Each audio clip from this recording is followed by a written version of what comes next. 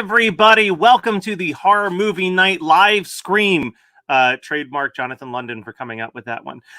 Thank you so much for getting up early and watching us as we attempt 15 straight hours of entertainment.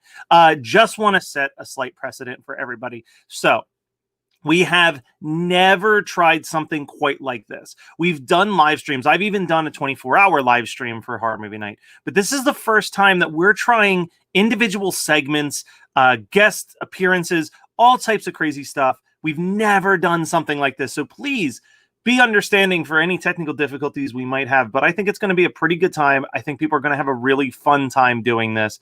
And I cannot wait for you to see all the things that we have in store. So, first things first, for those of you waking up extra early to watch this, apologies to those on the West Coast or in other countries. You're probably still sleeping right now. But it was a little over a year ago, we shot a TV show pilot, and nothing really came of it. And we kept whittling it down. We eventually whittled it down to a 10-minute pilot. But the original cut was 16 minutes long. So what I want to do is I'm going to play the full 16-minute version of the pilot. And there's a few things that I want you to do in the meantime. So this is a charity for Scares That Care. You saw that pop up in the bottom, but I want to do it as a ticker. So I'm changing it for a second. There we go. So donate to Scares That Care at scaresthatcare.org/donate-now. And send us the receipt at hmnpodcast@gmail.com.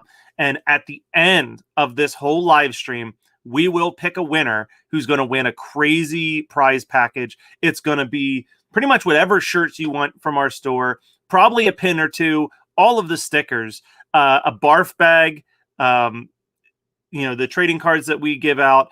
And I'm going to start pulling some DVDs, some Blu-rays, some VHS tapes, maybe a comic book or two. Anything to just say thank you for your generosity. And I'm going to try to talk to you about it, make it like full of surprises, but make it at least like catered to your likes and dislikes. So please do that throughout the live stream. While this is playing, I will put the link in the Facebook pages to make it a little bit easier. Apologies to the people watching on the YouTube channel. There's not much I can do.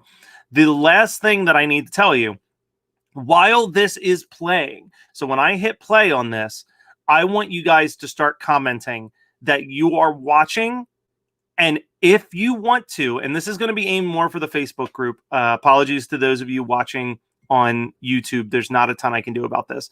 But comment that you are interested in participating in the game show.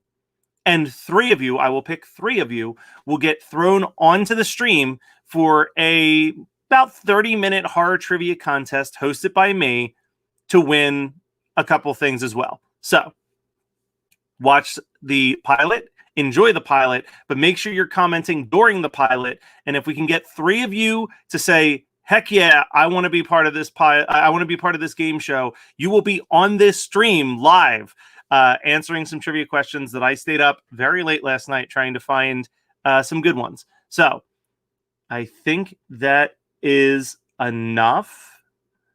I will also be commenting on the Facebook page because I already see someone came up and their name says Facebook user. There is a special link that I will post in there that will allow you to post as yourself with your face and name showing up on the stream. Sorry, it's something weird with StreamYard when it comes to Facebook groups.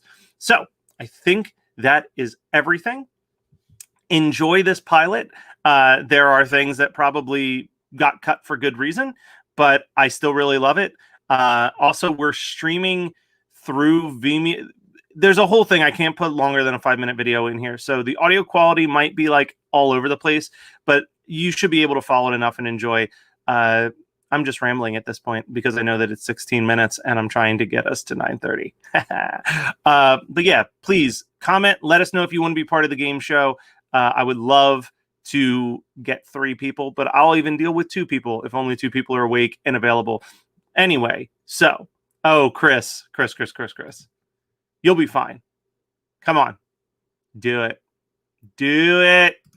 All right, here we go. We're going to the pilot. Actually, I'm going to drop myself out entirely and get this streaming.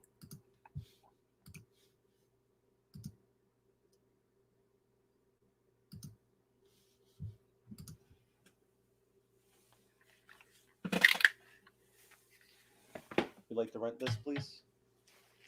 These two. I know what happened to the last people who rented this.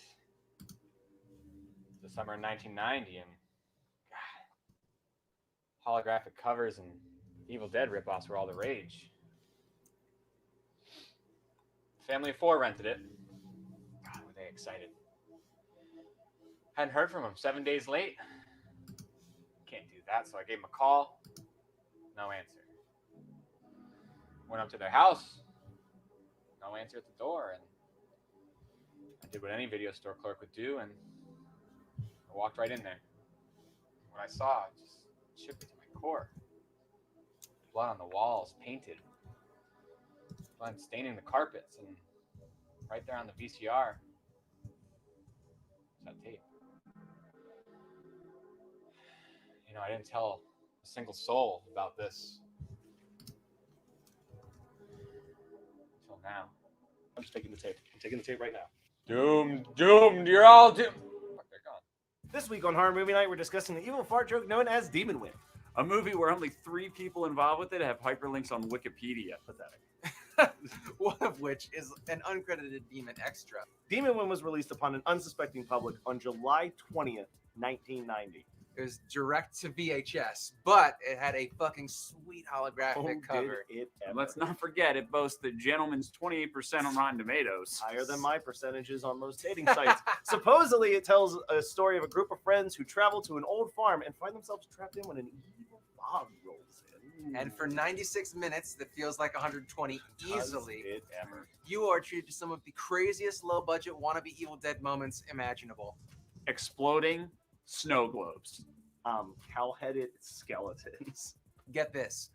Kung Fu magicians. Exploding snow globes. What we're saying is that general consensus movie is pretty badass, right? Yes. Yes. Very much. And a lot of the bad. Yeah, with a lot of the ass. Actually, very true. Our journey begins in the past, where a husband and wife's casual cross burning is interrupted by a demonic transformation.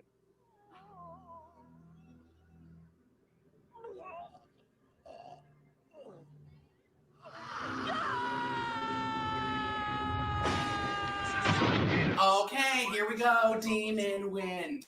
This is what happens when you have access to a camera and a friend who knows how to use latex. How long did it take you to know everybody?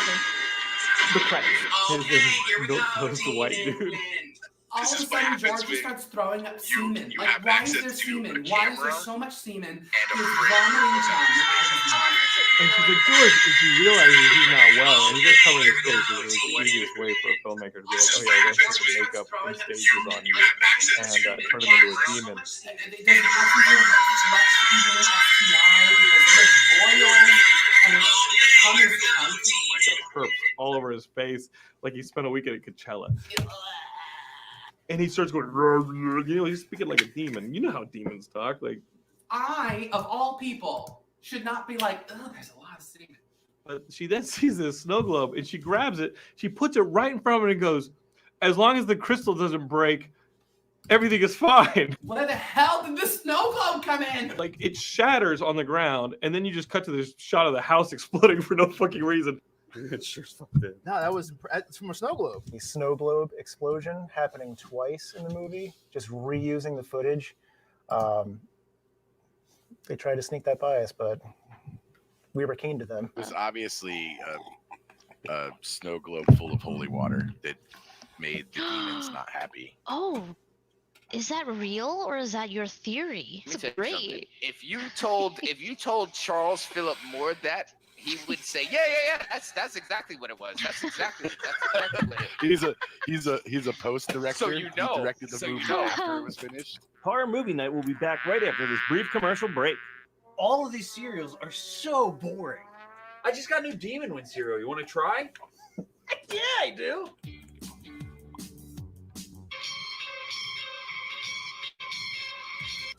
Sick.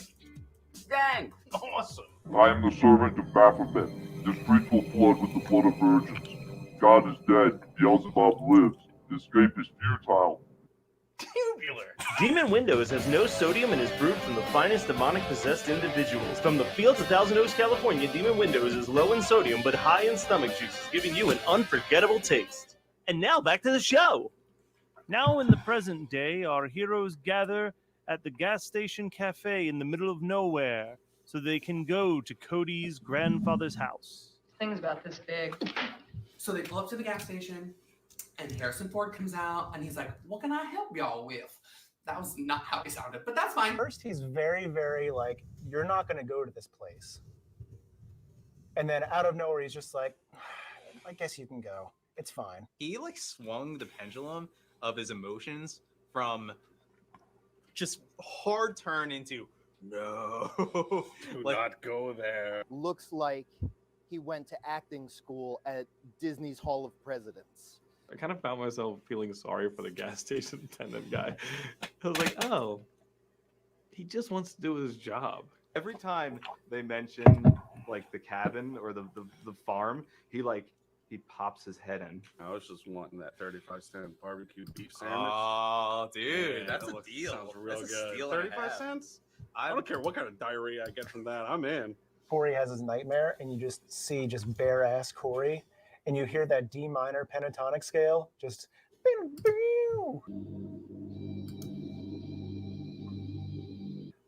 I worked it out. It's a D minor pentatonic. They've all agreed to go meet out in the middle of nowhere to go look at this abandoned house that may or may not exist. It's like me at a party. Nobody introduces themselves. I have an inability to talk to people that I don't know, and I'm constantly wondering, when are we going to summon the devil? Of all the iconic and strange characters in this film, there are two who absolutely stand out among the rest of the actors. The weirdest fucking one that shows up is this dude who's dressed like a magician and he's hanging out the top of this car. Not sitting, standing, full tuxedo in a convertible. This dude's like Marty McFly and Biff combined just within the same freaking vest. It was charming. It was surprisingly charming for a movie that has absolutely no charm. Okay, I'm not as upset that they call the magician to help. I am upset that he's a kung fu fighting magician, but kung fu would also be a helpful knowledge in this situation. It's probably one of the most impressive things I've seen in a movie. I don't know where the idea came from, but they were like, you know what would be badass? This dude was A, a magician, and B, he also knew kung fu, which would be important later. The magic, it will never be important. Like, you're never going to see him do another magic trick in this movie. But usually if you're going to put somebody in there that does kung fu and magic, you would think that would have something to do with the plot. I'm not as mad as I thought it would be about this kung fu magician anymore. I really thought I would, but if I had a friend who was a kung fu magician and I had a mystery to solve, I would totally invite him. He starts kicking a can up into the sky, and he's doing like roundhouse kicks. He's doing all these kicks. Not even the depths of hell can take on Chuck's swift kick. And you just see a shot of a can flipping up in the air, and he just keeps this thing. It's like he's hacky sacking a can. Wow, I've really talked myself out of the jokes I was going to say. Stacy, come out. My favorite part of the movie is the only part that I stayed up for a hot second and then fell asleep immediately was the Stacy part, where she comes out and it's just boobs. I'm like, okay, I can pique my interest again. Thank you for considering me. You put a pair of titties anywhere, I'm like, yep, let's go. It's actually the only reason I go outside. I'm going inside. Corey, wait. There's something really wrong here. I think we should go. Bonnie's right, Corey. I feel it too. Don't go in there. I have to see what's through that door. I'm gonna go through the door. Like you're gonna go through that. You're gonna go. I don't know. You're if I'm gonna just go through the assume door. you're pop out there. Like, I mean, that's, to be fair, that's probably the smartest thing these people do. You peek in and you see that Peek it's 'em. just I not do the. the- It's not the. Just hello. Can I see Hello. Two of those guys were in the middle of having a magic show, and they left just to come out here and look at this house. We'll be right back with more horror movie night.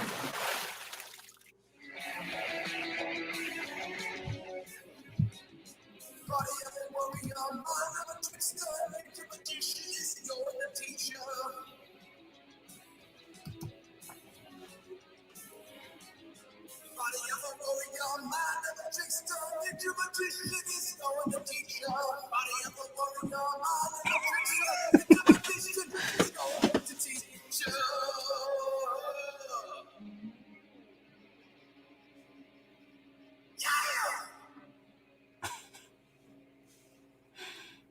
And now back to horror movie night. Only 40 minutes into this 90-minute movie, and our actors have finally arrived at the main location for the rest of the film. That's when one of them dies in the strangest and most confusing death, quite possibly in film history. I hate dolls. I hate dolls so much. If I die here, don't bury me here. First of all, why would they? Why would they do that? Don't bury me here. And that seems like an inappropriate concern at this point. You lied.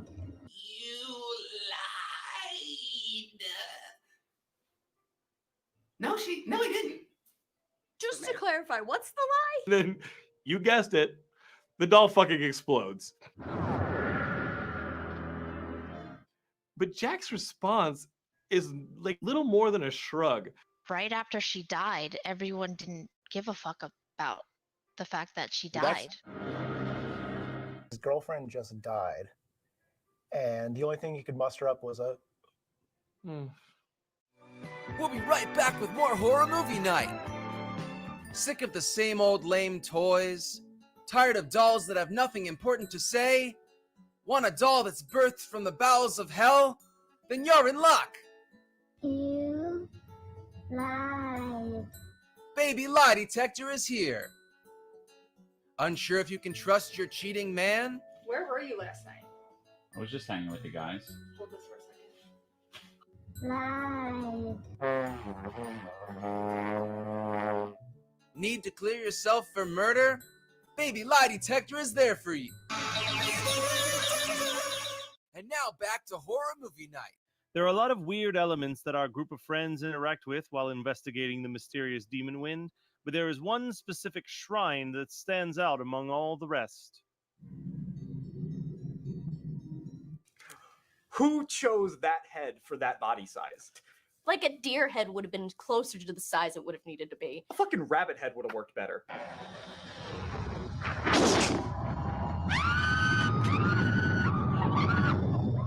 The tongue comes out and wraps around and is murdering their friend. And again, they're just like, oh no. I think it's kind of beautiful. And she starts walking to this thing. It's literally a skeleton pinned to the wall with a cow skull on it. I would like to think that that was one organism at one point, was just a dude with a cow head on it. Oh yeah, it was a minotaur skeleton. Is what it was. Yeah, maybe there's a minotaur out here somewhere. Hi, I'm Mick. I'm Mike. And we are Crypto. More energy. Cryptozoologists. Thanks for following the blog. Yeah, if you watched our last week's episode when we were looking for the infamous Mutar, we got close. Tricky Betsy, that little girl you is. sly bastard, you. You sly. Incorrigible. So, as you remember, we did almost find the Mutar. We figured, you know what? Let's take another stab at it. We're going to be back in the woods. If there's one Mutar, there's got to be another one. There should be. I mean, I don't know why there wouldn't be. Our audience knows what a Mutar is, right? Wait, tell them what a Mutar is. Okay, so the Mutar is this half man, half cow creature. Okay, I'm going to have to stop you there. It's not really half man, half cow. Okay, right? what would you say the ratio is? Maybe 80 to 20. It's kind of like a cake. You Okay, know? that's in terms A I can cake understand. Is mostly a cake, and then you put some icing on it, Yeah. and then it's Are a you little trying bit to- of icing. Are you trying to say the icing is not the cake? No. The icing's not the cake. Why would the icing be the cake? The cake is the cake. The icing is the icing. I just assumed the icing was the cake. We're coming back out here to Mhm. find this cake creature. Yeah. Oh, Mutar. Sorry. You're Mutar. throwing me off with your analogies. I like cake. We're going to walk around. It could take us weeks, months, years. Oh, fuck. There it is. Oh, Jesus. What is happening? It seems angry. Let's go. Run. The film ends simply enough with our main character turning into some sort of alien before it's revealed that it's all a dream. Maybe. I have a surprise for you. He looks like a Skrull from Captain Marvel that like is not good at turning into a human. When suddenly Corey wakes up. Human. All his friends are alive. It was just a dream. The whole thing was just a dream. Oh, thank goodness. I think we're on ending number 16 at this point because it wasn't just a dream. It's not a dream. But it's you're it's an a dream. alien, but you're not, and then your girlfriend lives, but she doesn't. She didn't. I was legit pissed. I'm like, not only do you have to sit through a shitty movie, but now you got a shitty ending where it was all a dream. Like that's such a cop out. I can't stand it. But it wasn't. And then I was even more mad. Yeah, Demon Wind 1, People 0. Yeah. Right? Yeah. That's a good ending to a horror film. That's a ballsy ending. Yeah. Right? Little girl watches them go and then turns the camera and she's a demon. So that was Demon Wind. Great flick, right? Nah, it's a movie. What?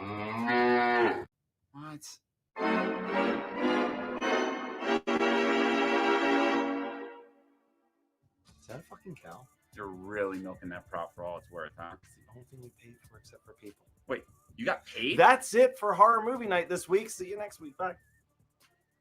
It's a terrible movie. Is this what you do? Is this fun for you? To torture your friends? Make them watch Demon Wind.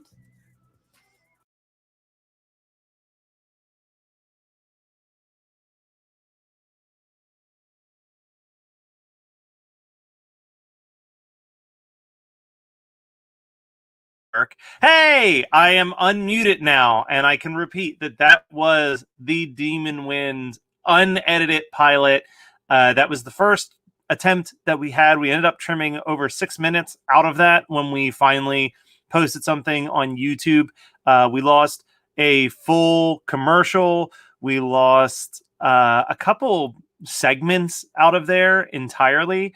So it's a little upsetting. I'm bummed that it didn't make it further. You know what I mean? So we're talking about whenever this pandemic is over that we will do another shot at it. Probably not with Demon Wind. I've watched Demon Wind more than enough times when working on that. But we'll pick another movie, maybe a Rock and Roll Nightmare, maybe Elves, maybe Spookies, something that's undeniably intense and insane. So last call. I see that a few more people have jumped in. Now, I didn't think this through on how many people would be able to jump in at 9:30 in the morning when they're, working and having a normal adult life. So if anybody wants to jump on the stream for a game show, I'll give you like 2 or 3 minutes to say something.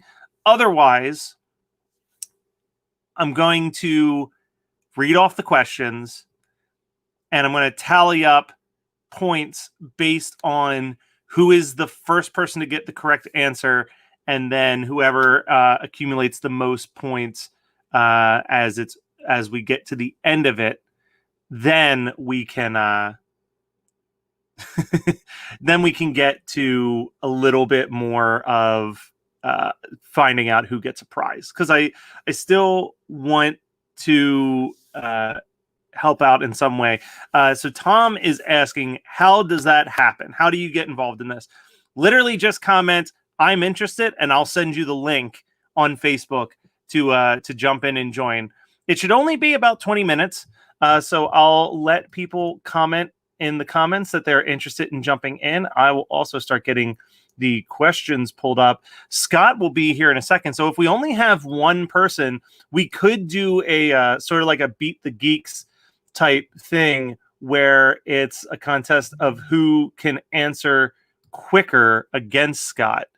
But that's up to him if he wants to jump in. All right, we got Tom.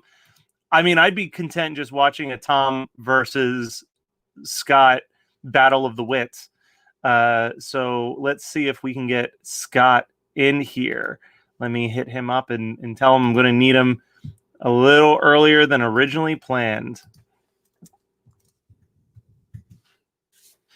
And I will send you a link there, Tom. You can join us in just a second.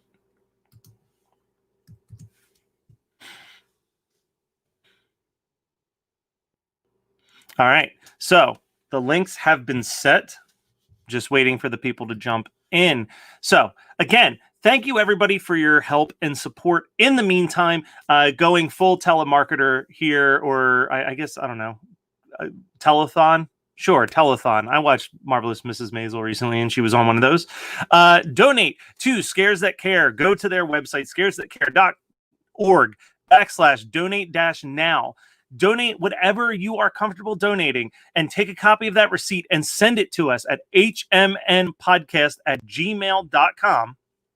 And at the end of the show, like at midnight, when we're done doing the entire live stream, we will scroll through there, find a person at random, and that person will win a really, really cool prize pack. I see Tom is in here. I'm waiting for Scott to jump in, but you know what? In the meantime, let's go live to Tom. Haven't seen him in person ever. And I don't think I've ever actually seen him face to face. I've seen Facebook photos. So, Tom, son of a bitch.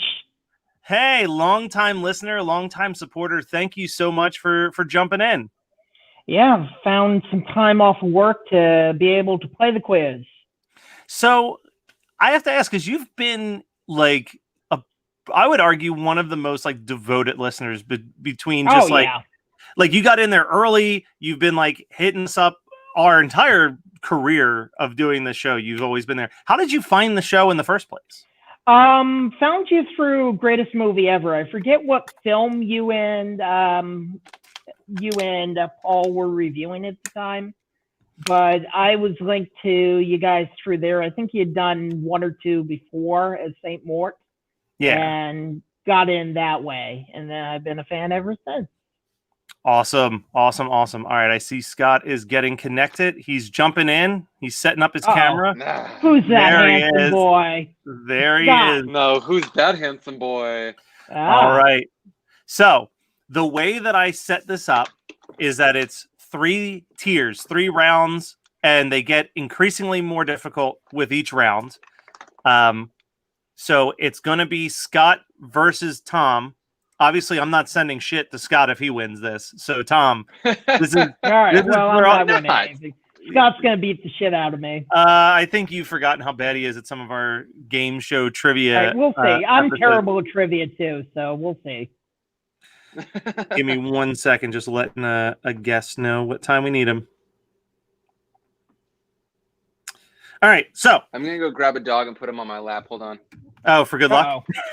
So Scott is wearing a Wear a Mask Scream shirt, which is no longer available on the website because they also played a Columbus Pictures and told us to go fuck off. Compass Pictures. But it's whatever. okay because there were only 4 left, and Matt took the last 4 for me. So, and that's the fun story. Is Scott sent me a beautiful package of all of the shirts. And he also gave me some Post-it notes that had a parody of the House movie poster, but it was a penis ringing the doorbell. And it said, really, "Don't come alone."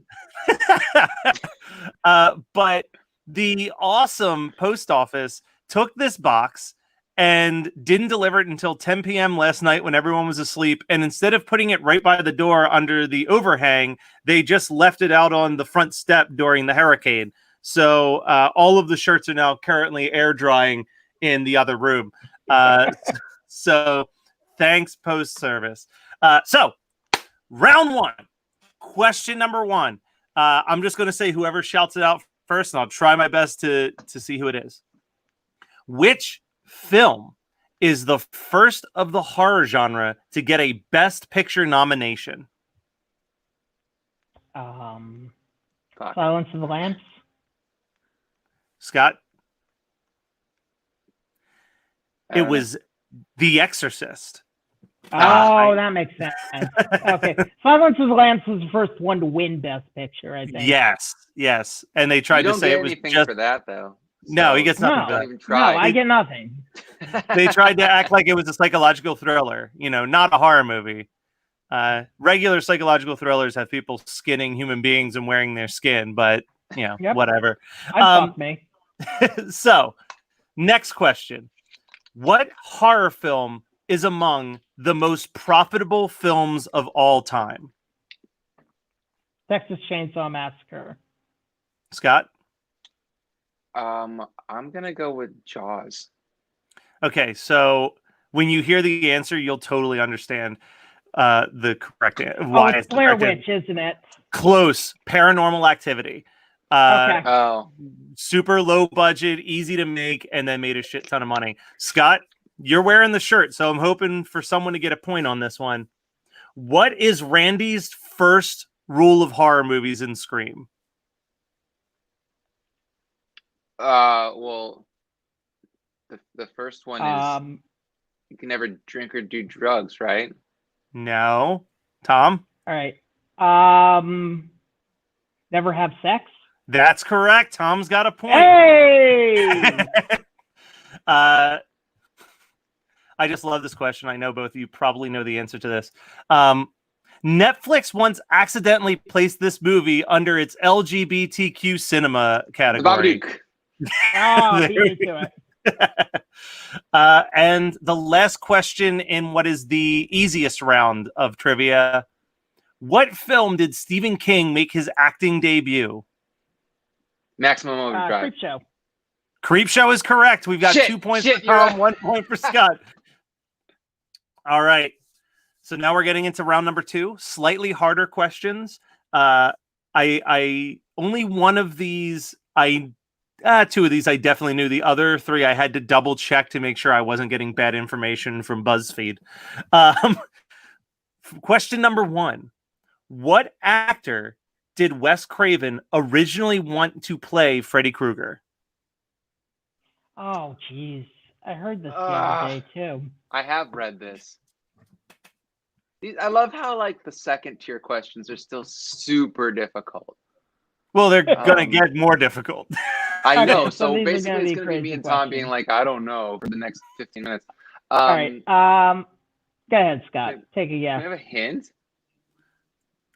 We recently, so you never once said this man's name while we were reviewing a movie, but he was recently in a movie that we recorded on Saturday.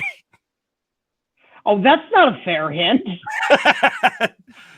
It is because I don't even remember what movies we recorded. All right, what's the answer, Matt?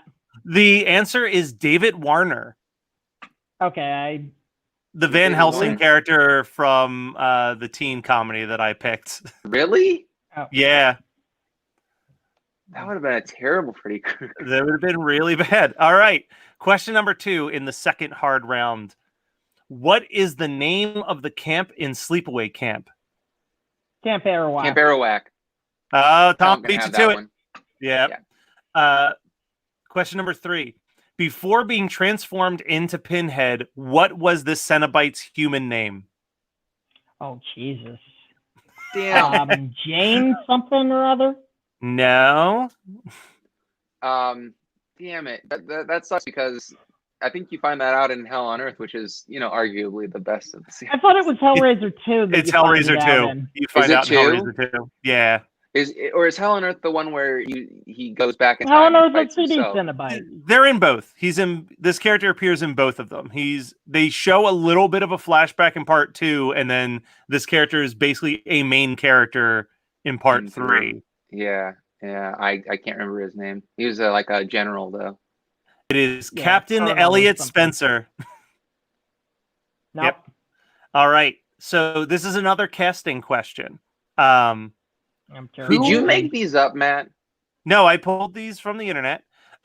Who was originally offered the role of Dr. Loomis but turned it down? They have said that it was the biggest mistake of their career.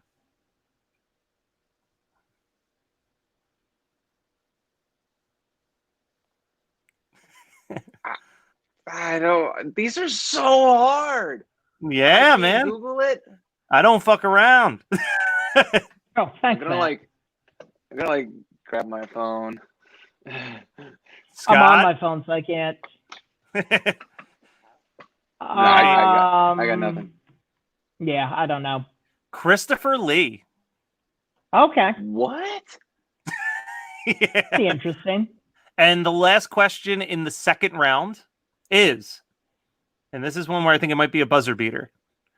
This horror film, along with Indiana Jones and the Temple of Doom, is the reason why the PG-13 rating exists. Gremlins. Poltergeist. Oh, Scott got it with Gremlins. Ow. I've seen Poltergeist some doesn't have, like so much gore. Like Gremlins is super Yeah, gory. that's true. That's true. I mean, Poltergeist has someone ripping their face off. Yeah, I guess that's true. All right, so PG.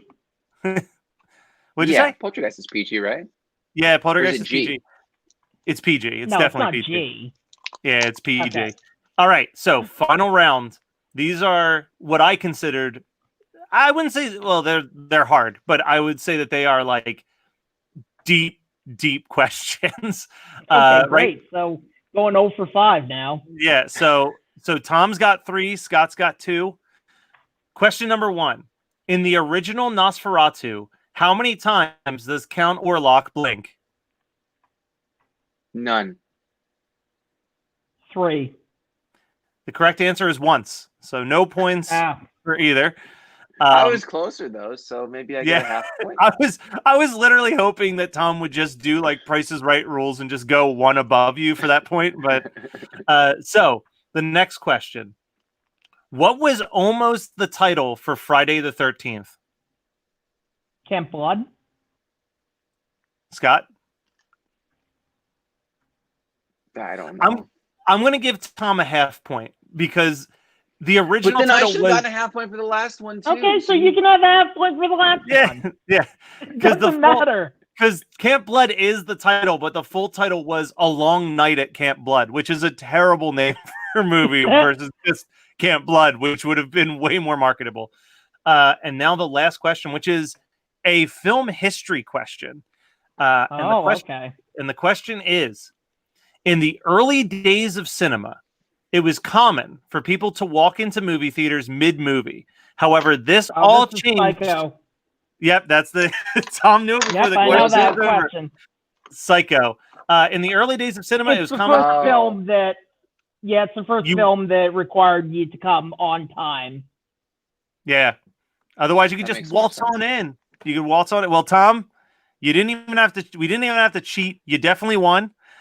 So I will reach out to you sometime, probably tomorrow, because I imagine I'll be pretty busy all day today. Why? And Are very you busy tired. today? Running And the we'll- goddamn live stream on a Friday when everybody's at work for the first 8 hours. Hey, you know what? We've got a decent amount of people watching. So thank you so much for joining us, Tom. You are always one of the biggest supporters of the show, and I know that we all It's been appreciate my it. pleasure, my absolute pleasure listening to you guys over the years. And I mean, you guys were a very important part of my life when I was going through some hard times. Now I consider you guys friends in general, and I actually have a gift that was supposed to be out to you last Christmas. So maybe I'll send it this Christmas. Yes. So, This Christmas. yeah. I mean, while I have you on there, before you go, I mean, obviously, if you have money, please donate it to Scares That Care today. Help us out with this charity. But the rest of the year, the Patreon's not too bad. And Tom has been probably the longest Patreon donator. So if you want to do a quick pitch for why people should consider going to our Patreon and donating, I would appreciate that. I gave you so much money back in the day, back when you were doing film commentaries. Just there are great, really great episodes that come out. The Saturday Morning Nightmares is a lot of fun, where they review Goosebumps and Are You Afraid of the Dark? And Are You Afraid of the Dark episodes. The monthly non-horror movies are fun. Soundtracking's regular feed, right? Yeah, we still do that on the regular feed. Okay, regular feed soundtracking. What else do you guys do? The Fear The Street newsletter pitch. that People are comes gonna. out Yeah, Fear 14, Street pitch. 15 days late. Fear Street pitch is a lot of fun. Scott's always tossing out cool things on the newsletter. Matt is telling nonsense stories most of the time. It's an extra podcast a week. Yeah. Granted, the extra podcast is like 10 minutes sometimes, but When's the extra this? Matt, when's the stuff that we recorded this weekend coming out? Because last week coming out, because there's like a half an hour long bonus episode, isn't there? Yeah. Wow. Yeah, we get very distracted talking about Hooters. What was the poll pick winner this week or this month? So we're going to be talking about Space Jam for November. Okay. And I haven't posted. I will say this much though: I haven't posted it yet. The poll will probably go up on Monday, but the options for December are interesting. Scott picked Fern Gully. Brian picked the Mel Brooks Alfred Hitchcock parody film High Anxiety, and I picked RoboCop 2. So strap in. That's a tough one. It's a three-way battle the right thing there. is that Matt really wants to do Fern Gully because we're going to do the baddie rap together. So vote for Fern Gully. This is true. Well, Tom, thank you so much for joining. Such a strange movie. It's a strange movie, but there's a cool history behind. I really hope Fern Gully wins because there's actually historical stuff to talk about. I appreciate that because I really just threw RoboCop 2 in there as something. It's like, well, if it wins, I get to brag about winning, but I'm totally content if I don't win. Oh no! All right. Oh no, Scott. We're losing I'm Scott. fine. My shit's just falling. Pleasure talking to you guys. Yeah, Good to thank see you you, so Tom. much, Tom. What did you do? There we go. Nothing. I didn't do anything. Don't talk to me. So Scott, I had while we it, got like, some time, precariously perched. Gotcha. So while we're waiting, the next segment that we're going to do starts in about 15 minutes. And it's that we're going to be building the ultimate Halloween mixtape. I am going to shoot a text message man. to the guests who are going to be joining us for that, because maybe we can start a little bit earlier. But Scott, how about while I'm doing that, you tell the listeners what they can look forward to throughout the day. Oh man, let me get my phone up. Let's see here. I got to open up Trello. So Matt did this. Matt gets like really weird anxiety about our Trello sometimes, which is basically anytime I touch it, where he doesn't like that I'm trying to be proactive and helpful. And so I did a bad thing where I put the next 4 months, well, the first 4 months of 2021, like the cards up for who's going to have their discussions when, because for me at least, I like to base my picks on the holidays that are coming along, stuff like that. And he was like, Scott, you chill out. And so he took all of them and put them in a separate card on my main list that says Scott's painfully too early scheduled movies. So thanks for that. Anyway, so for today, we are going to be doing the Ultimate Halloween Mixtape next. Then we're going to do soundtracking for The Craft, which is basically going to be Matt creaming his jeans over grunge for an hour. And then after that, I'm going to be doing half an hour live set of music. I'm going to be playing guitar. I'm going to be playing along with some of the stuff from horrors that I've done over the years. I've done 4 EPs of cover songs from horror movies, and I picked the ones that are least likely to make me look bad. So those are going to be happening. After that, we're doing earliest horror memories, which is going to be fun because that's going to be a discussion of how traumatic things were when we were young and didn't actually watch horror, but it was part of the nucleus of who we were no matter what.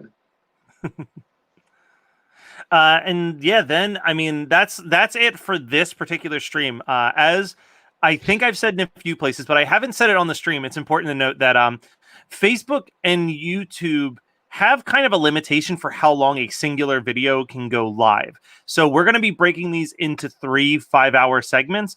Now it's going to keep moving. Like it's there's not going to be like a half-hour break in between stuff, but like when that earliest horror movie conversation ends, there's going to be a new video that starts at 2:30, and that's going to kick off with something I'm very excited about, which is the WNUF Halloween special live commentary track with the writer and director Chris LaMartina. Super cool that he agreed. Chris. Yeah, it was super cool that he agreed to help us out with that. Then it gets wild because then a bunch of our podcasting friends are going to take over the feed for a little bit. Starting with the Jersey Ghouls are going to hop in, and then we're going to play a game that I just bought online called I'm showing the wrong side of the box. I Can't Believe I Did That, which is a game about examining childhood traumas. It's made by the people who do the Mortified podcast. And yes, it is. If you can't watch the stream earlier on today, but you can make it for that I Can't Believe I Did That segment, there's a really great episode of Mortified where Anna and Maya from Pen 15 play the game. It's real fun. So there is an oath of awkwardness. I'm not going to make us all say this, but I will read it right now because I think it'll give people a good idea of what to expect. It says, "I do solemnly swear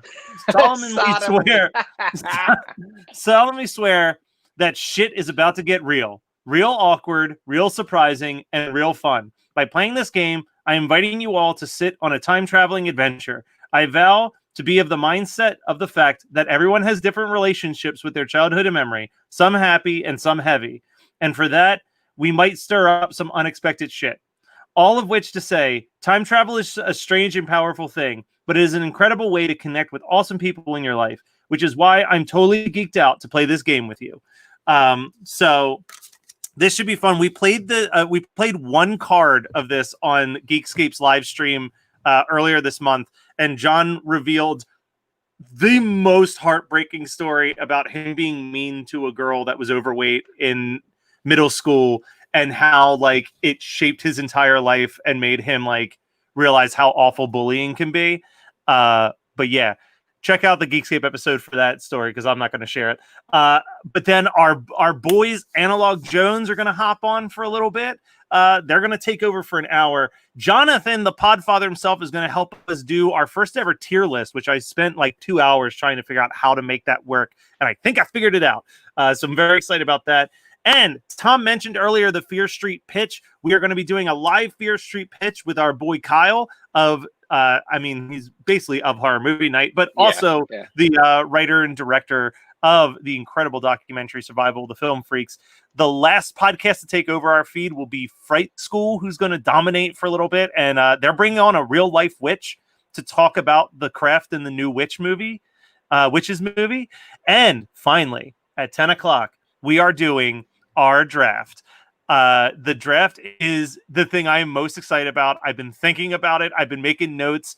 And that's going to be Scott, me, and one of my favorite guests that we've had on a couple times, Robert Bacon, and first time on Horror Movie Night proper, Ashley Victoria Robinson of the Geek History Lesson podcast. So we've got an awesome 15 hours planned for you guys.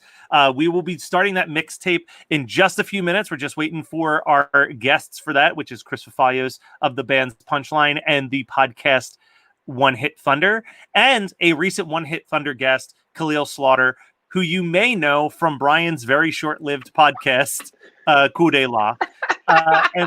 And we are going to try to build the ultimate Halloween mixtape.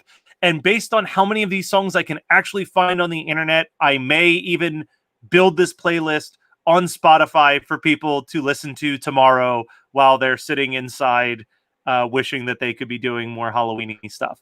Actually, I'm glad that you mentioned that because that's going to inform the way that I go through my because we're only since there are going to be 4 people on the on that mixtape stream, we only get to pick 10 songs a piece, and so I have I already have like 40 songs on my list, and I have to just pare it down to the best 10. Did I have more restraint than Scott? Because mine's only 31 songs. Appropriately enough, a song for every day in the month of October. You know, I'm saying about 40. I don't know if it actually is 40, but you know, it's a lot.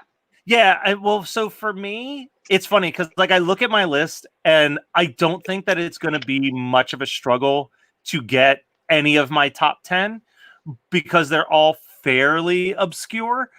But oh shit, I was supposed to put them in order. No. I just do this that way. I'm like, okay, these are the 10 that I'm same way that I do the draft. I'm like, these are the 10 that I really, really, really want to go. That I really would love to see appear on that playlist. And I would say 8 of the 10 are like pretty obscure picks. And then I've got like a little bit more cliche options below it. But it'll be interesting to see how this plays out. I'm excited to do this playlist. And I think, well, no one will be shocked. My musical taste is all over the place. But like looking at my top 10 right now, I'm seeing at least 2 songs that could fall under like the techno category and 1 disco song. So it's gonna get wild. It's gonna be wild up in her. And once again, I feel like I'm gonna say this 1.5 million times, but it's for a good cause, so why the hell not? While we're waiting for Khalil and Chris to jump on the stream, please, while you're waiting, hop on over to scaresthatcare.org/donate-now and throw a donation to Scares That Care. So Scares That Care is a really cool charity that unfortunately didn't get to do a show this year. They normally are a giant convention. They raise thousands of money for people in their community. Specifically, they try to raise money for what they consider the 3 tenets of a good slasher movie, which is a child who is not doing very well, a woman with breast cancer, and a recent burn victim. And I love the concept of taking elements of a thing that we love and turning it into like a source of good. So you know they've raised so much money for so many people and they've helped so many people. So I wanted to try to do something for them because I really do look forward to their show. I did it for the first time last year and it was by far my favorite show that I did last year. No offense to Pop Rock and Horror, no offense to Monster Mania or Creature Feature. They're all great shows, but there was something special in the air. And the only way that I can explain it, and this is an analogy that I use a lot lately, but if stuff like Monster Mania and Pop Rock and Horror and Creature Feature Weekend were a sitcom, they would be The Office. They'd be this like really beloved show, but it's all, you know, it's a little bit of a pessimistic humor to everything. Whereas Scares That Care is the good place. It is just the most overly pessimistic, positive, good. Optimistic. Oh my God. Yeah. I'm just struggling here. It's the most overly optimistic, good vibe show I've ever been to. Like, is it the biggest turnout? Is it the craziest crowds? No, there's some really cool cosplay, which is always nice. But just like the energy of every single person that walks into that building is that they are there for the charity first and the horror convention second. And that is like such a cool energy to be surrounded by for an entire weekend. Is just people wanting to like make a positive change in the world. So go and check out Scares That Care. Help them out. Keep it going. I can't wait until next year when we return to Scares That Care and just have a great time. I'll see if I can get Scott and Brian to come, but it is, I mean, that's a tough drive for me. And where is Scares That Care? Is it in Virginia? Virginia. So yeah, it's a 6 to 8 hour drive for me, depending on traffic. So I don't even want to imagine what the drive time would be coming from Ohio and Florida. But we have our first of our mixtape makers. We got Chris Fafayos here of Punchline and One Hit Thunder, and now blowing up the world with Krista Makes a Breakfast Podcast. enthusiast. That's why I would have been here a couple minutes earlier. I was actually eating breakfast. I didn't know Matt was going to hit me with the early request, but I'm here. So, Chris, real quick, while we're waiting for Khalil to jump on the feed, how about you tell people a little bit about everything that's going on with Punchline, with Krista Makes a Podcast, with One Hit Thunder, all the crazy stuff that you've been up to over the during an entire pandemic, really. Well, with Punchline, we have a new song coming out Friday the 13th of November. It's called Be Right There, and it's all the normal places that you can listen to music, but you can pre-save it right now, which I know pre-saving is a weird thing to ask people to do because I don't know if that many people pre-save things, but it would help out Punchline a lot if you went to I love this website, bit.ly/punchline pre-save, and that will give you all the pre-save links for that. So that's cool. And we have a music special that some people already saw if they still have DVD players. But if you don't have a DVD player, it's coming to Amazon Prime on November 20th. It's called the Punchline Music Special, and it's part live concert, part like hanging out with us. It's just a look into who we are, I guess you could say.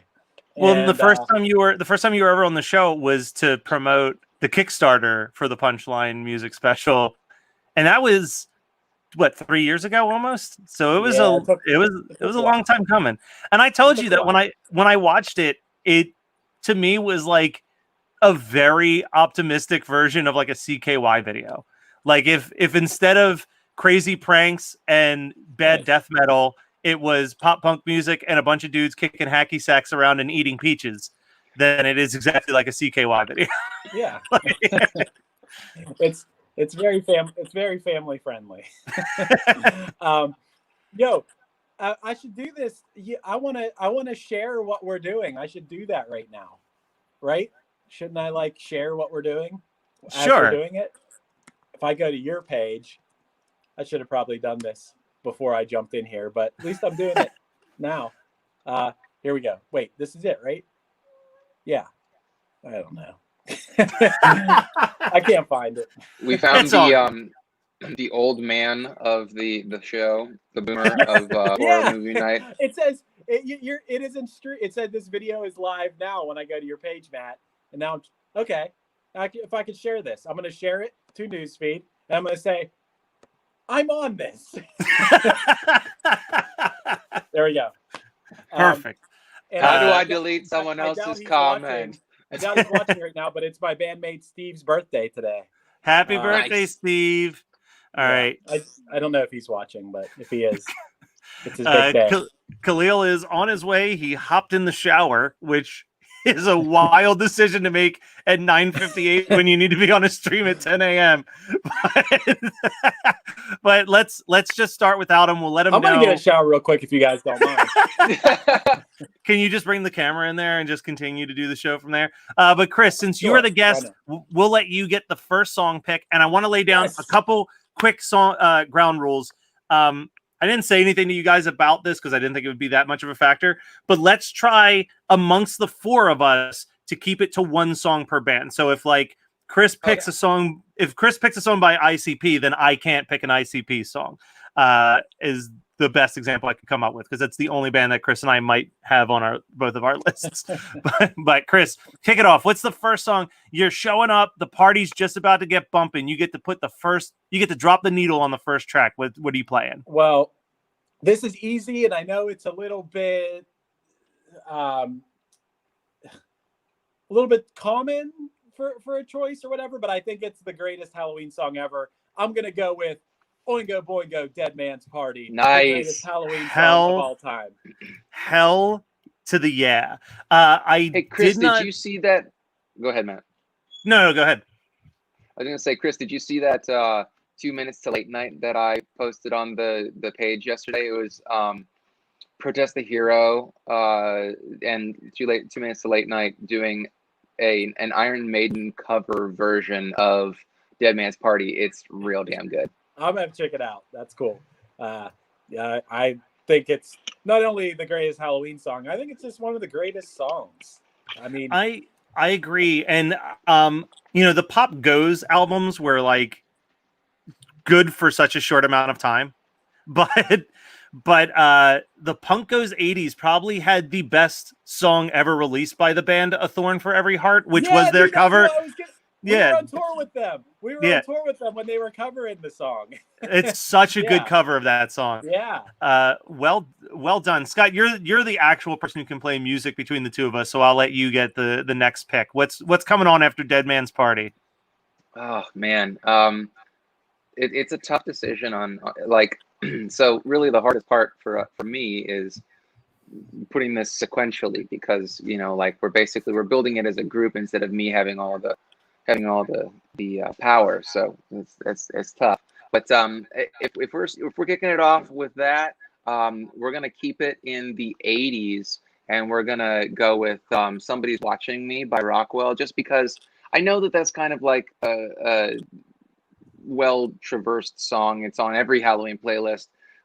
We told the A Word computer last night to play us some Halloween music while we were making dinner, and that was like the first song it played. That's okay. I'm gonna go close the door. But yes, Rockwell, Somebody's Watching Me, so good, featuring Michael Jackson. So I will go with. I'm going to make it super wild. We've played two songs that are on every Halloween playlist. I'm going to completely change the game. Also, quick shout out, One Hit Thunder this week was Somebody's Watching Me, featuring Andre Gower of Monster Squad talking about it with me. But I'm going to completely change the game. I'm going to say, okay, this was fun, but you know what I want? I want a 4 to 5 minute long techno song. Not techno song. We'll say like a trip hop song filled with a bunch of samples from random ass records and movies. I'm going to put on Frontier Psychologist by the Avalanches. One of the strangest songs to ever be a hit in the 90s. Man, that's a wild card pick, man. That's pretty obscure. I've never even heard of it. So it's not what I listen to though. It's a song that's literally built on a series of samples of audio clips from different John Waters movies, with like a trip hop beat in the background. Yeah, it's wild. We'll wait again when Khalil jumps on. We'll give him 2 picks, but in the desire to keep things moving, yeah, I'll Khalil pick 1. I'll put on the list that I'm making. All right, Chris, back to you. What's the next song you're going to drop?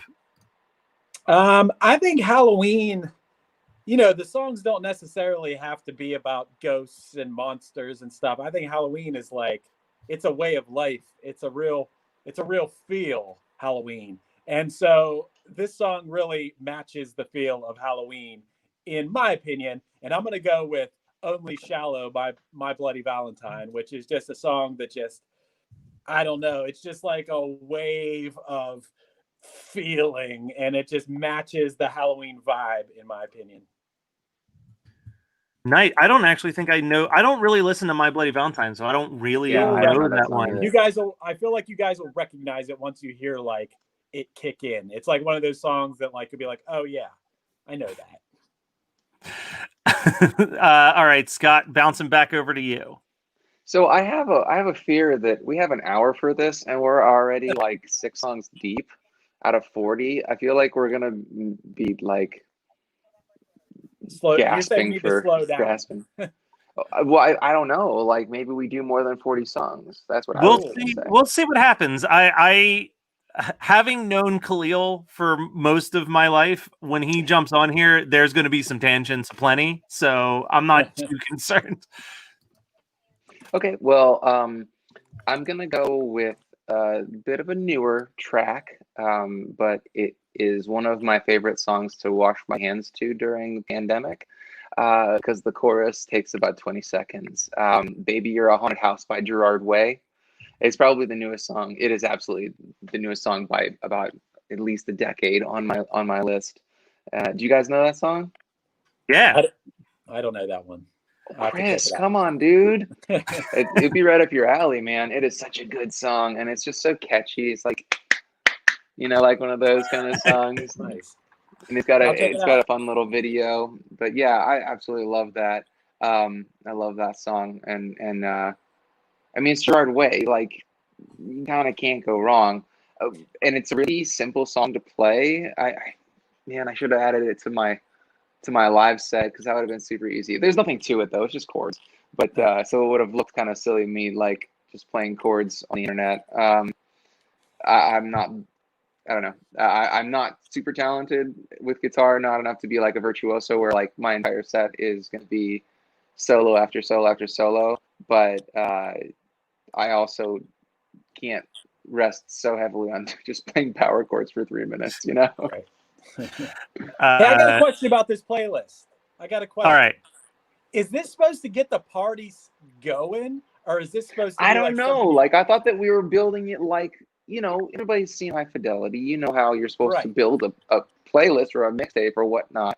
I thought that we were trying to build it like once we got after the second song, I was like, oh, well, I need to start adding songs that flow with the previous song that was picked. Like, I think that that's kind of the point, isn't it?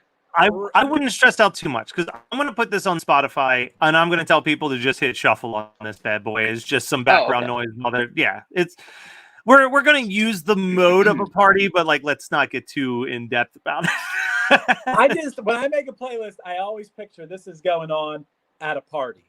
That's right. That's what I'm always thinking in my mind. A pizza party. This is the first year in like 12 years that I'm not having a Halloween party. Felt like a super spreader Halloween party was a bad idea. And it's a bummer because like when I was picking my songs for this, I just opened up, like I have a Halloween playlist for the past like 10 years plus. It's like Halloween 13, Halloween 14, Halloween 15. So I could just scroll through those. And, you know, it's not all like spooky songs, but it definitely like, you know, party songs. Well, I'm about to pick. I'm looking at my list of like what my top 10 were here, and this is the most hipster choice that I've put down on the list. I'm gonna pick a song by Beck, and I'm gonna pick a Beck song that was only available on the Loser single. It's a song called Corvette Bummer. And the reason why I'm picking this song, it's definitely more in the vein of a Loser. Like it's more of like Beck doing a little bit of rapping. But when I was a kid, and I'm sure all you guys remember this, do you remember the ghosts that would hang and do like the ooh, and it would just kind of shake? The entire background music is that sampled and chopped up into a hip hop beat. So it's just that ghost noise turned into a rap beat. And it's possibly my favorite Beck song, and I think that's a real bummer, pun intended, that it never made it onto any of his actual albums and is just like a single B-side. But yeah, that's my pick. And joining us, about to just throw in 2 picks back to back, we have finally got Khalil in the house. Yo. Can y'all hear me? Yeah, we can hear you. Fresh out of the You guys can see me too? Yeah, Man. Straight out the shower. I thought it was this, I thought we were doing the Zoom thing. I'm like, no pants on. You guys don't even know. So I'm up right now. So I need 2 songs. Yeah, so let me tell you what's already been picked, just to be safe. Okay. And we've agreed that if someone already picks a song by an artist that you wanted to pick, then like that artist is 1 song per artist. But we got Dead Man's Party, Oingo Boingo, Somebody's Watching Me by Rockwell, Frontier Psychologist by The Avalanches, Only Shallow by My Bloody Valentine, Baby You're a Haunted House by Gerald Way, and Corvette Bummer by Beck. I don't think any of those were on your list, so I think we're safe. None of them. Awesome. All right, so what's your first 2 picks? First 2 picks. Okay, so while choosing songs, initially I was just going for scary songs or songs that I thought had like eerie vibes to them. But then I tried picking songs from movies that hopefully that's acceptable. That's fine. Let's do this. Okay. 13 Ghosts used to be one of my favorite songs. I mean, movies. So it's a song called Excess by an artist named Tricky. I don't know if you guys are familiar with Tricky. He's, Dude, Tricky was on so many horror movie soundtracks, it's bizarre. Oh, really? Okay, that wasn't his first rodeo then, huh? Yeah, he was on like 3 Crow soundtracks. There was that many Crows? I've only seen. Yeah, I was about to say. Like, I only know I about two thought of there them. was more than one crow. Yeah. How about that? So we got Excess by Tricky, and then also this is gonna be goofy, guys. I was feeling pretty humorous. It's kind of whimsical of me. How about Land of a Million Drums by Outkast and Sleepy Brown? This song was featured in Scooby-Doo from 2002, one of my favorite movies. Some exceptional CGI, actually. Hopefully we can rock with that. How you guys feeling about my first? And honestly, guys, it's so funny. The two songs that I just chose aren't from my original list. So maybe I'll go to that one next time around. So hopefully those two suffice. Khalil, remember that whole text message thread where you were like, I'm only going to pick death metal? Yeah. What happened? I wanted to be able to come back on here because I would have just flooded it, man. I had like Obituary ready, Cannibal Corpse, and I'm like, pretty much any song is good enough. Hammer Smash Face, Come Blood, like, you know, I'm like, I will kill you. Exactly. This is a song about murder. I got you. I didn't come to disappoint, so. You know what, Khalil? I'm so glad you're on this list on this because now my crazy picks feel slightly like I've got someone there yours picking. are still crazy worse, picks. man. No, mine are worse, but it just feels good that someone's picking some extra wild shit, so it's not just me fucking up things. All right, Chris, back to you, dude.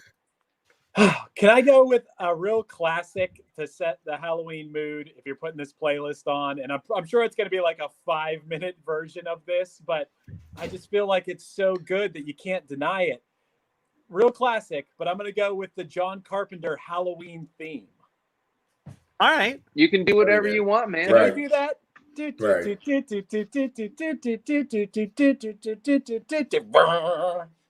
Love that, man.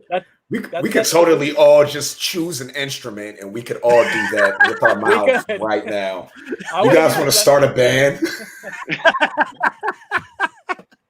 And there's a lot of great covers of it. One performed by Scott, possibly will get performed later tonight. Who knows? Nice. But yeah, and I'm a big fan of the Harley Poe version of it too. That's just a very folky, weird version. But Scott, how about you? Throwing it to you. What's happening after the John Carpenter original Halloween theme? Well, so I'm gonna go with a bit of a deeper cut. This is not the deepest cut that is going to be on here, but it's definitely one that you'll be able to put on Spotify. I'm pretty sure it's there. But "In the Room Where You Sleep" by Dead Man's Bones, which is one of my all-time favorite records. Just so good. That's Ryan Gosling just being spooky. But "In the Room Where You Sleep" is my favorite song by Dead Man's Bones, and it's just such a blast. Like it's got the spooky sound, it's got the ambiance, it's got great lyrics, it's got creepy children singing. You know, it's a great song. It's a real winner, in my opinion. Oh yeah. I mean, there's a ton of great options on that album, but that's a really good pick because I feel like the cliche pick would be the "My Body's a Zombie for You" because that's like I feel like that's the song that most people knew from it. But the thing I don't like about "My Body's a Zombie for You" is the children at the end. Yeah, they ruin it. The song is way better. Like, but it's because the songs that are my favorite on that record are the ones where the child choir kind of is part of the song without being the epilogue of the song, you know? And I was gonna pick "Flowers Grow Out of My Grave," but I think that song's a little too upbeat, you know, and it's not as spooky, so I'm gonna go with "In the Room Where You Sleep." Well, I mean, Chris and Scott, you picked some good moody stuff. I'm throwing on a song that appeared on the Saturday Night Fever soundtrack. I am picking David Shear's "Night on Disco Mountain," which is a disco version of the song "Night at Bald Mountain," and it bizarrely works as a disco track. This is like, as much as I have mixed feelings on disco as a genre, whenever disco was doing disco versions of classical music, it always worked, and I don't know why. But I'm throwing on some disco. So Khalil, Good luck following that up, I guess. Guess what? I totally can, because I have the song I'm gonna go with is actually "Disco Devil" by Lee Perry. If you guys are familiar with that song, you guys aren't familiar with that song. Huh? I'm not. You know, I know this song, and it's so funny. I was introduced to the sample of this song. It's by it was a song that Jay-Z had on the Black album. It was called Lucifer. I don't know if you guys remember that. Yeah, That's Lucifer. song. Yeah, all right, word. Kanye West produced it, took a sample from a song by an artist named Lee Perry, and the song's called Disco Devil. And if you like Lucifer, I'm pretty sure you'll like Disco Devil. It's its mother. So we'll rock with that. You know what I'm loving so much about this stream so far, or this portion of the stream, is that we're like, so Chris, have you ever heard of this song? He's like, nope, never heard of the Halloween theme before. I'm just picking it because it was in a movie. You know, I've never heard of Gerard Way, even though I'm in a pop punk band. But then you're like, yo, have you ever heard this song by Ludacris? And he's like, fuck yeah, I love that. No, it's Jay-Z. Jay-Z, the Black Album. Lucifer, the song's called. Yeah. Hey, is it my pick? It's your pick. Lucifer, Jay-Z. It fits. He's like, tag me in. Bam. Yes, it does. Hell yeah. Yeah. These have to go back to back on the playlist, man. Right. Makes sense. That's nice. great. Nice. That's called teamwork. I love. I mean, real quick, just because we're talking about Jay-Z, the Black Album, and I've thought about this for a really long time, and I think that Jay-Z Black Album has probably my favorite kickoff to any rap song, or any rap verse, which is obviously an encore with the "Allow me to reintroduce myself. My name is H," and you're just like, "Oh man, it's going, it's going on!" Yeah, man. God, what a That record! PSA. All right, Scott, you've got two disco songs followed by a rap song. What are you putting on next? Well, then we're gonna go with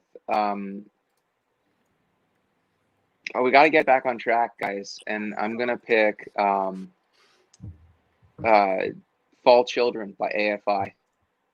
Ooh. Okay. It was hard to pick one AFI song because, you know, AFI is the ultimate Halloween punk band, more so than the Misfits, in my opinion. I know they owe their existence to the Misfits, but I'll say that AFI is more Halloween than Misfits for me, just because they're actually talented musicians. But yeah, Fall Children is what I'm going with. It was a real close one between that and Malice Malficarum, but I didn't want Matt to. I wanted to make it easier for Matt to say the name of the song, and I know that if I gave him Latin, he has enough trouble with English. I'm the caring kind of person. I appreciate that. Another obscure pick from Matt Kelly over here, but it actually would be a very good transition from Fall Children. Now, this might shock some people, but I used to listen to a lot of Christian punk music. Here we go. But there was a band. They were one of the more controversial bands on Tooth and Nail called the Deadlines.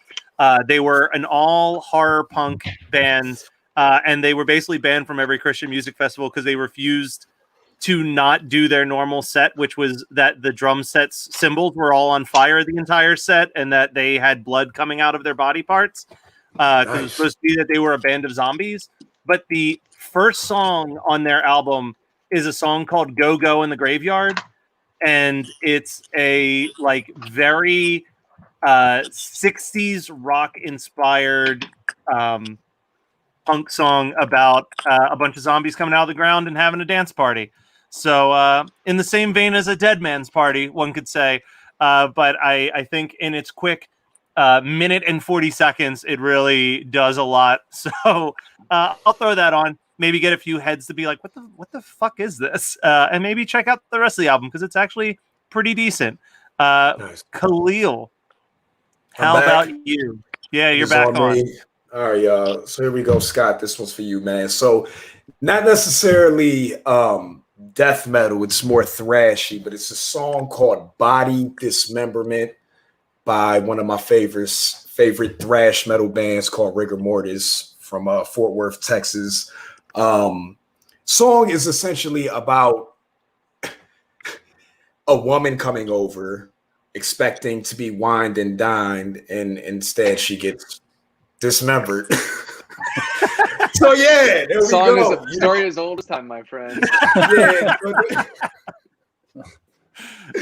So yeah, you know, if you're really trying to set the mood on Halloween, there you go. If you have any nice plans in your back pocket, put on Body Dismemberment. And What a wild chess move that we've had from AFI to Christian punk band to song about body dismemberment. Well, I mean, it's not a Halloween. I thought it was a Halloween playlist, guys. Yeah. I'm just surprised thought we you were went going with for that spooky. instead of Cannibal Corpse. You know, like I love thrash, and I've never heard Rigor Mortis. I don't think. Are they relatively recent, or are they from the 90s? Nah, their debut self-titled came out in '88, actually, and two of the members actually passed away. So their last album was released back in 2014. I feel like sometimes when looking for music, I always like choose like some obscure bands. I always gravitate towards the ones that people don't really know. So I feel like a real fucking, real deal fucking metalhead. I'm like, oh, you never heard of them, Scott? How about that? Well, I mean, if that's the kind of pissing contest you want to have, no, I'm just out of fun. We can All right. I love it, man. I'm only joking. All right, Chris. So we've got a thrash metal song about dismembering a human being who thinks that they're on a date. What are you gonna? How are you gonna continue in that vein, or are you gonna switch up the mood a little bit? I'm looking at my list. It's so hard, but I'm gonna have to go with well, I was in like 6th grade, maybe 7th grade, and I distinctly remember I had this song full blast on my little CD player boombox, and my mom walked in while I was like air guitar, just like full blast. She's like, "What are you doing?" And it was at the time it was Marilyn Manson's first album called Portrait of an American Family, and it's a weird album. It starts out with like the Willy Wonka going through the tunnel track, which is really cool. I almost picked that, but there's a song on this album that is so weird. It's called My Monkey, and I'm gonna go with Marilyn Manson, My Monkey. That is just the weirdest song ever. So I just the deleted Halloween mood. I just deleted it off my long list, but I also had a Marilyn Manson song off of Portrait of an American Family, but mine was Dope Hat. I love the shit out of the song Dope Hat. But yeah, My Monkey is the weirdest fucking song on that album by a long shot. I have to check that out. My Monkey. Nice. All right, I like how Scott. Khalil's like taking notes. Yeah, he's like, ooh. All right, Scott, how about you? I'm hoping that as people are putting this on, let's say that this is actually someone's playlist, Spotify playlist tomorrow, as they're hanging out, being safe, so that they can see another Halloween in 2021. They have that. What was that? That song that My you picked Monkey? last, Matt? Go Go in the Graveyard. Yeah, Go in the Graveyard. So it's got like a horror punk vibe. Let's hope that in the shuffle we get another horror punk song right back to back, which would be Zombies Ate Her Brains by The Creep Show. You guys know that song? No. Oh man, it's great. It's like they're kind of like psychobilly, I guess, but also horror punk. And they have a female singer. Actually, the woman who used to sing for them left and joined Walk Off the Earth. Is that what they're called? That band that got super famous by doing those YouTube videos where they would do like percussion on weird instruments and 4-part harmony. You know, the blonde woman from like Walk Off the Yeah. Or is it I don't Walk remember Off the their Earth or name. Walk the Moon or whatever it is. They But did. yeah, she Are they left. the ones? Did they do the Someone That I Used to Know, where it's like the four of them Yes. playing a single That got guitar? super famous. I remember that. Okay. Yeah. Yeah, that's Okay, them. I do remember that. She was in the Creep Show. I think she did 2 or 3 albums with them. She sang on this song, and then she was like, "I can get a paycheck Fuck yeah, I'll go do that instead. I'm gonna bounce right off of that with another horror punk band.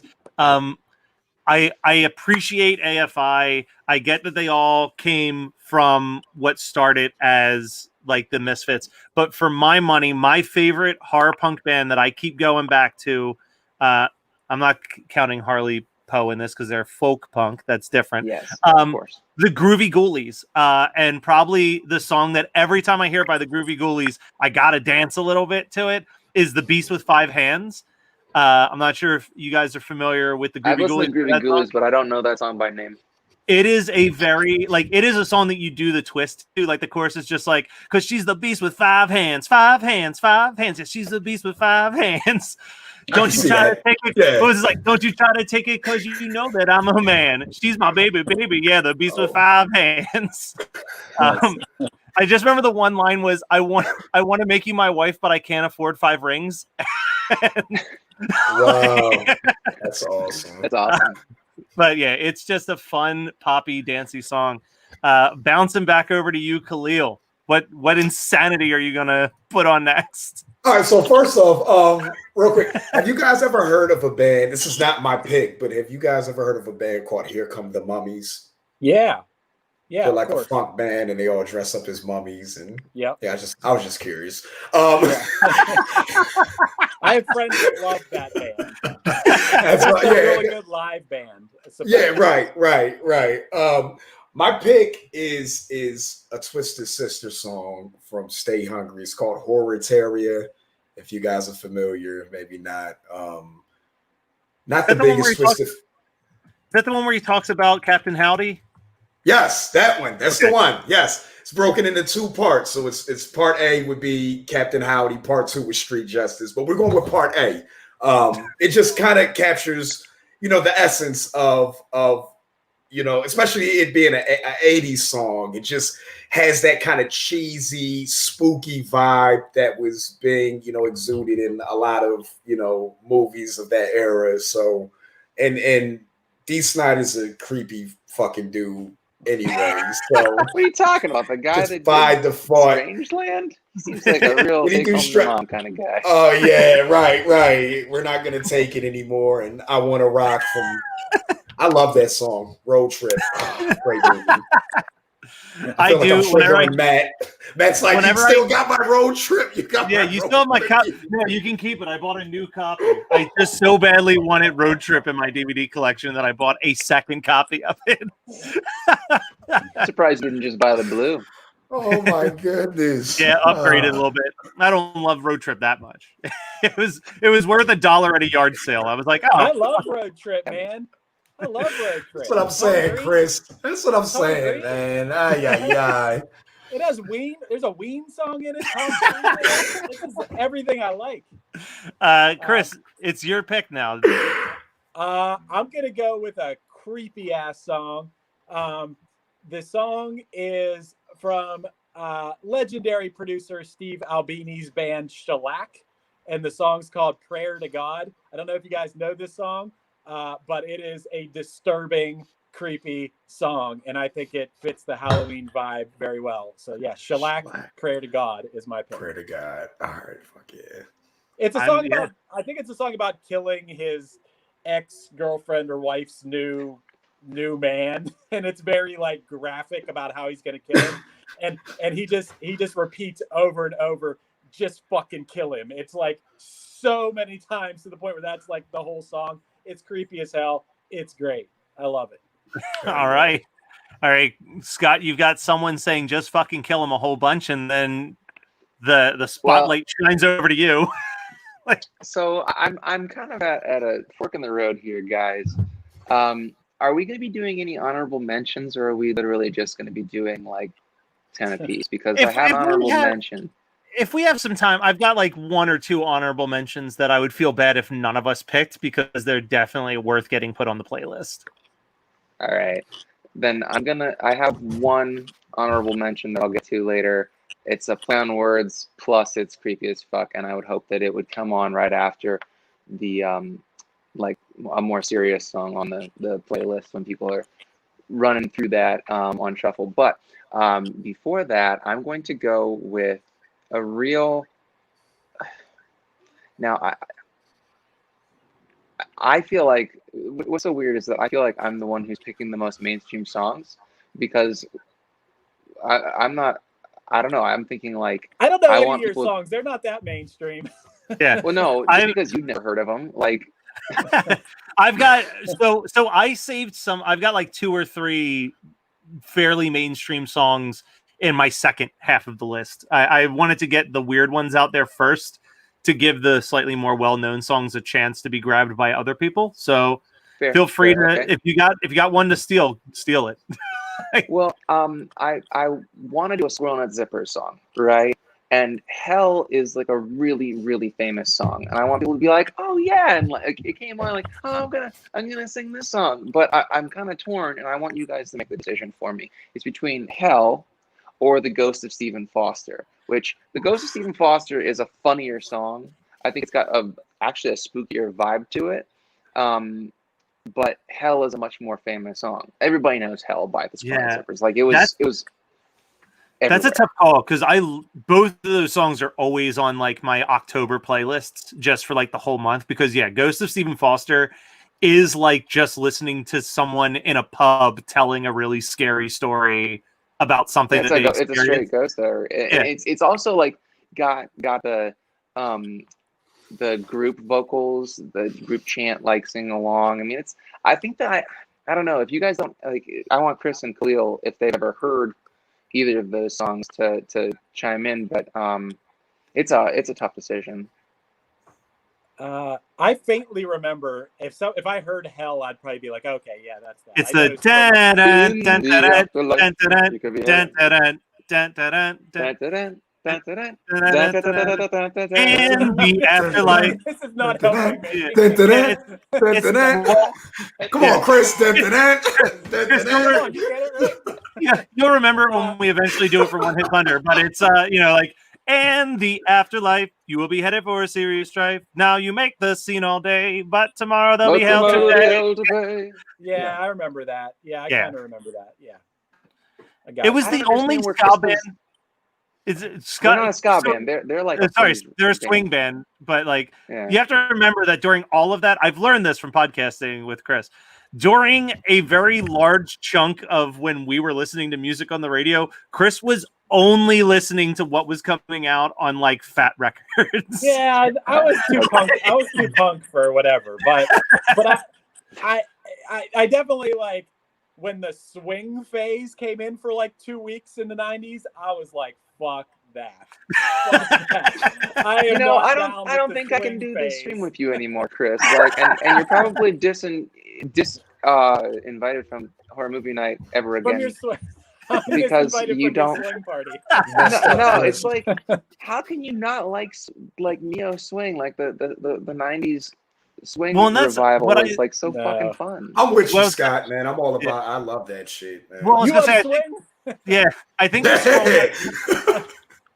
I'm in the minority here. I wasn't feeling the swing thing. Khalil likes all types of swing. He likes the 40s swing, the 90s swing, the New Jack swing. Like all of it is okay. Yeah. Especially the 40s. I could get down with, but no, I would say Squirrel Nut Zippers was cool because they were probably the band that sounded the most authentic to the time period that they were like. Band that sounded authentic. Like Cherry Pop and Daddies was literally just a ska band that had a couple swing songs, and we're like, okay, let's do it. Not Cherry Pop and Daddies, no.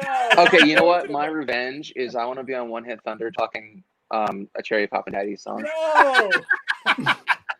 All right, so Squirrel Nut Zippers. I would say probably Hell. Because it's such a catchy song. It will get people like, oh shit, I remember this. And also it's in Dead Man on Campus, which earns it some extra bonus points for sure. Okay. All right. I'm glad we had this conversation. So depending on the age of the people watching this stream, this will either be a mainstream pick or a really obscure pick. But the last couple of years, there's been one pop star that has just been like my absolute favorite person putting out records. And she's very weird, and her name is Melanie Martinez. and her Oh, first yeah. her first album was this concept album called Crybaby about a girl who becomes obsessed with this boy, and when the boy doesn't like her, she ends up killing him and her whole family. And the end of the album is her locked in a sane asylum. And the last song is called Mad Hatter, and it's her just like describing life inside of a sane asylum. And it is just super poppy, super dark lyrics, and like the background music almost has like the music has like this weird pop industrial vibe to it, but it is like undeniably like a catchy pop song. But there's definitely like it's the darkest song of hers. So I want to absolutely have that on the playlist.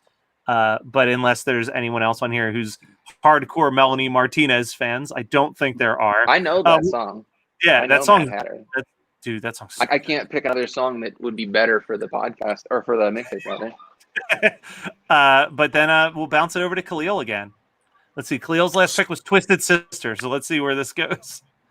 All right, so this one we're gonna go back down the reggae road. Nice. So, of course, you know people will go for Thriller. Thriller's a Halloween song, right, by Michael Jackson. But I'm over that song at this point, and I'm all about cover songs. There's a cover band, Easy Star All Stars. I'm pretty sure. Have you guys heard? Are you guys familiar? Easy Star All Stars. So they covered Dark Side of the Moon. They covered what's the other fucking?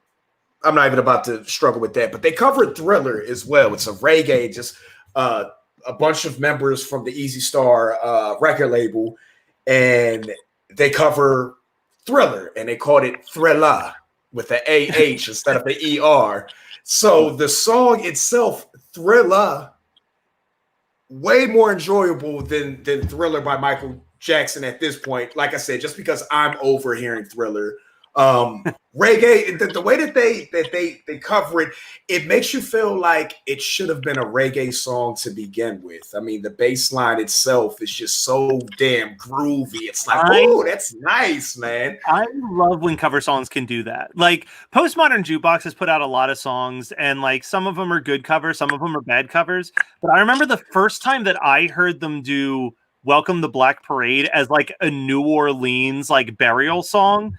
I was like, this is how this song should have always been. Like, I don't like it sounds so good like that. So I 100% get, without hearing Thriller, I know what you mean though when you hear like a complete style change of a song and you're like, why the fuck wasn't it always like this? Yeah, seriously, man. And just everything about it. It's just I definitely hope you guys go to check that one out. But yeah, they did. I'm sorry, they did. Dark Side of the Moon was Dub Side of the Moon, and then they did Radio Dread. And then so Easy Stars, Lonely Hearts, they did Lonely Hearts Club. Is that what it was? The Beatles. They did a Beatles album. But yeah, man, Thriller by Easy Star All Stars, man. Light one up, eat some candy. Nice. All right, Chris, we got some reggae playing. The song's fading out. What do you do? I'm gonna go with one that just reminds me of Halloween purely because of the music video. In the late 80s, I guess, mid 80s, late 80s, there was this weird puppet show that lasted like not very long. I believe it was called Red Eye Express. And there were these really creepy looking puppets on it. I don't know if any of you guys have seen this, but it was familiar, man.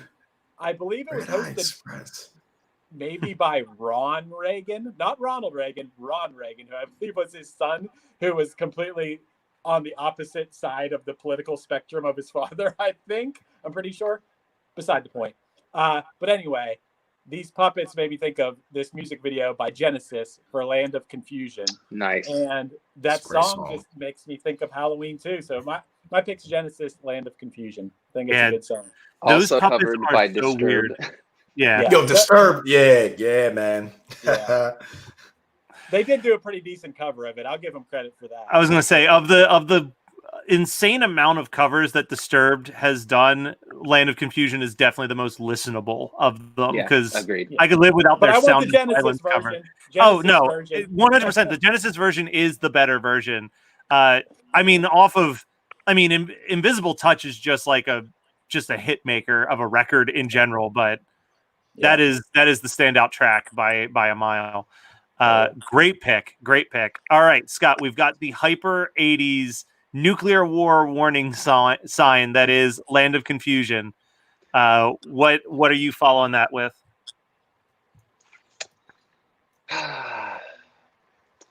I gotta go with goddamn, now you guys are really messing with me. I'm gonna go with my favorite 80s hair metal song from a horror movie, and it's not the one you think. I'm gonna go with Trick or Treat by Fastway. I know everybody thought I was gonna say Doc and Dream Warriors, but I'm a sucker for Trick or Treat by Fastway. I think it's a better song. And featuring some of the members of Flogging Molly before they were Flogging Molly. The lead singer of Fastway went on to do Flogging Molly. So we talk about this in our bonus episode for Trick or Treat that came out 2 weeks ago or something like that at this point, where Fastway was actually the guitarist from Motorhead and the drummer from or the bass player from some other it's from like a super UFO. group. Yeah, they were a super group, and then they wanted to do hair metal, and so they recruited the guy that went on to do Flogging Molly. I just find that so funny to me. But Trick or Treat from 1988, I want to say, is that one the year 86. that came out, Matt? 86. Okay. Yeah, that movie is just such a banger. It's arguably the most rewatchable of all of the heavy metal horrors. All right. I'm going to go with a very mainstream song, but I'm not going to go with the original version. I'm going to change it up. I want to put Don't Fear the Reaper on this playlist because I love that song. Are you serious? But I'm not going to do the Blue Oyster Cult version. I'm going to do, there's a cover of it by a band called the Mutton Birds. That's on the Frighteners soundtrack. And the only reason I slightly prefer this version over the Blue Oyster Cult is for the bridge. The bridge turns into this crazy instrumental piece with like theremins and like tons of feedback, and then it just crescendos and goes back into the cover. So just for the weirdness of that part of the song, I'm going with the cover by the Mutton Birds. Thank goodness you didn't pick the Gus cover on the Scream soundtrack. On the Scream soundtrack? No, there's a different song. Hate that version. If I pick something off the Scream soundtrack, it's a different song. Yeah. So, Khalil, bouncing over to you there. Bouncing over to me. So, we'll go with How About Black Sabbath by Black Sabbath from the album Black Sabbath. I think every single time I think of that song, I remember when I first listened to Black Sabbath, and that first album cover is just creepy as hell. It's like a lady standing on it, kind of like behind some bushes, and she just has like a cloak on, and it's kind of obscured. You can't really get a good look at her, but you know that she's there. And it reminds me of a lot of like James Wan movies, you know, the guy that did like Conjuring, Insidious. So it's like, and then the song itself is, I think it's cool, and like to put myself in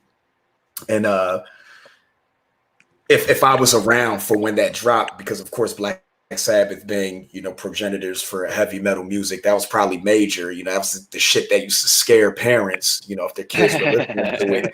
And the song opens up, and it's like you hear like a bell, and then you hear like raindrops, and then, you know, Tony comes in with the fucking riff, and it's just like real eerie and dreadful, and it's just like I think it's perfect for the playlist. So all right. Hell yeah. Love the passion in that pick as well. Chris, we've got the trifecta of Black Sabbath by Black Sabbath off of Black Sabbath, which is amazing branding. Punchline should write a song called Punchline and put it on an album called Punchline one day. But in the meantime, what's your next pick?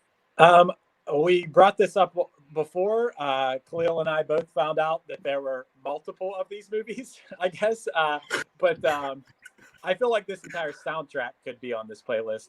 But a song that I'm going to pick from The Crow, and I might come back to The Crow before we're done here, but I had a bunch of Nine Inch Nails songs written on my list, but I actually think this is the most fitting. I think Dead Souls, which is a Joy Division cover that's on the Crow soundtrack, I think that will be my pick. I think that song's great. Yeah, while I can't say that The Crow 2 City of Angels is a good movie, that is also a very good soundtrack that has a lot of songs that would fit on this playlist as well, and we can talk about it after our picks are done. But yeah, that Crow soundtrack is like amazing. I won't lie, there was a part of me that's like, don't pick Big Empty by It's on my list. It's such a good song, but it's like not a song that I want to hear at a party, says the guy who's been picking the most obscure. Says the guy who I asked if this was for a party, and he said, not really. Not really. No. That's right. So, Scott, we got some Nine Inch Nails. Where are you going from there? So this was not going to be on my list, and this just kind of gave me a feeling that I was going to be missing out if I didn't kind of go along with that as well. That feeling of a little bit of a techno-y kind of thing, and this song, just this riff embodies creepy industrial music for me. Save Yourself by Stabbing Westward, which I believe was on a movie. It was in a movie. Yeah, it's definitely, I can't remember which, but it's definitely in movies. Yeah, I was gonna say it's popped up in a ton of stuff. That is like, I'm not the biggest Stabbing Westward fan, but that song, I only like stuff off of Darkest Days. I don't really like Lister and Peel. I don't like What Do I Have to Do, but I love Save Yourself. I love Haunting Me. Drugstore has like a really creepy intro that would be a great song too for this, but it's definitely, that would be like deeper cut. So I'm gonna go with the like super famous Save Yourself. All right, I'm picking another cover, but I'm picking a cover that appears on a soundtrack that I've had conversations with Chris about as being one of the low-key best soundtracks ever put out. There's actually two. I was torn between two songs. I'm gonna go with this one, but I would say that the other song is still up for grabs. The Ghostbusters 2 soundtrack and the Run DMC cover of the Ghostbusters theme song is so fucking good. What are you doing? I love the Ghostbusters 2. I love the Ghostbusters 2 soundtrack. Yeah. Oh my God. The Ghostbusters. I have it on tape. That Ghostbusters theme, as done by Run DMC with their little rap verses, with a something strange going on, something's wrong. Just love it. Just love it. I like it more than the original, because the original is basically just a chorus. So like adding some verses to it, just, I don't know, it does something for me.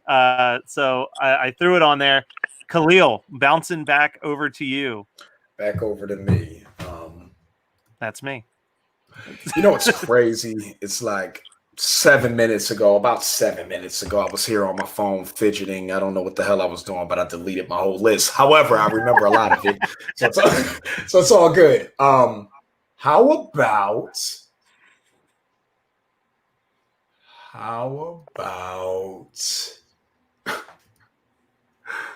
it's gonna be corny as hell, but this shit freaks me out. How about I mean, like you said, it's if it's a party, I mean, at some point something has to come on that kind of takes people out of their element. It's like, what the fuck? Why, who put this on? And everybody's looking around.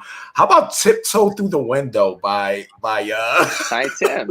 By Tiny Tim, another one that I associate with Nice.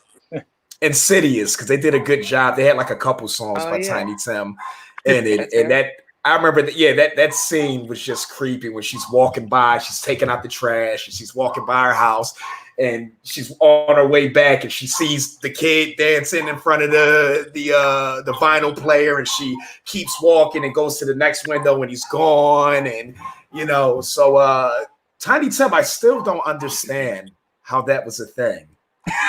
It was just, he's been a weird guy, you know. Like it was a really good bit. Whatever his bit was, it was a really Right, good bit. because he got some play on SpongeBob, you know, fucking anchovies. First episode, man. Damn.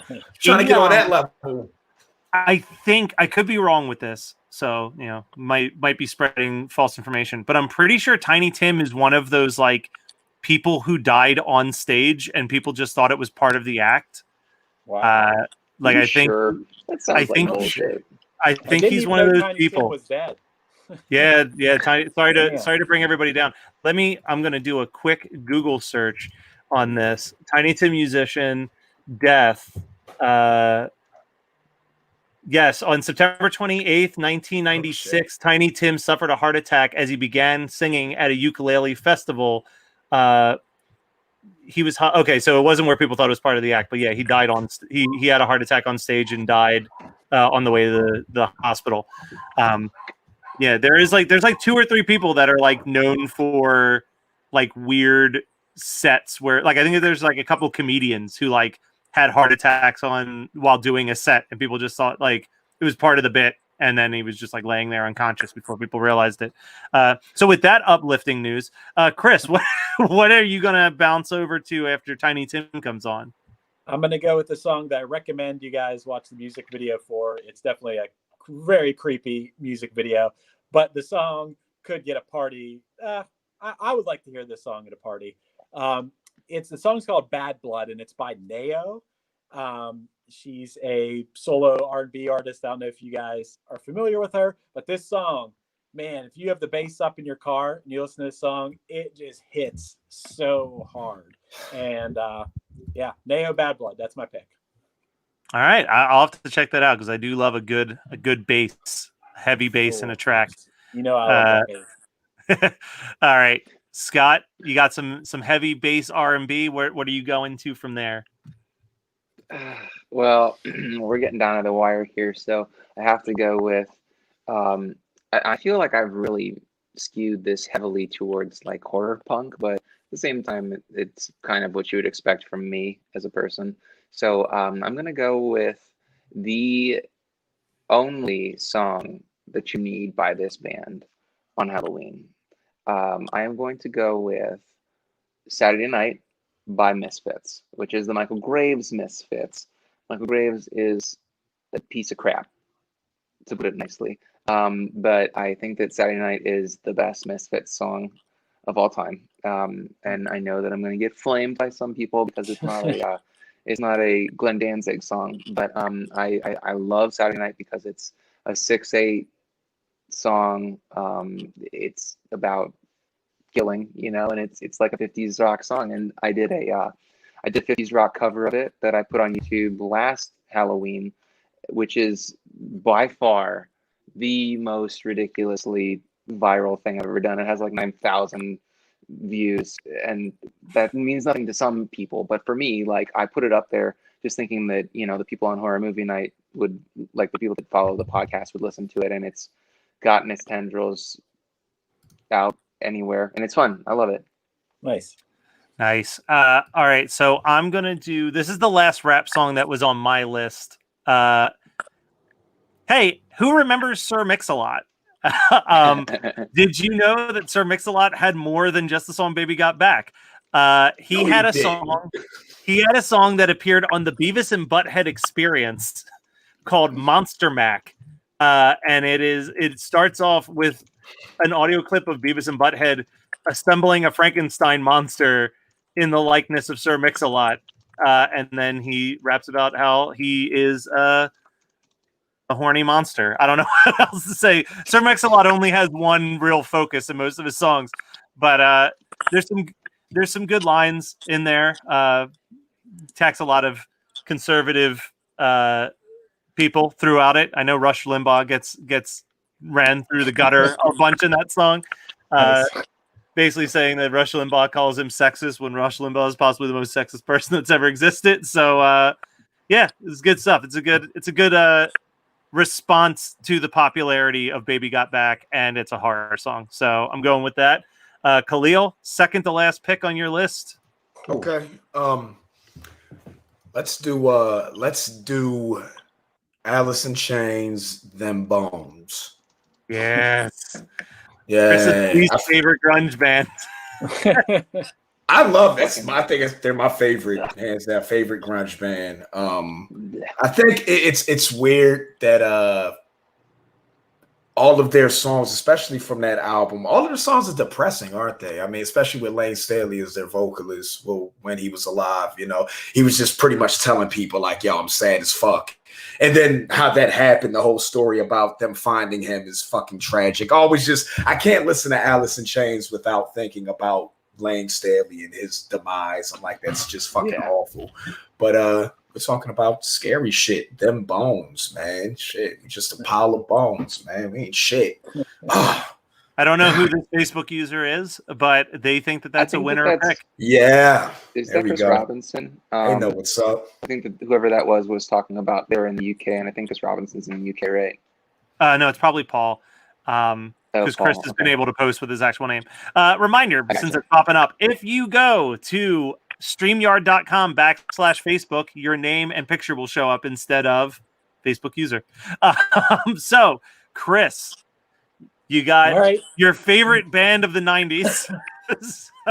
Well, let's keep it in Seattle. Let's keep it in the 90s. Let's keep it in the grunge. I'm going to go with Scentless Apprentice by Nirvana. I think it's just such a badass song, such a badass drum beat. And I kind of feel like it fits the Halloween vibe.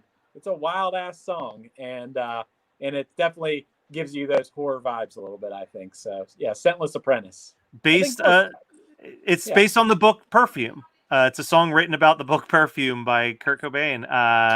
The song's by Kurt Cobain, not the book Perfume. But yeah, it is. That is, I think, if not my favorite Nirvana, definitely in the top 3. Just a good time, good song. Yeah, great pick, Chris. Great pick. Oh, yeah. All right, Scott. We know how much you love grunge. You've just had 2 grunge songs back to back. What are you putting on? This is my last pick, right? Yes, this is no. It should be. I think Yes. I picked 9 Okay. things. Yes, that 1, is 2, right. 3, Sorry. 4, 5, Yeah. 6, 7, 8. Yeah. So Wait, your 1, last 2, pick, 3, my 4, last 5, pick, and 6, yes, 7, 8, 9. Yeah. Yep. This is Well, the last I one. gave you 9 rounds, and you failed me. So I am taking this pick. Youth of America by Birdbrain. It's kind of metal, kind of grunge. It's on the Scream soundtrack. It needs to happen. You got to have it on here. It is the best song on that soundtrack by a mile. And to answer your question, Logan, I will have it up on Spotify probably by 1 o'clock. I'm gonna put it together while I'm off the stream for a little bit. But yes, dude, Youth of America for sure. That was in my honorable mentions bucket.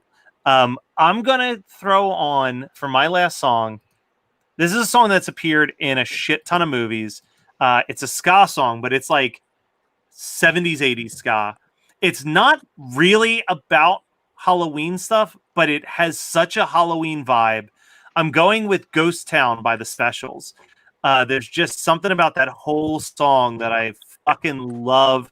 I love driving around at night with Ghost Town by the Specials on. It just has this weird, eerie vibe. It's appeared in so many movies.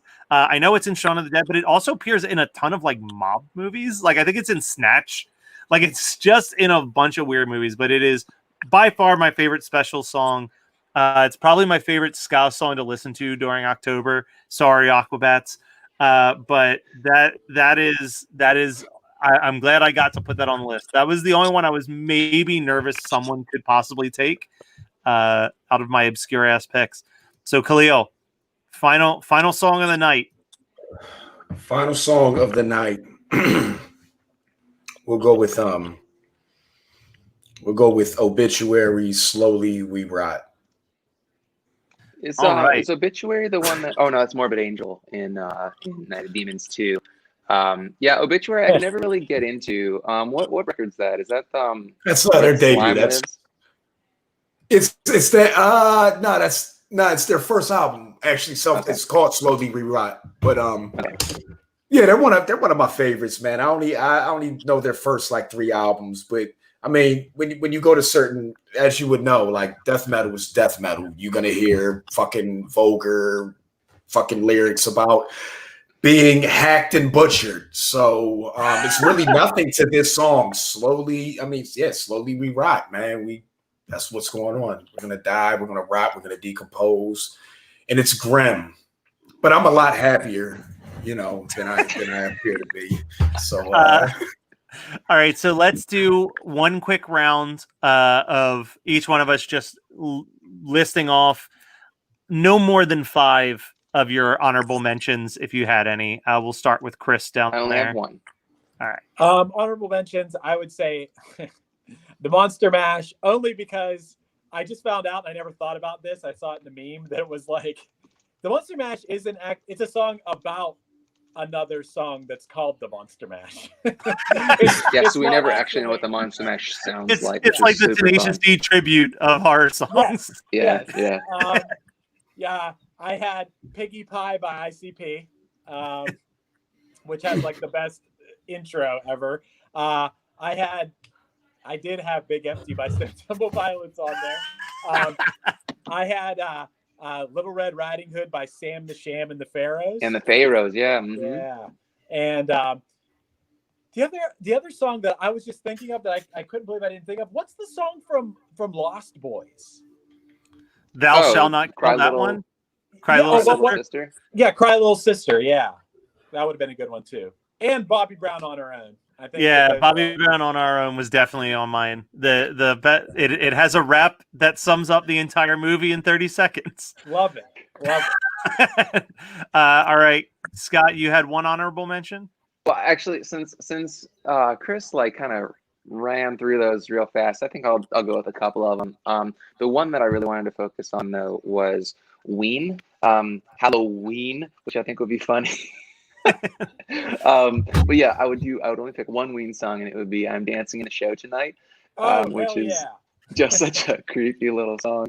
I sing that song to Megan sometimes, and she's like, "You gotta chill." But yeah, like "Walking After Midnight," Patsy Cline is a great song that we covered in Survivor Girl.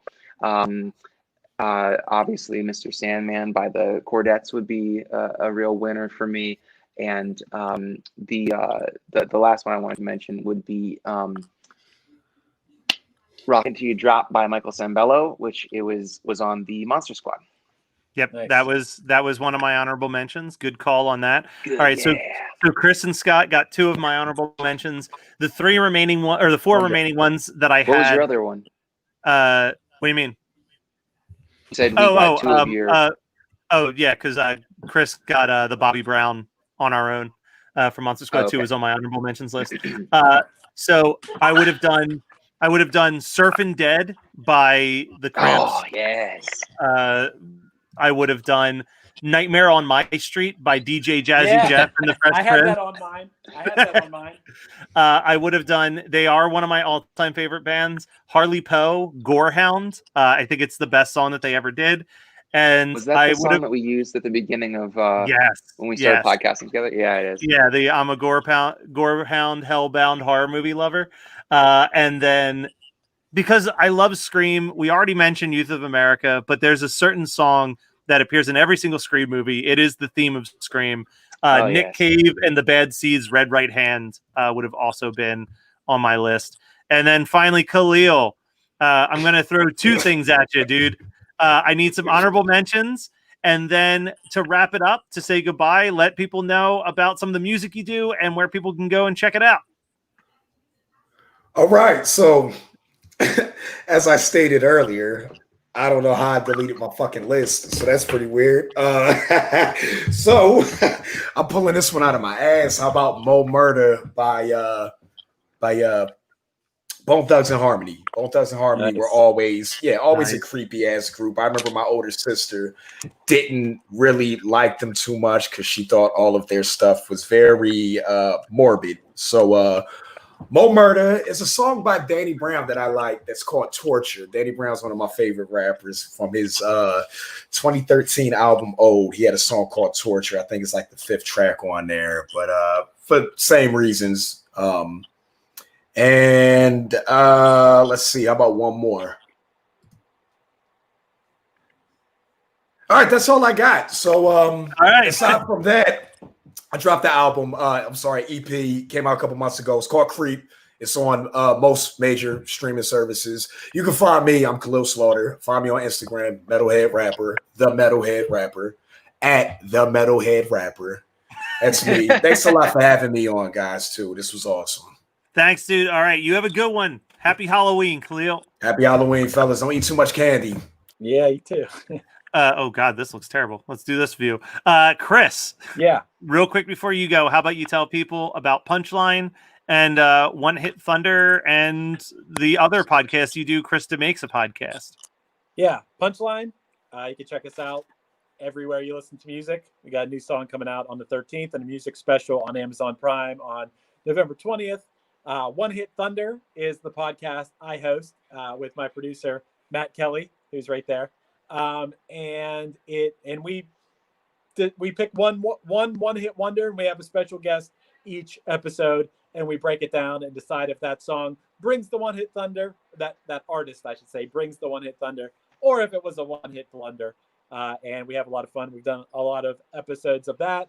And I produce a podcast called Krista Makes a Podcast. It's hosted by Chris of the band Less Than Jake.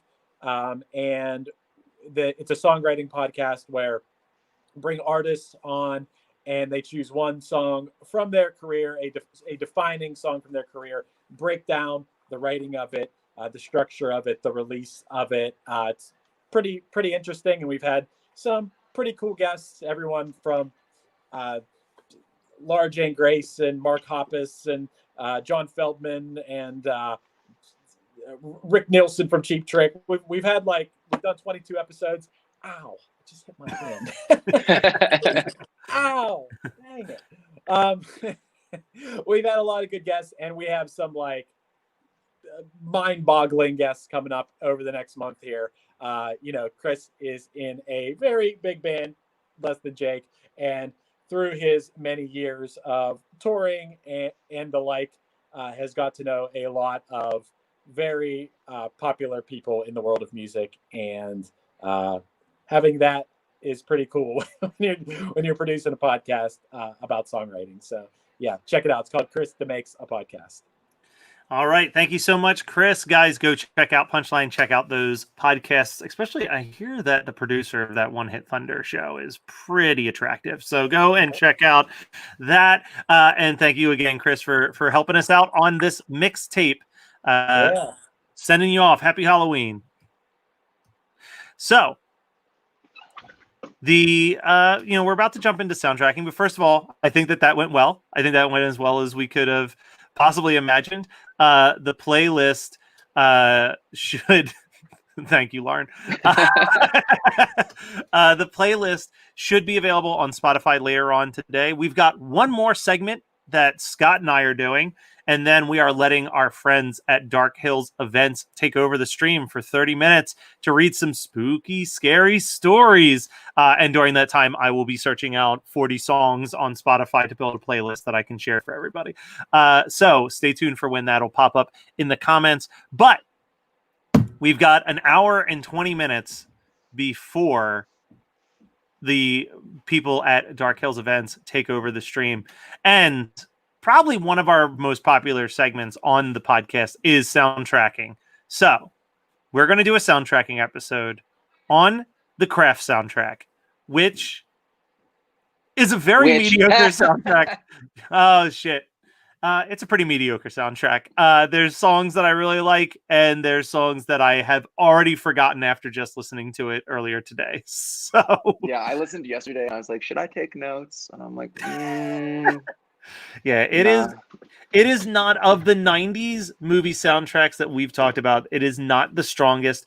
And I think they knew so, because we've talked about like movie soundtracks on here sometimes where like it is a stacked card of of like who's who of all of that, but there's a lot of who's that on this list more than who's who.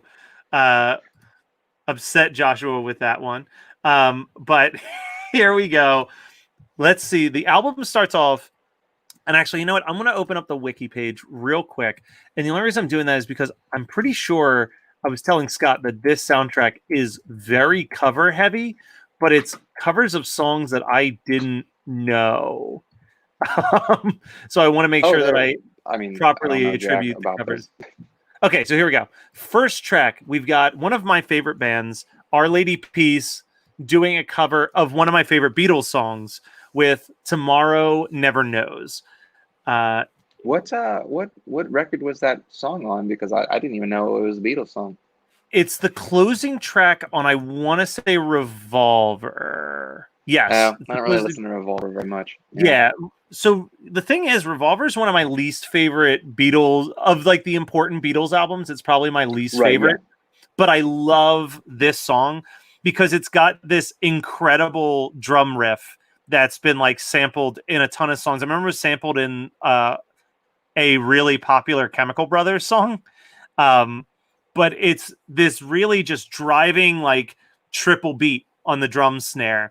And they continue that with the Our Lady Peace cover. I'll say it right out the gate. This is my favorite song on the soundtrack.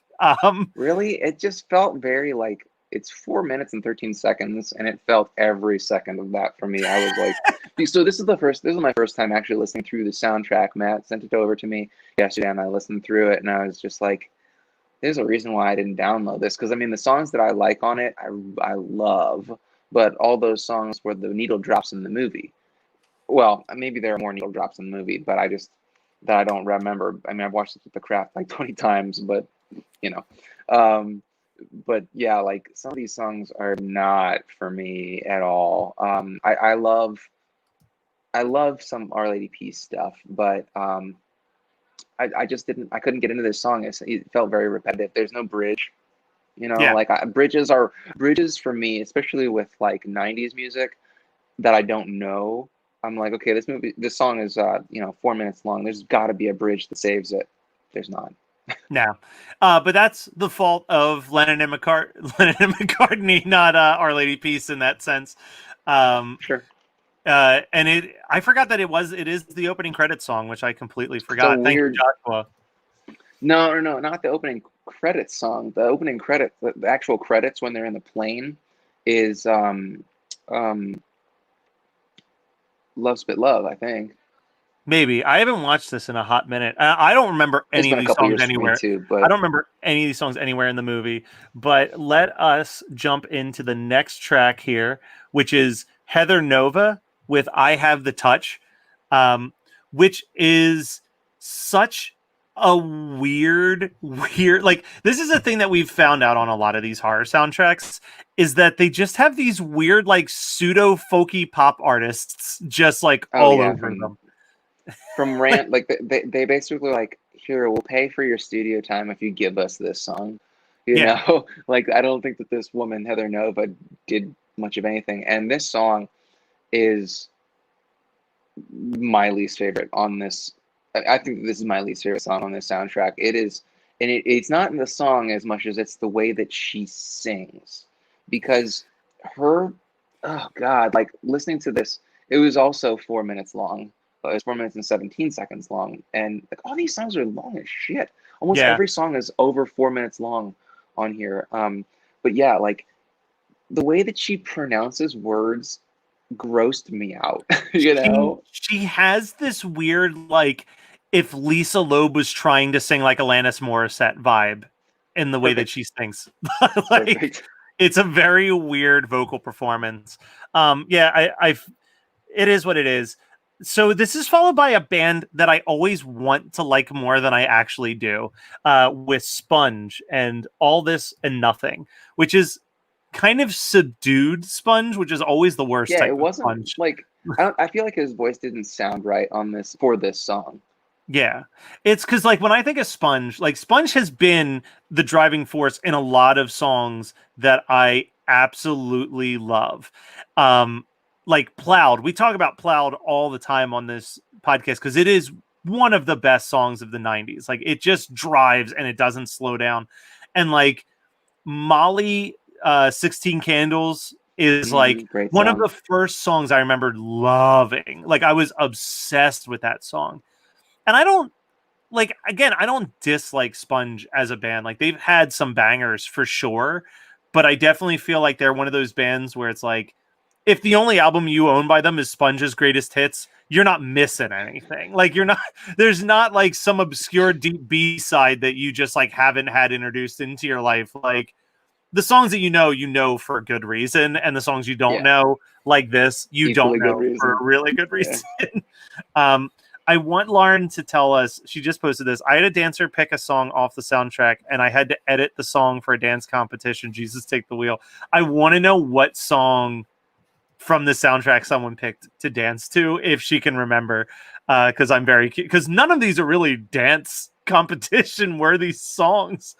So I don't have any other thoughts on Sponge, but let's talk about a band that like should have been bigger. I love them. They might be one of my favorite female fronted bands of the 90s. Letters to Cleo with Dangerous Type. And this song, again, I feel like this is the common theme, is like this song is not a great example of what this band can do. Like none of these are like Really? But stellar. like, dude, Dance Type is a great song. I think that you're wrong on that because like this was in a bunch of movies too. It wasn't just in The Craft. And it's like every single time this song comes up in a 90s movie, it's always girls walking in slow motion, right? So something that's worth calling out, because I already missed this. Joshua just reminded me that I Have the Touch by Heather Nova is a cover of a Peter Gabriel song. And this is a cover of a Cars song. So, and that I kind didn't of know makes that. sense. The guitar part, knowing that the guitar and synth part absolutely makes sense. Like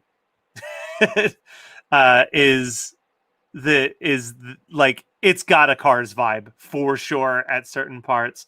And Joshua just threw this at you.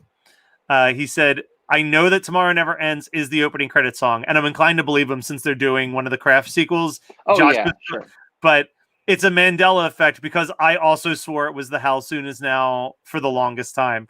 So, But like when they're in the plane, I could have sworn that it was How Soon Is Now. I mean, I believe him, but damn, that life is Mandela, strange. man. Mandela effect. So like I don't have a ton of thoughts about this, but let's talk about How Soon Is Now. Because this is also a very good song on this soundtrack. Yes. It's a great cover. It's arguably the best song on the soundtrack. I would agree with that. I'll also say like objectively best song. I'm not saying your personal favorite. I feel like this is not a controversial opinion between the two of us, but maybe controversial opinion to the world as a whole. The only Smith song I really truly like is How Soon Is Now. And I've liked every version. Like this is like there's not a ton of covers out there, but I've liked all the versions I've heard of it because it's just a very well-written song. It's got that creepy little guitar lick in the background that keeps popping up. It almost sounds like a siren, the way it's played. Like, just really, really dig it. It was covered by, I'm looking at their wiki page for it right now. It was covered by Everclear. All right. Everclear covered it. The UK band Paradise Lost covered it. Love Spit Love covered it. It appeared on The Craft as well as the Charmed soundtrack and the bonus track on Charmed Book of Shadows. And then also appeared in the trailer for Cruel Intentions and the novel Eleanor and Park. I guess that means that they were listening to it in the book. I don't think books get trailers. So that was weirdly worded. And then the alternative band Snake River Conspiracy also covered it and released it as the single on their debut and only album, where it reached number 38 on the Billboard Modern Rock charts. Tattoo covered it. Crying Spell covered it. Tattoo. Yeah, remember them? What a band.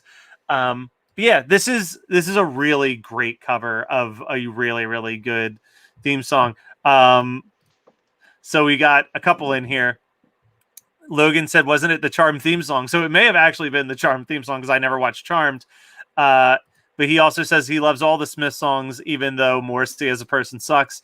I think we can agree that Morrissey is. I've seen the memes of like people. I think it was like vegans and it was like listening to Morrissey talk and then like listening to Morrissey talk more and more where like even vegans are like, okay, please stop talking. You're hurting the cause more than helping the cause now. It's absolutely true. He's the worst.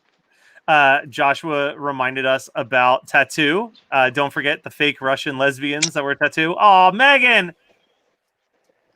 I can't hear him. I can't hear you, Matt. It's all right. I was just waving.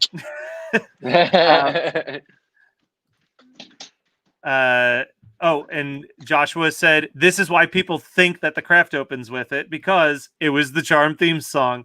And then Facebook user also said, I love Charms. I think that we should refer to everyone as Facebook user today. Facebook user. Again, StreamYard.com/Facebook for your name to pop up there.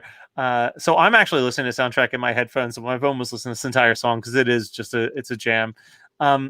Matthew Sweet, who I know was popular. I don't remember him ever being popular in my mind. Like, he's a dude who's on a ton of albums that I have. Yeah. But like, I don't remember ever seeing a music video by Matthew Sweet. But the song Dark Secret on here, it's got like a 60s psychedelic vibe. Like, that song's so good. It's not bad. I dig it. I feel like I like how you're the one who's lukewarm on these. Yeah. I feel like this mixed with Tomorrow Never Ends, the whole soundtrack has a very psychedelic vibe to it, which is that makes sense, doesn't it? Yeah, it makes a little sense. But it's different compared to like when I think about like when we talked about I Know What You Did Last Summer and like Scream and stuff like the Scream soundtrack, even though it is a very uneven soundtrack that like genre hops all over the place, it is like firmly that genre. You know what I mean? Like, it's like a grunge band doing a grunge song, like a techno artist doing a techno song.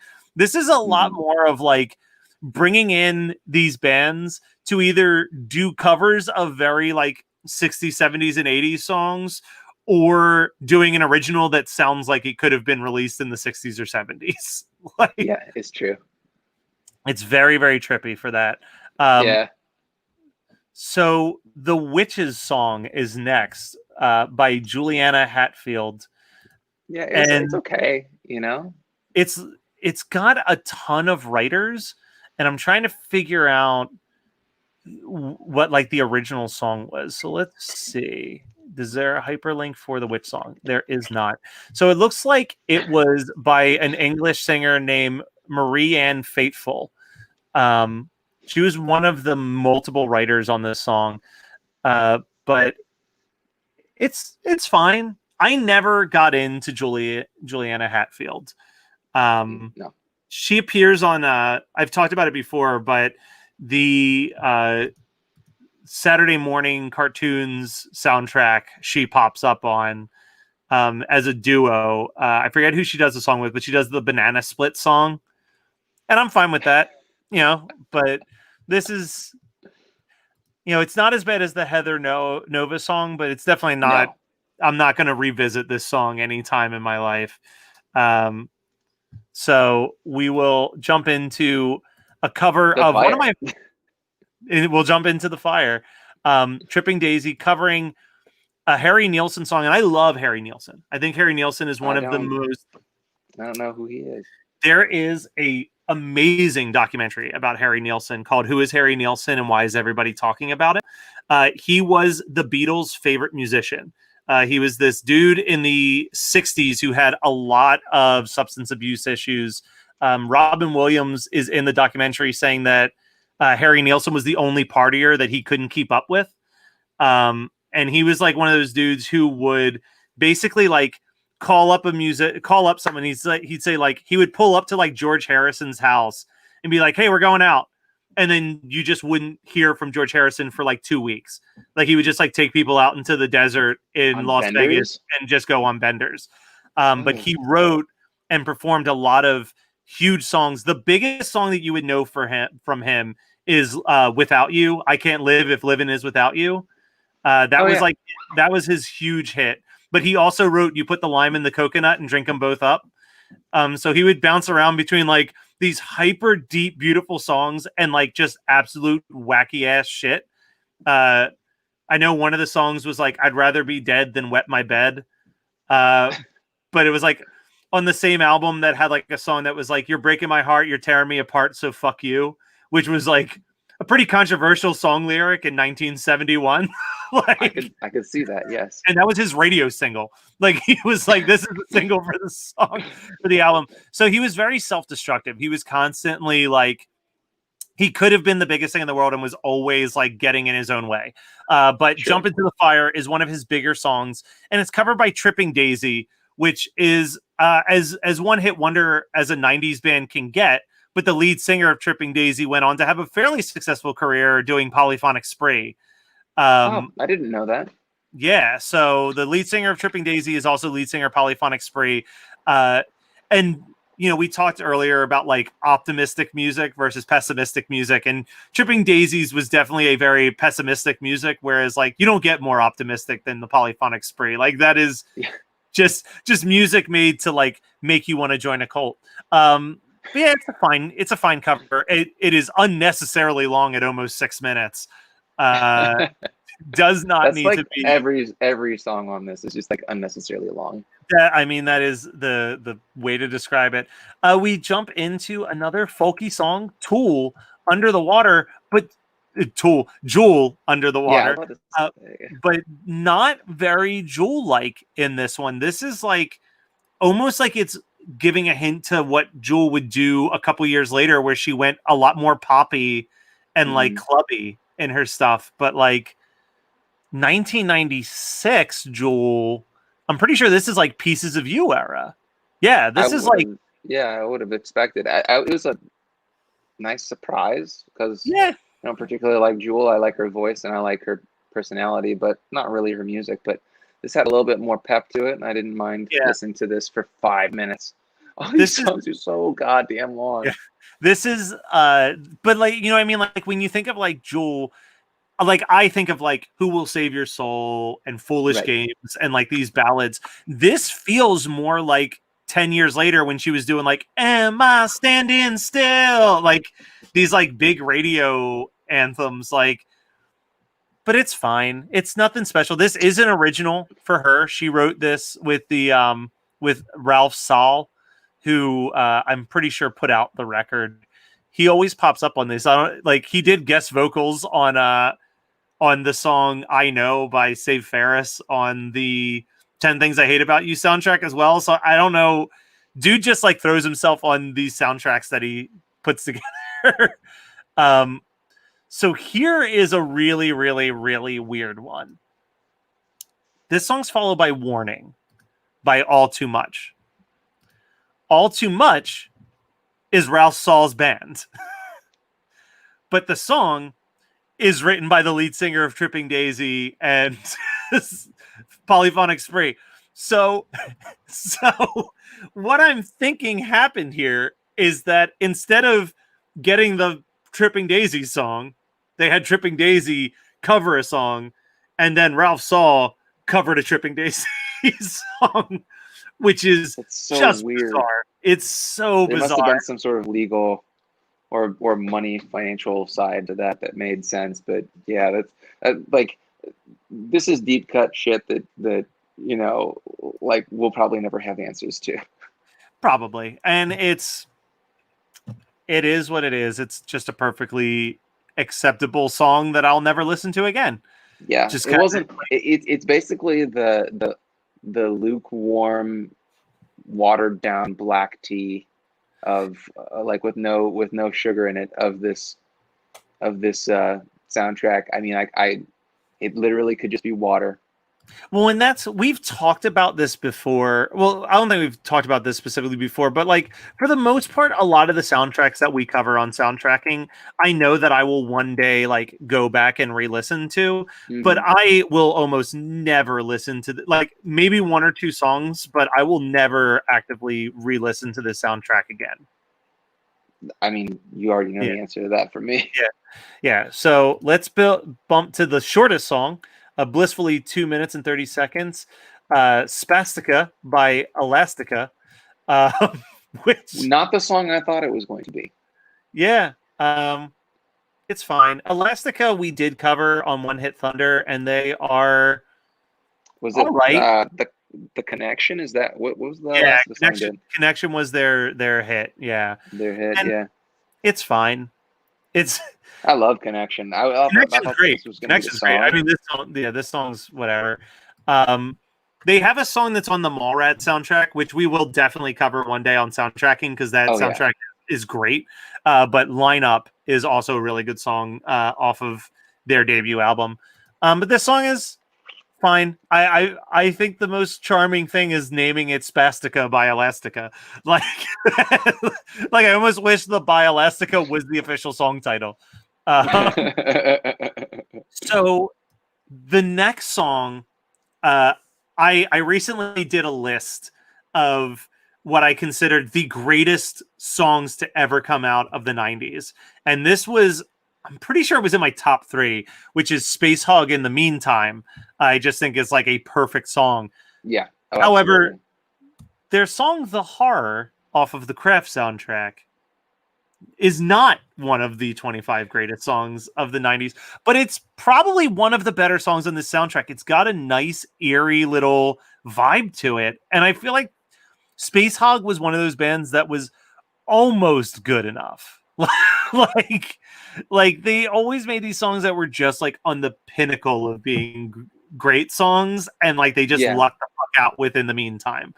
But this is this song just kind of sounded like In the Meantime to me. It sounded like they were trying to catch that vibe again, and I was just like, it's not like a bad song, but I already have.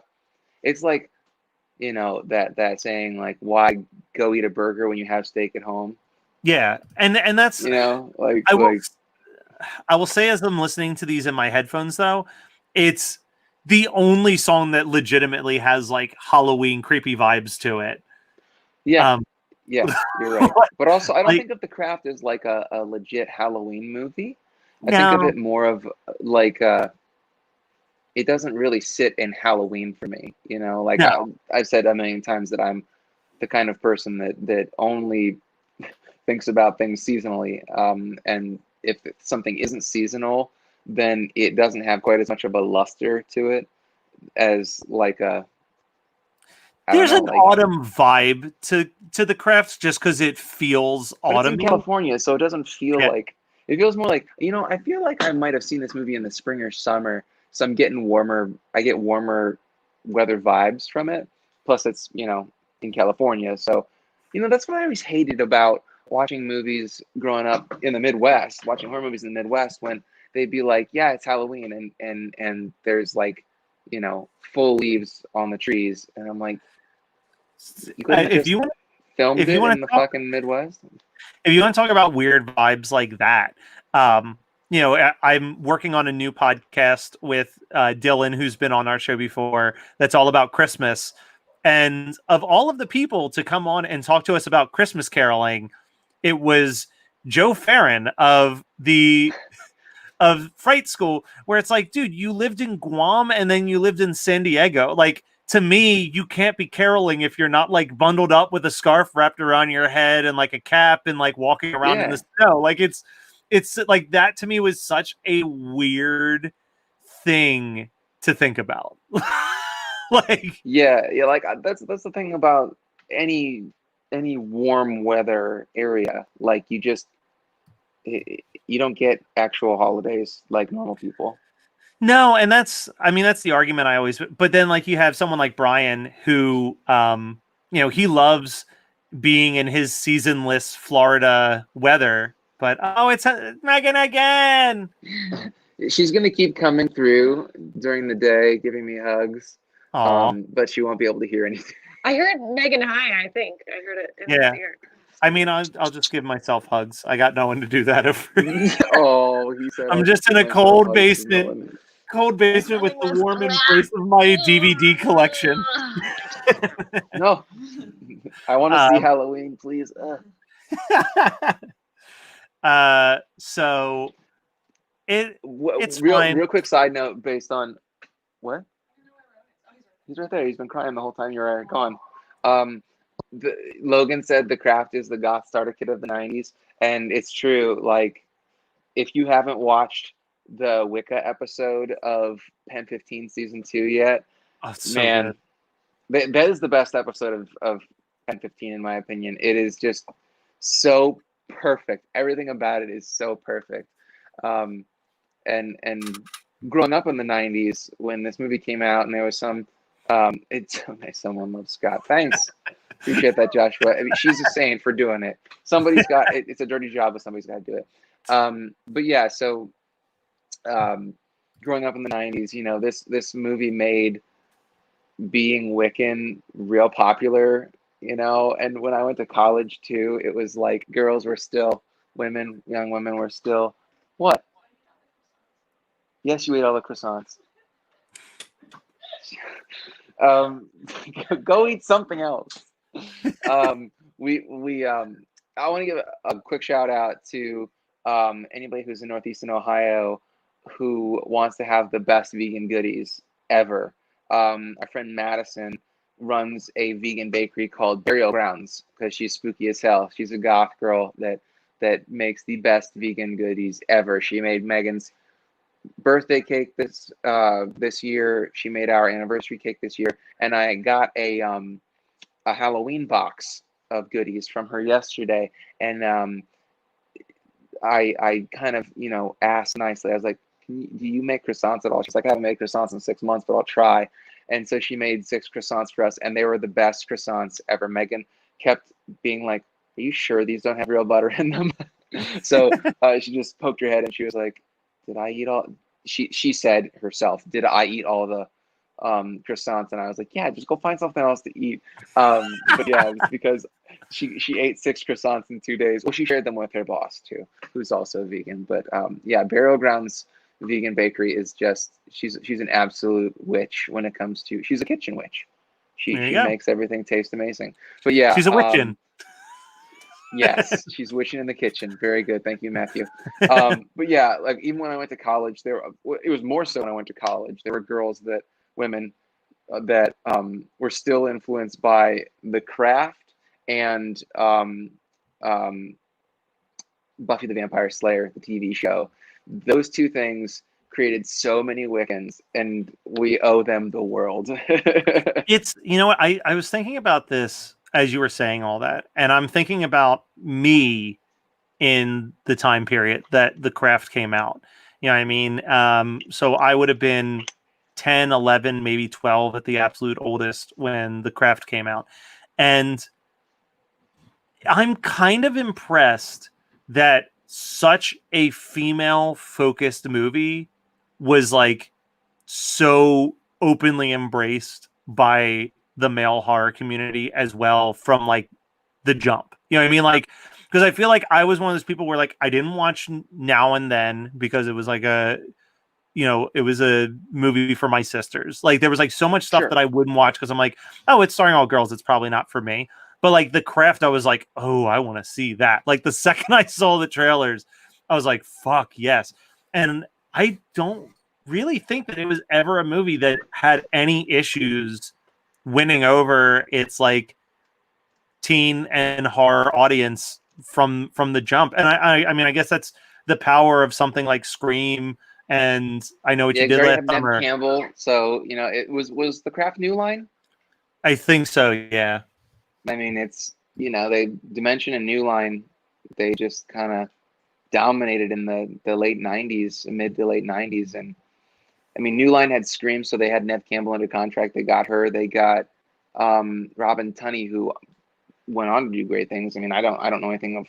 I knew her from Empire Records, but I think I watched Empire Records and The Craft like within 6 months of each other. You know, like Empire Records is like 94, 93. I can't remember, but it was definitely a couple year difference. But I don't know. I just feel like we also had the girl who played Marsha in the Brady Bunch movie, and she was in Christine Taylor. Christine Taylor. So I mean, it has like a lot of young actors that were. It has Skeet Ulrich in it. I was gonna say this was It's peak got Skeet Ulrich. Breckenmeyer. I Or forgot Breckenmeyer. that No, Breckenmeyer was not in Brecken. this. Is Breckenmeyer It is. in It's this? Breckenmeyer. I'm looking at the credits, and I was like, I completely forgot he was in Oh yeah, this. because he calls Robin Tunney a snail trail, and I didn't know what that meant. We do have one last song, and it's kind of the weird. So at the time, these soundtracks would always end with a musical score, like one snippet yeah. of the musical score. This is the strangest one I think it's at any of these soundtracks have ended with so far.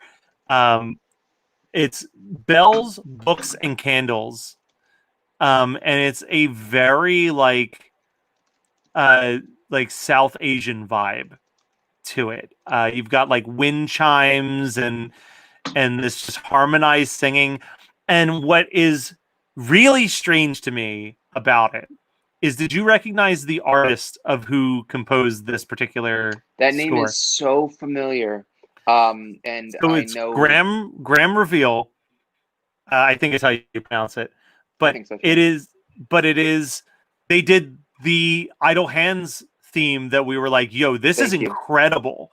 Where it's like, but like talk about two dramatically different musical styles.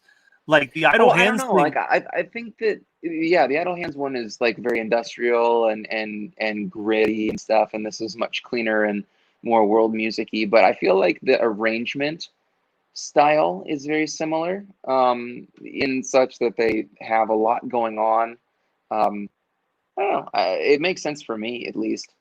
I'm looking at, because this is always fun to take a peek at, I'm looking at what else they scored. And there's a couple horror movie night ones in here. They did the score for the Psycho 4 The Beginning TV movie. Thanks, Brian. They did Child's Play 2. They did People Under the Stairs. They did Hand That Rocks the Cradle. They did Boxing Helena. Ghost in the Machine, which Boxing I've never. Helena is so bad. Yeah, it's a very Ghost in the uncomfortable Machine, movie. the anime one from the 90s. No. That's Ghost in the Shell. Ghost in the Machine, which is literally Ghost in the Shell. I've never seen Ghost in the Machine, but I remember this trailer distinctly. And it's like similar to Shocker, where it's like serial killer, now a ghost possessing like different things. And I'm pretty sure the trailer shows someone getting killed by a hand dryer in the men's bathroom. Ghost in the Machine. Yeah. Let me take a look. I feel like I had to have seen that shit. About a deceased serial killer with artificial computer intelligence. Starring Karen I remember Allen. the cover. Oh, I have that. I have a VHS copy of that in the basement, I think. If anybody wants to buy that. I that's been like on the list of like one day I'll watch this. They did the soundtrack. Karen Allen is in it. Yeah, they did the soundtrack for The Crow. They did the Street Fighter soundtrack, Tank Girl, Mighty Morphin Power Rangers the movie. Let's see what else. From Dusk Till Dawn soundtrack, the Crow City of Angels soundtrack, the Spawn soundtrack. Man, we've covered more of this person's soundtrack than I thought. Bride of Chucky, Idle Hands. Oh, Buddy Boy. I thought that was Bubble Boy. And I've tried to get Bubble Boy on a Patreon episode before, and got denied. You know, Freddy versus Jason. While I'm thinking about it, man, I'm putting that back on my Patreon list. I think that I took it off after it lost twice. The Ruins. They did the soundtrack for The Ruins. One of my least favorite movies of our first year. Watched. Yeah, but so I was checking to see if there's any songs that didn't make it onto the soundtrack. I only found two. I found, also in reference to Ghost in the Machine, Chris Robinson says it's tight, and Logan Pop says that he'll buy it. I feel so bad taking Logan's money. He bought like 2 T-shirts, and poor guy. So the only 2 songs that are on the IMDb soundtrack list that aren't on the actual soundtrack is a song called "Fallen" by Connie Francis. Connie Francis. That's Listen what, to learn. I mean, I feel like that had to be like some retro record. So I'm trying to remember when they were listening to like an old record. Remember when Feruza's mom when they get the settlement from her stepdad dying, it's when they buy that condo and all the girls come over, and her mom's like, when I was a little girl, all I wanted was a jukebox that only played Connie Francis records. And one of the girls says, "Who's Connie Francis?" And the mom goes, "Oh, girl, listen and learn." And I didn't know who Connie Francis was in 1996 or whatever when this movie came out. But I'll tell you what, Connie Francis is phenomenal. She's very much like a she's like a 50s crooner. Yeah, like a traditional country crooner, and she's very much like oh god, we just discussed Walking After Midnight, Patsy Cline. Patsy Cline, yeah. She and Patsy Cline were like very similar. They were in the same time period. Although I feel like Connie Francis was a little more upbeat because Patsy Cline was much. I think that she was more womanized than Connie Francis, if that makes sense. I think that's fair. Also, just want to give a shout out to Lauren Longbottom, the first person to email us a receipt for their donation to Scares That Care. Guys, as much as we love doing this and we're having a blast and it's making it feel at least a semi pang of normalcy this Halloween, just talking with friends about horror movies, don't forget that we are trying to do this for a great cause. So go and hit up scaresthatcare.org/donate-now and make sure that after you make a donation, you go ahead and send your receipt to us at hmnpodcast@gmail.com. And at the end of the night, we will pick a winner for a prize. Thank you again, Lauren, for your donation. So Tom's comment, he said that the movie is kind of bad when you take off nostalgia goggles, and I don't necessarily agree. Like it's not like I mean, Tom, why don't you post a comment explaining what you think is bad about it, because I think it's a fun movie. Like I liked it in the 90s, and so I don't really feel like it was, like it's not nostalgia because I was jazzed about it. I was into it when it was, current. I think that it's cool because it's got witches, it's got, strong women. It's basically, I think that it actually fits it passes the Bechdel test because they talk about themselves without talking about a man a number of times. I don't know if the whole movie passes muster, but because like Robin Tunney's character is kind of fucked up over Skeet Ulrich, and I think that it's cool too because it shows how evil like toxic masculinity can be, well, maybe one day we'll do a full episode on it, but it's a stronger, I would say that of that era, I think it's a good movie. And I think if we're talking about like taking off nostalgic goggles, it's a far stronger movie than say, I Know What You Did Last Summer, which I loved. And then I remember when we did an episode of it, like, I remember feeling very like, oh, this is not as good as I'm liking this because it's reminding me of watching it as a kid, but it's not a good movie. But I don't feel that way about The Craft. I think The Craft is a good movie, and if I had discovered it in my 30s, I would have loved it just as much as discovering it in my preteens. Yeah. I mean, and the biggest thing that I can give to I Know What You Did Last Summer, which is a bad movie, it's arguably the worst of the slashers from that era. It's a weak film. The kills are lame. The acting's bad. The plot's bad. The script's bad. The pacing sucks ass. It's got a great soundtrack though.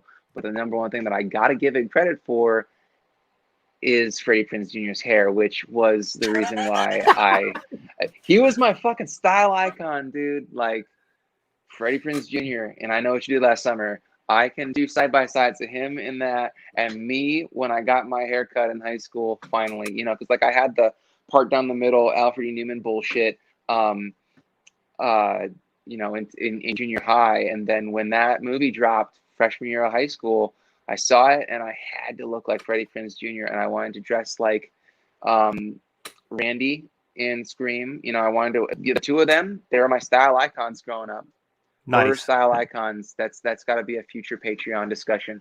I think that I may be the only one to talk because Matt's style icons were like the fucking Aquabats, and Brian's was cocaine. But Dude, if you could see, I'm sure I can find it. There is like a shirt that Brian wore in high school that is like a 3XL shirt of Notorious B.I.G. and he would wear it on a regular basis. Like he was all about shirts that like went down to his kneecaps.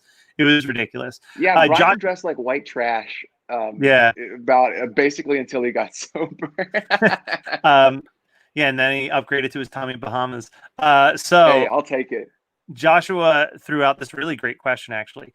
He said, curious if you can chat about your personal thoughts on the philosophy of soundtracking. Listening to you chat about the craft soundtrack makes me realize that you're right. The songs aren't great on their own, but I love how they work within the context of the film. What makes a great soundtrack when it stands alone from the film?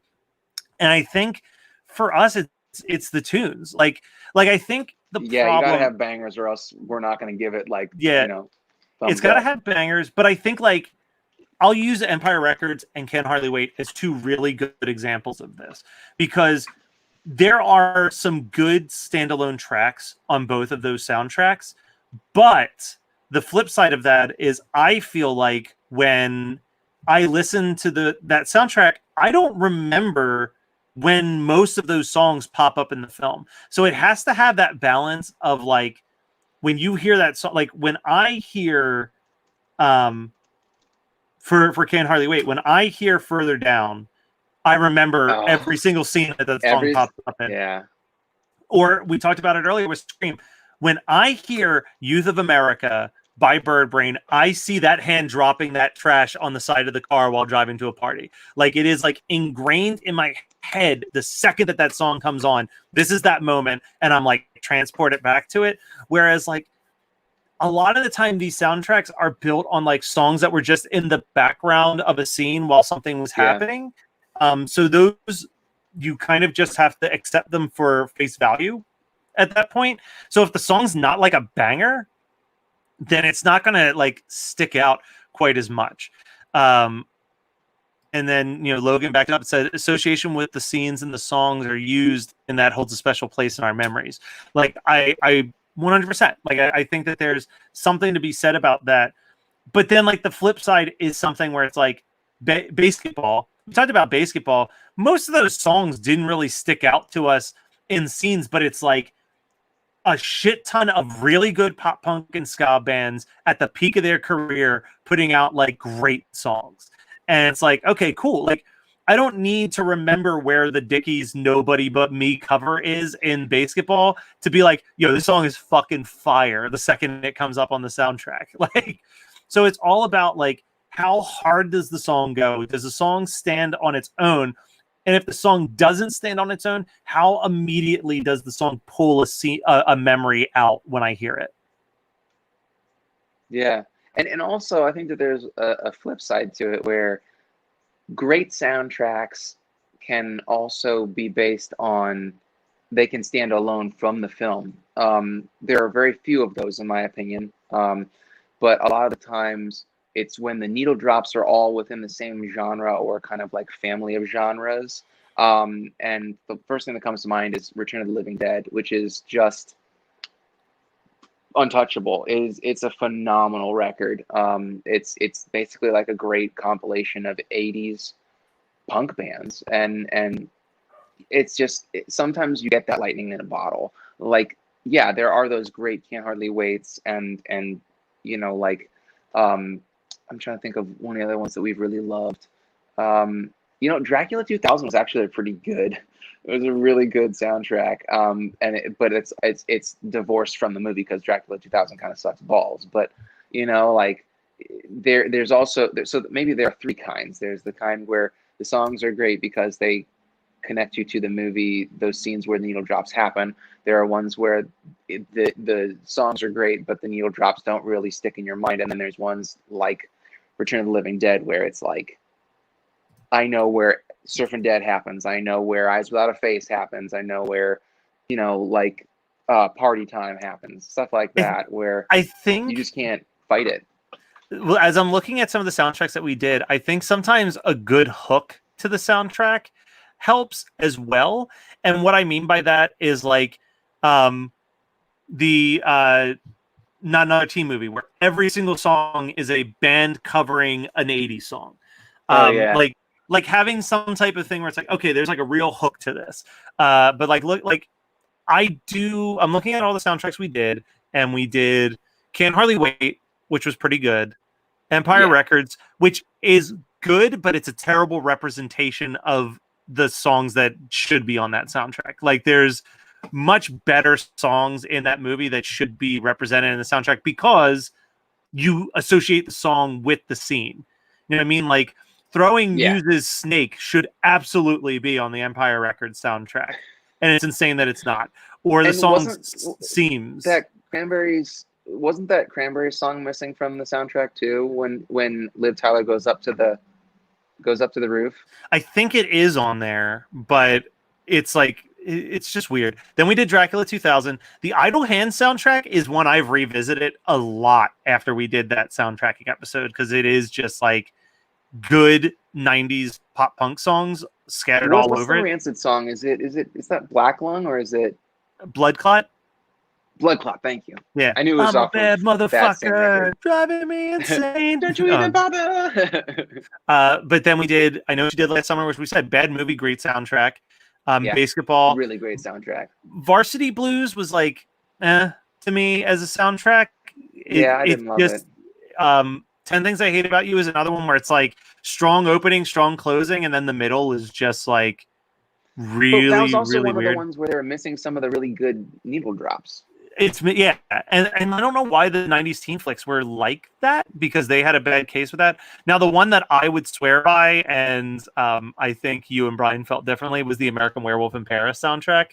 I mean, I love that soundtrack. That soundtrack's just. It just has a lot of bullshit filler, in my opinion. You know, it's an okay. I mean, I think the movie is better. The movie is better than the soundtrack. Whereas a lot of when we do these, it's like, is the soundtrack better than the movie? You know, it's the kind of the question. And I mean, I would say with The Craft, like the movie is way better than the soundtrack. Yeah, and a few notes that people have thrown up here. Lauren Michelle Buck said, my favorite song drop is the opening. Song drop is the opening scene of Bride of Chucky.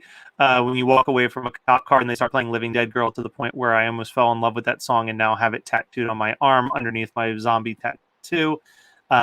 Chris Robertson, who just donated to Scares That Care. Thank you so much, Chris, helping a good cause. Said Dracula 2000 and Queen of Damned movies are trash, but soundtracks kill. And then Logan throwing this out there, not horror movies, but almost every perfect soundtrack are John Hughes movies.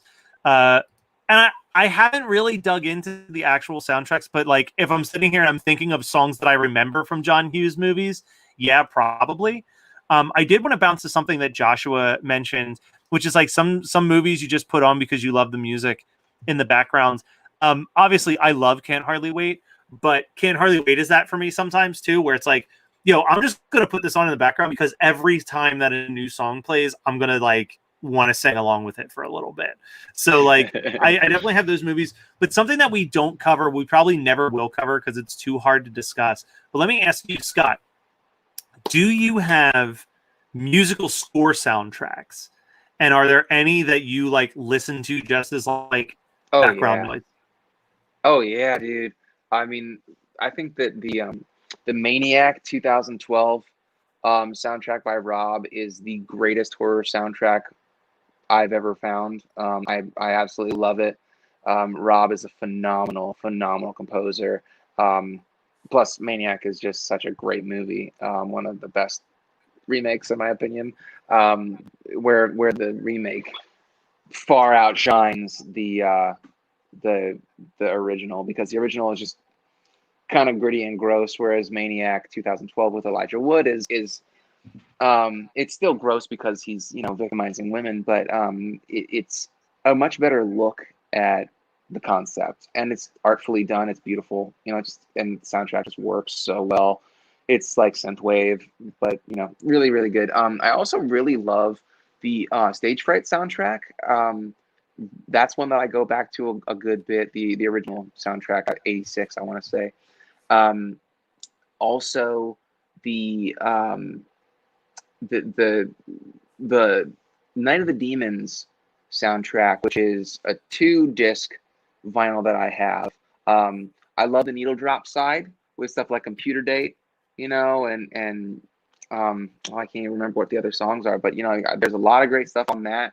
But then the orchestral side is fantastic. I mean, and that's really good. The last one I want to mention though is Chopping Mall. Obviously, gotta give a shout out to my boy Chuck Serino. Chopping Mall is probably has the best theme of any 80s horror movie, like the Chopping Mall theme. And you'll be seeing me play that in a couple hours. About an 'cause hour. That's definitely Yeah. that's definitely happening when I do my live set. So for me, I just started getting into like wanting to buy musical scores for certain movies that I love.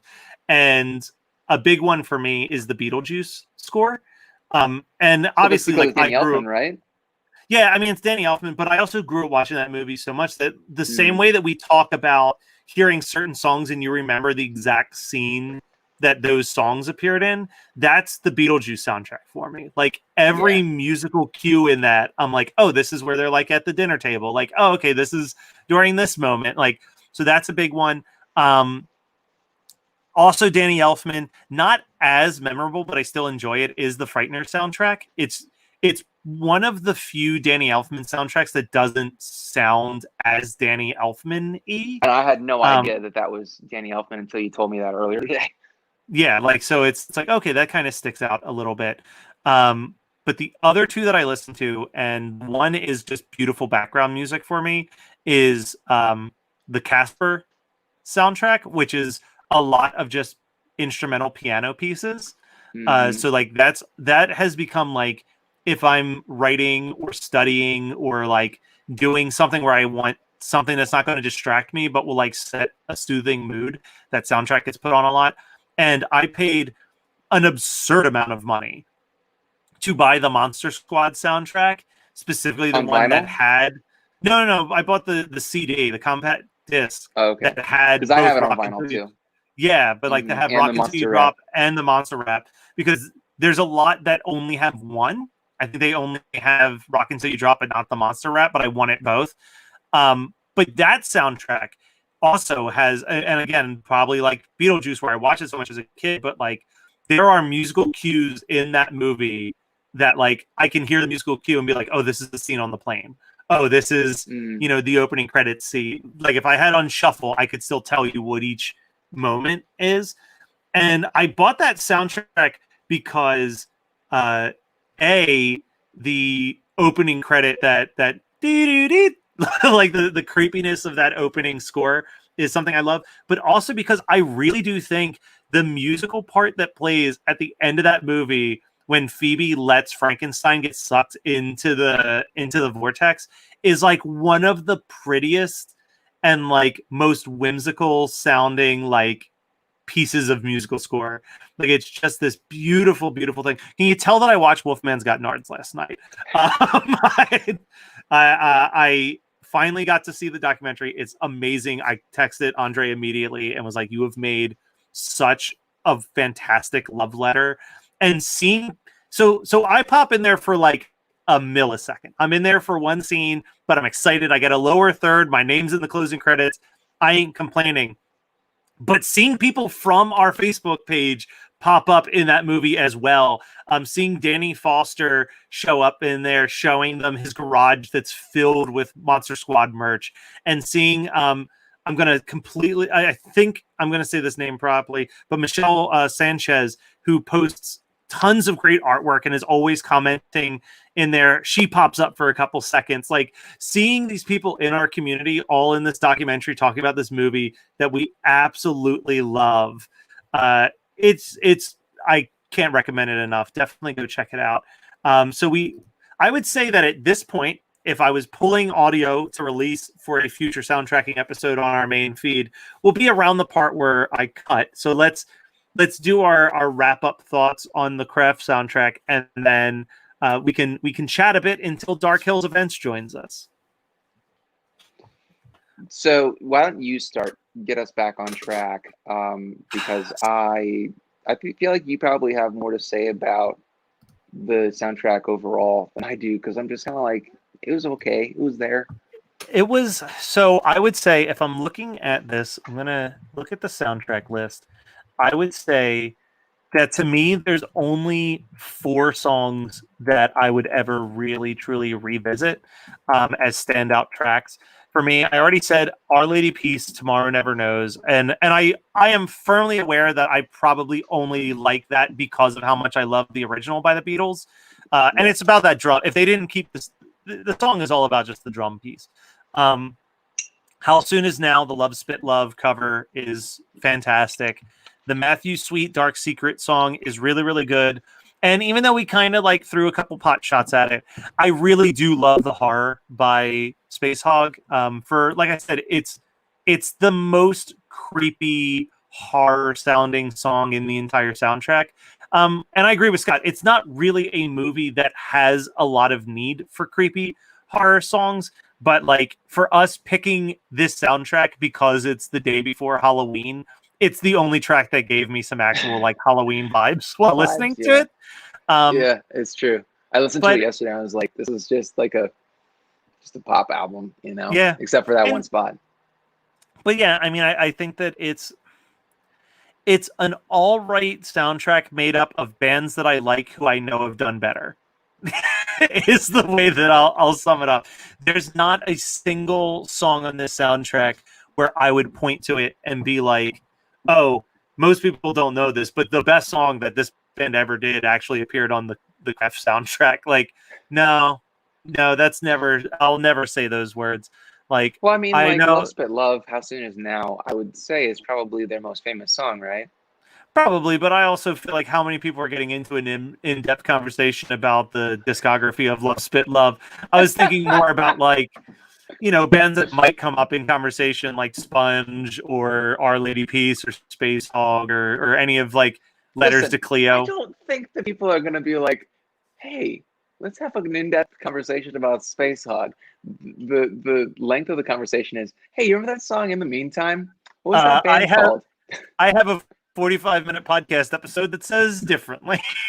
Yeah, with someone who is knowledgeable and who Not really. like, did we research. went into that knowing really nothing about Space Hog, and then the funniest thing was that Chris's bandmate, not from Punchline, but from his band Another Cheetah, picked Space Hog, and the manager of Punchline, this guy Jim, is such a big Space Hog fan that his license plate was Space Hog, and he was That's so embarrassing. upset. He was so upset that someone was talking about Space Hog besides him that as an olive branch, I sent him the episode in advance, and then he recorded a like stinger for the end of it, telling us all the Space Hog tips and information that we completely missed out on when recording our Space Hog episode.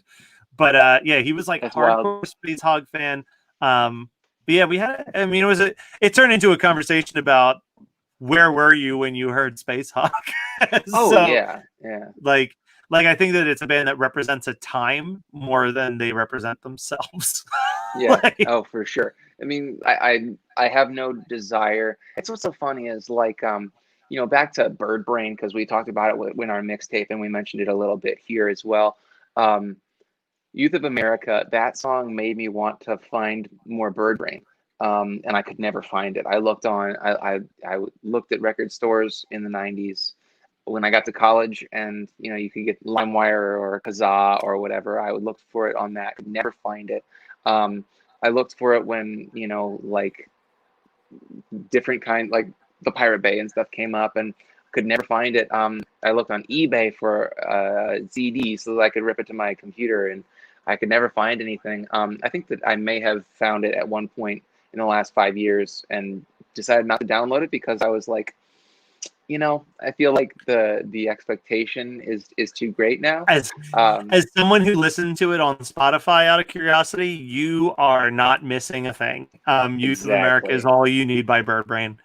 Not Yeah, that they but were that's- bad, but they were just generic and forgettable. Like that there's song no was like their secret hit. banger. Yeah. Yeah, but that's what I feel like. It's one of those things where Youth of America was so good that Bird Brain made me want to go listen to more. Or Youth of America was so good that I wanted to go listen to more Bird Brain. Whereas with Space Hog, I love in the meantime, but not in the sense where I was like, I really want to go find out what else Space Hog has done. Same with like Flagpole Sitta and See, now I would say that I mean, I know as, Harvey like, Danger the- is a little different because you sent me the rest of the Harvey Danger stuff. Yeah, Harvey Danger stuff. But I never sought it out. Yeah, Harvey Danger is one of those interesting bands, and we did a really, really nice episode about it on One Hit Thunder. But like, Harvey Danger's an interesting band when you think about the song "Flagpole Sitta" specifically, and realize that all of the dudes in Harvey Danger were music critics growing up in Seattle at the time that grunge music came out, and that the album itself is almost this like very snarky, sarcastic look at like what they thought was a very good idea in the 90s, and then all of these bands from the rest of the United States being like, I'm gonna play grunge, and it being like this watered down version of like something that they held very dear to themselves. So like thinking about that and then really reading the lyrics to Flagpole Sitta, it's like, oh my god, this is such a snarky song about like the Generation X attitude and like how, something that started in earnest became a branding and marketing ploy. Like the I want to pierce my tongue, it doesn't hurt, it feels fine, like just stuff like that. I would agree with like doing deep dives into a lot of these bands that had like a song. For the most part, it's better that they're forgotten, but like at least have a whole podcast about this. Yeah, but at least like Bird Brain, like if you're gonna be known for something, at least it's an original song. Like imagine being like, was the Kula Shaker, where like your biggest song is a cover of Deep Purple.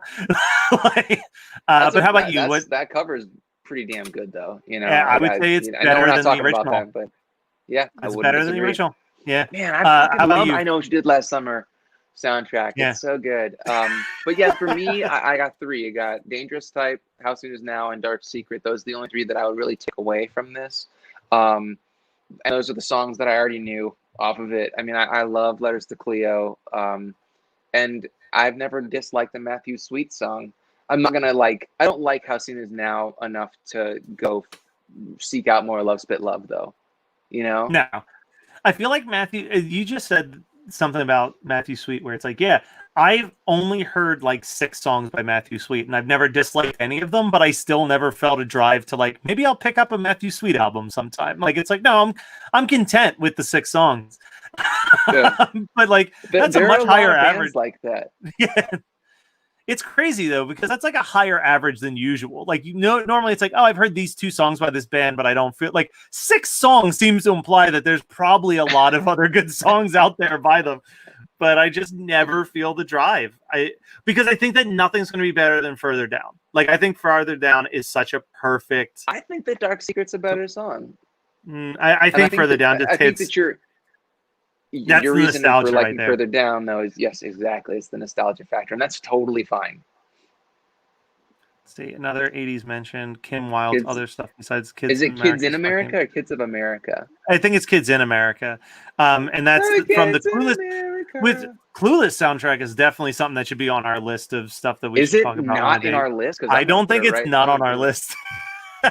Let me check. You don't think it's not? Sorry, I don't think it's on our list. Hey, you know what? While we're just killing time, I'm putting it on right now. Yeah, let's take a look. So the soundtracking list right now of soundtracks we've considered picking, and like, let's let you guys in the comments let us know if there's any other ones that. Oh, I'm about to add one because I just thought of something. But we've got American Pie 2, Clueless, Spawn, Shocker, Clerks, Mallrats, The Crow 2, City of Angels, Escape from LA soundtrack, the Super Troopers soundtrack, The Matrix, Jay and Silent Bob Strike Back, the Transformers movie soundtrack, the Snow Day soundtrack, the first Crow soundtrack, and I'm about to add in the Faculty soundtrack because I can't believe we haven't covered the Faculty. Yeah, I mean that's our bread and butter right there. We also haven't done an episode on the Faculty because September has always been. There's a reason why. September has always been listener submitted month, and that movie takes place in September. So I've never picked it. So there you go, listeners, if you ever want to actually get your movie picked for Listener Submitted Month, The Faculty is a big freebie that we're waiting for. Hell yeah, dude. Make us proud. Make us not hate the fact that we do Listener Submitted Month and have to watch 4 shit movies that we didn't get to pick, you know? Yeah. I was thinking about this when we were talking about The Craft and now talking about The Faculty. And I think that as I think about, like, you know, we're in year 6. We're not even entering year 6. It's officially year 6 for the podcast. The way that we pick movies, and for a long time, we were kind of like, not saying that like the obscure was our bread and butter, but like we were definitely trying to shy away from like more mainstream stuff. But I think the difference is like, if we did something like The Faculty or The Craft, we'd have a ton of stuff to say. Like, we like have like nostalgia tied to it. There's like stuff worth examining, and you can still have fun with those movies because there's like an element of cheese factor underneath the skin of all of them. But then like something like the original Nightmare on Elm Street or the original Texas Chainsaw Massacre, it's like, what's the point? Like I would never want us to talk about every other podcast has discussed those, you know, like it's and there's it's a tightrope that we have to walk. It's a tightrope, but I also think it's like those movies are too good for us. You know what I mean? Like there's no hot new take that we have on like Jaws, Texas Chainsaw Massacre, Nightmare on Elm Street. Now, do I think we could have fun with like the original Friday the 13th? Maybe, but we definitely couldn't have fun with the original Halloween. Like, again, it's like it's too well made. We couldn't have fun with the original Psycho. Like they're too well made. But I think that there are select films where it's like, you know what? Fuck it. Let's give it a shot. Let's see what happens. So we're gonna jump into the next segment a little bit early. Because we're going to talk to our buddy Joey. Joey's on the camera. I don't think that he hears us. He's just staring in the distance. Hey, Joey, guys, can you guys hear me? Remember that movie Insidious where the creepy kids are in the videos? That's Joey right now. Hello. Hey. Let's give it a shot. Let's see what happens. You can hear us. Sorry, I can't hear you guys. We can't hear you, bud. Yeah, we need headphones. Microphone. Give me a second here. I was like, I'm going to pull you out. Headphones would help. In the private chat, and I'll shoot him a personal one. You know, honestly, we're almost 3.5 hours in and have had almost no technical difficulties. So fingers crossed that the next, 13 hours are. Well, and this is where it gets scary because I'm going to be off camera. Well, it's scary for me as a control freak, but probably a big plus for everybody else is this beautiful John Lovitz in his 20s mug is going to be off camera for an hour, getting some lunch and building a Spotify playlist for all y'all. So stay tuned for that. So I'll be gone until we do our earliest. What's up? I was going to say, we've been on for almost 3.5 hours and neither of us have peed. Can you imagine how many bottles Brian would have around us if he was on? Circle. There was a moment where I was going to throw you up on the camera so I could run to the bathroom, but I figured I could hold it for the hour. You can hold it. You can hold it. Oh, I did. I've You're already gotten over that. And you know what, Joshua, thank you for bringing that up. While we're waiting for Joey to get connected and get hooked up here, at 9 p.m. we're going to be doing the Fright School Live. That's Eastern Standard Time. Josh and his co-host Joe are going to be talking about the newest Craft movie and the newest Witches remake. And they're going to be having a guest who is a Wiccan joining them to give a bunch of insight on accuracy throughout those movies. Yeah, so it should be a very fun 2020. Yeah. Ooh, Jackie just threw in that we should consider the Romeo plus Juliet 1996 soundtrack. That does have a couple bangers on it. Say no. It's got Love Fool by the Cardigans. That was the big single. And that was something I was thinking about with this particular soundtrack is you know, this was the prime time for them releasing singles to promote the soundtracks. I don't remember, was that How Soon Is Now the single? Because I don't remember there being a Kraft Excuse me. single. Kraft singles. Son of a bitch. But yeah, no, it's, dude, I love that there's so much conversation going on about everything that we've been doing, but I just happened to check my Facebook and it's like over 10 notifications, and I'm like, that's just That too always much. makes you feel so good when you're like, when it says 9+ on your mobile app. I woke up this morning after posting a thing for Picked where I don't know if you saw it, but I'm doing these Thanksgiving loaves, and I woke up to some positivity and some pre-orders, and it was cool. I think that Orange County used to be on our soundtracking list. Did it? I'm putting it on there now because what If a movie. it wasn't, maybe that was on my Patreon watch. It was a list Patreon suggestions. list for Yeah, sure. It that's was what it definitely was. a Patreon list. All right, Well, let's just do it see. as a soundtracking instead of a Patreon. Yeah. All right, take two. Joey, can you hear us? I can hear you, and I apologize. There we go. You. Sorry for being a deer in headlights for a couple seconds. Now, real quick, is it just you jumping in, or is there going to be a few other people from Dark Horse Events joining us for the story time? Yeah, a couple of Dark Horse Events. Look, they're a good comic company. All right, Dark Horse Comics gave us Aliens, Predator, Aliens versus Predator, Aliens versus Batman, Predator versus Batman, Aliens versus Predator versus Batman. All the good stuff, guys. Okay. For that comment, I'm going to send you some Aliens comic books that I have. I'll take them. So it'll be a couple other people from Dark Hills Events. They will be hopping on. It's the middle of the day, and some of us have day jobs. How dare you? Luckily, I'm one of those guys who's like 3-day Halloween weekend, absolutely taken off, right? Yeah, same. Absolutely.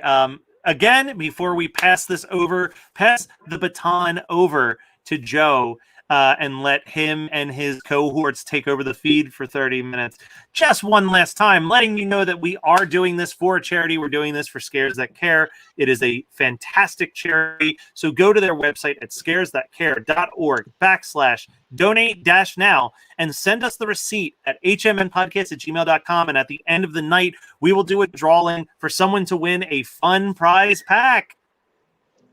But Joey, how about you give people a little bit of a heads up on what's about to happen on the stream for the next half hour, and Scott and I will dip out for a little bit. Thank you, ladies and gentlemen and boils and ghouls and everybody in between. We are going to be reading some of your favorite Halloween scary stories, or at least my favorite. Hopefully they're your favorite as well. A few of my friends from Dark Hills Events are going to be dipping in and out with a few of their own favorites. But I am going to start us all off with, and it's Mary. Speaking of additional friends, yes. I exist. We have Mary, and coming in is Christina. The whole Dark Hills gang is here. And we are going to be reading some of your favorite scary stories. But not to keep you waiting too long, we're going to start our half-hour session of horror with some classic scary stories, as retold by Alvin Schwartz and terrifyingly illustrated by Stephen Gamble. Now, I bet you guys are expecting me to read The Big Toe, right? Well, I'm going to choose another variant that is an absolute favorite of mine, and this is Me, Ty Doty Walker. There was a haunted house where every night a bloody head fell down the chimney. At least, that's what people said. So nobody would stay there overnight.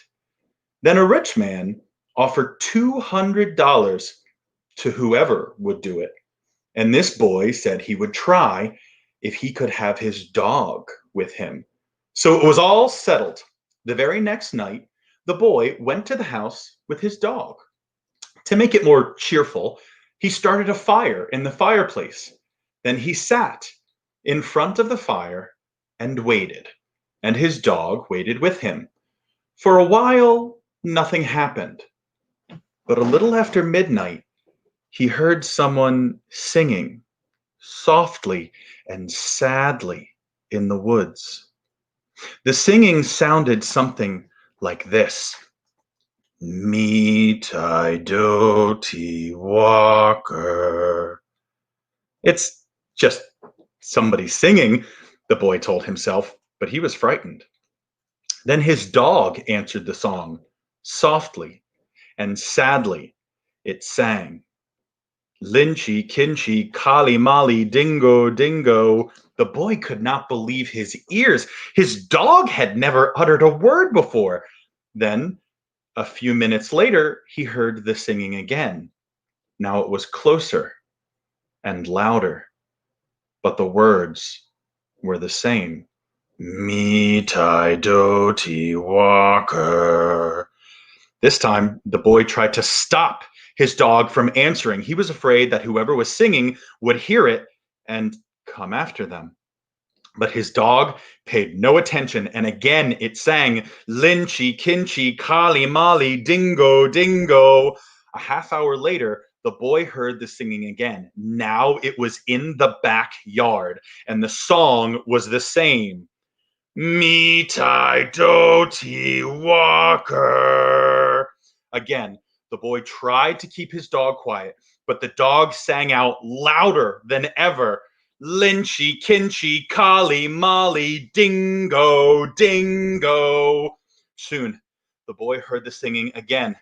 Now, it was coming down the chimney. Meet I doty walker. The dog sang right back. Lynchy, Kinchy, Kali Mali, Dingo, Dingo. Suddenly, a bloody head fell out of the chimney.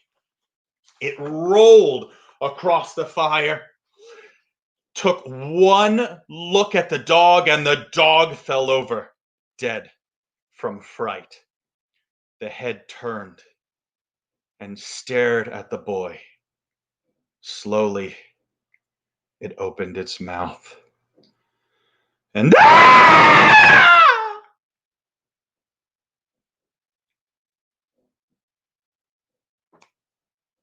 Mary, would you like to take over with your tale of choice? Absolutely. By the way, that was a fantastic scream, and I had a lot of fun listening to you Thank you recite so that much. story. I learned it from Mark Patton, all right? It's a good person to learn it from. All right, so today I will be reading H.P. Lovecraft's Dagon for beginning readers. So we're going to do this a little bit storybook style, and hopefully you guys can see some of the large illustrations. If not, let me know. I'll try to get them closer to the camera for you. But this is, hold on, H.P. Lovecraft's Dagon for beginning readers.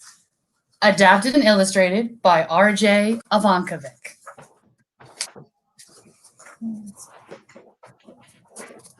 I'm recording these words under some mental strain. I've run out of the drug that was calming my brain. By the end of tonight, I will surely be dead. Maybe then I'll escape all the things in my head. Though I've tried to forget it, I want you to know why I'd leap from this room to the street down below. All my troubles began one particular trip when I supervised goods on a small merchant ship. As we crossed the Pacific, unbroken and blue, we were sailing that ocean where sailed but a few. In a stroke of misfortune we couldn't ignore, We crossed paths with a ship from the Kaiser's Great War.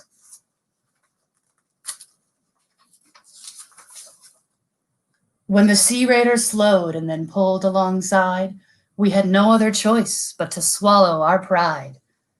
We surrendered ourselves and our ship as a prize. But I began to steal water and other supplies. After just a few days, having kept out of sight, I escaped in a boat in the midst of the night. I assumed I would surely be picked up once more, or be carried on currents to some distant shore. But with no navigator to show me the way, the equator was northward, was all I could say. After many long days, with no rescue in sight, I began to lose hope and had nightmares at night.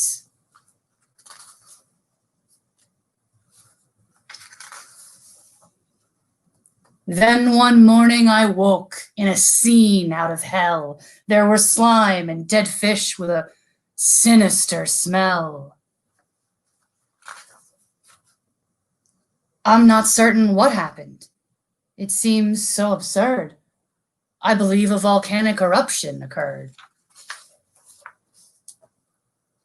When the hellish black mire rose up from the deep, I'd been thrown from the boat without breaking my sleep.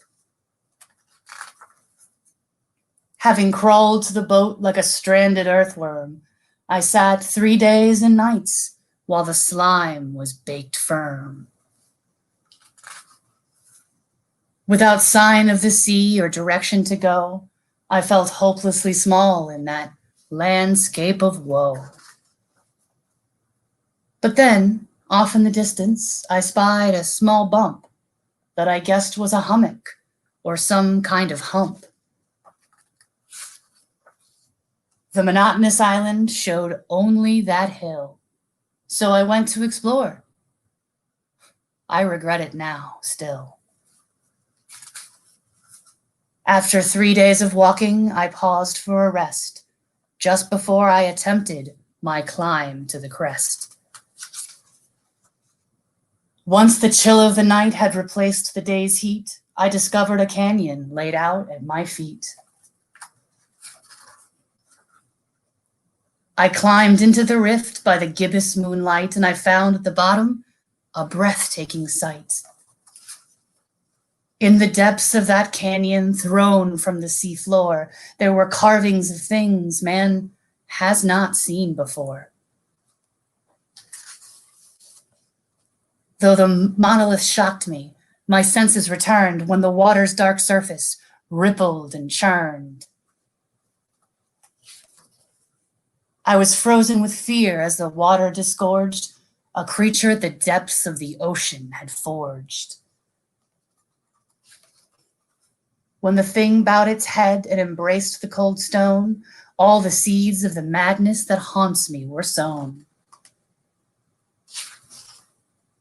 When it uttered a sound from the back of its throat, I succumbed to a panic and fled to the boat. Though I tried singing songs to forget what I'd learned, I'm not sure I was sane by the time I'd returned. I got into the boat and I lay on the floor. I heard many strange sounds. I recall nothing more.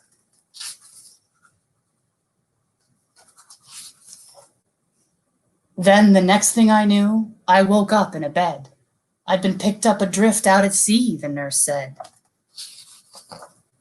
I consulted an expert to share what I'd seen. He had no expertise about where I had been. So a last word of warning for what it is worth. When the monsters arise, they will conquer the earth. Now I've run out of time, and I can tell you no more, as the creature's outside and just thumped on my door. It has followed me here, undersea and on land, in an effort to catch me. My goodness, that hand! I will not let it find me, of that I've no doubt. Though the window presents me my only way out.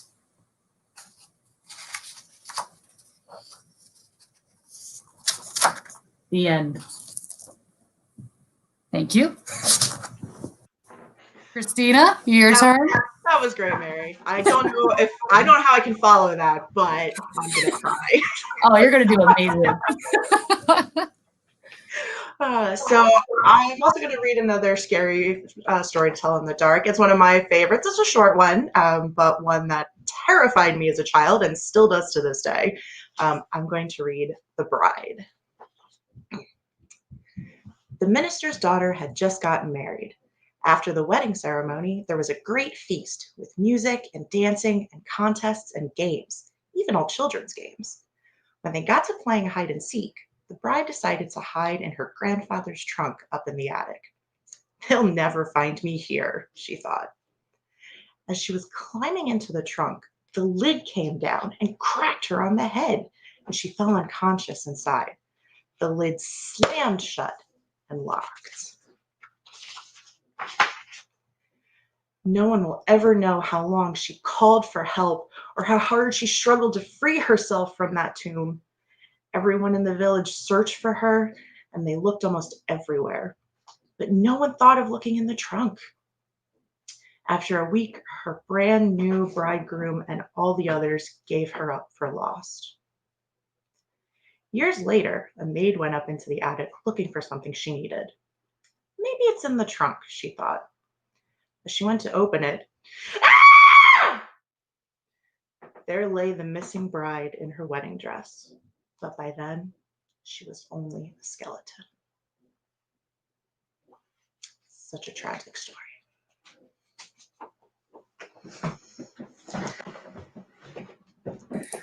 That scream was also fantastic. Did you learn that from Mark Patton too? A little bit, but I think Joe definitely does it better. I don't know. That one made me jump. The beauty of scary stories to tell in the dark is that so many of the stories have lovely, screamable moments. I know. I'm a little jealous because the story I picked didn't have a screamable moment, and I almost added one at the end, but then I was like, no. Mine got to rhyme. I'll take it. I am going to be doing another short, scary story to tell in the dark. I'm going to do this one as a palate cleanser, and then I'm going to do a little bit of a longer one. This one is a favorite, and guys, true story.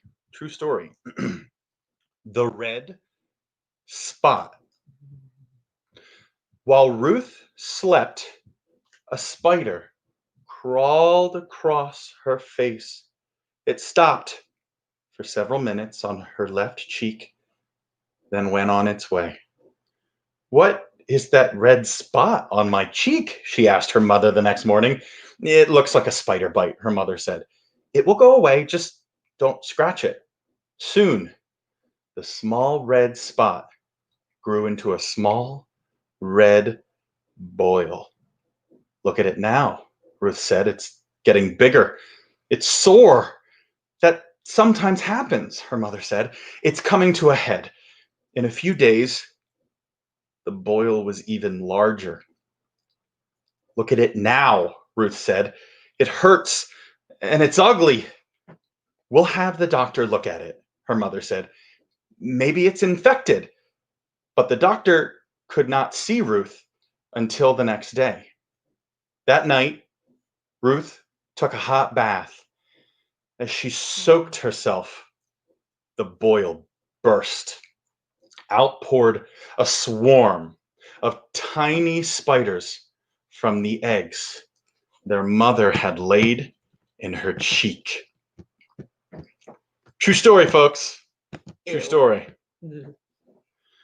Now, I would like, if I may, take you on a more classic journey.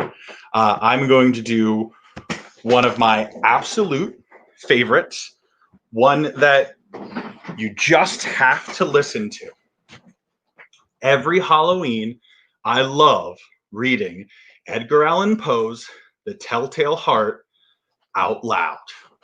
So without further ado, Edgar Allan Poe's The Telltale Heart. True. Nervous. Very, very dreadfully nervous. I had been and am, but why will you say that I am mad? The disease had sharpened my senses, not destroyed, not dulled them. Above all was the sense of hearing acute.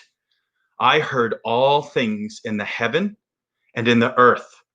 I heard many things in hell. How then am I mad? Hearken and observe how healthily, how calmly I can tell you the whole story. It is impossible to say how first the idea entered my brain, but once conceived, it haunted me day and night. Object, there was none. Passion, there was none. I loved the old man. He had never wronged me. He had never given me insult. For his gold, I had no desire. I think it was his eye. Yes, it was this. He had the eye of a vulture, a pale blue eye with a film over it. Whenever it fell upon me, my blood ran cold, and so by degrees, very gradually, I made up my mind to take the life of this old man, and thus rid myself of the eye forever. Now, this is the point. You fancy me mad. Madmen know nothing, but you should have seen me. You should have seen how wisely I proceeded, with what caution, with what foresight, with what dissimulation I went to work. I was never kinder to the old man than during the whole week before I killed him. And every night, about midnight, I turned the latch of his door and opened it, oh, so gently. And then, when I had made an opening sufficient for my head, I put in a dark lantern, all closed that no light shone out. And then I thrust in my head. Oh, you would have laughed to see how cunningly I thrust it in. I moved it slowly, very, very slowly, so that I might not disturb the old man's sleep. It took me an hour to place my whole head within the opening so far that I could see him as he lay upon his bed. Ha! Would a man have been so wise as this? And then, when my head was well in the room, I undid the lantern cautiously. Oh, so cautiously, for the hinges creaked. I undid it just so much that a single thin ray fell upon the vulture eye. And this I did for 7 long nights, every night just at midnight. But I found the eye always closed, and so it was impossible to do the work. For it was not the old man who vexed me, but his evil eye.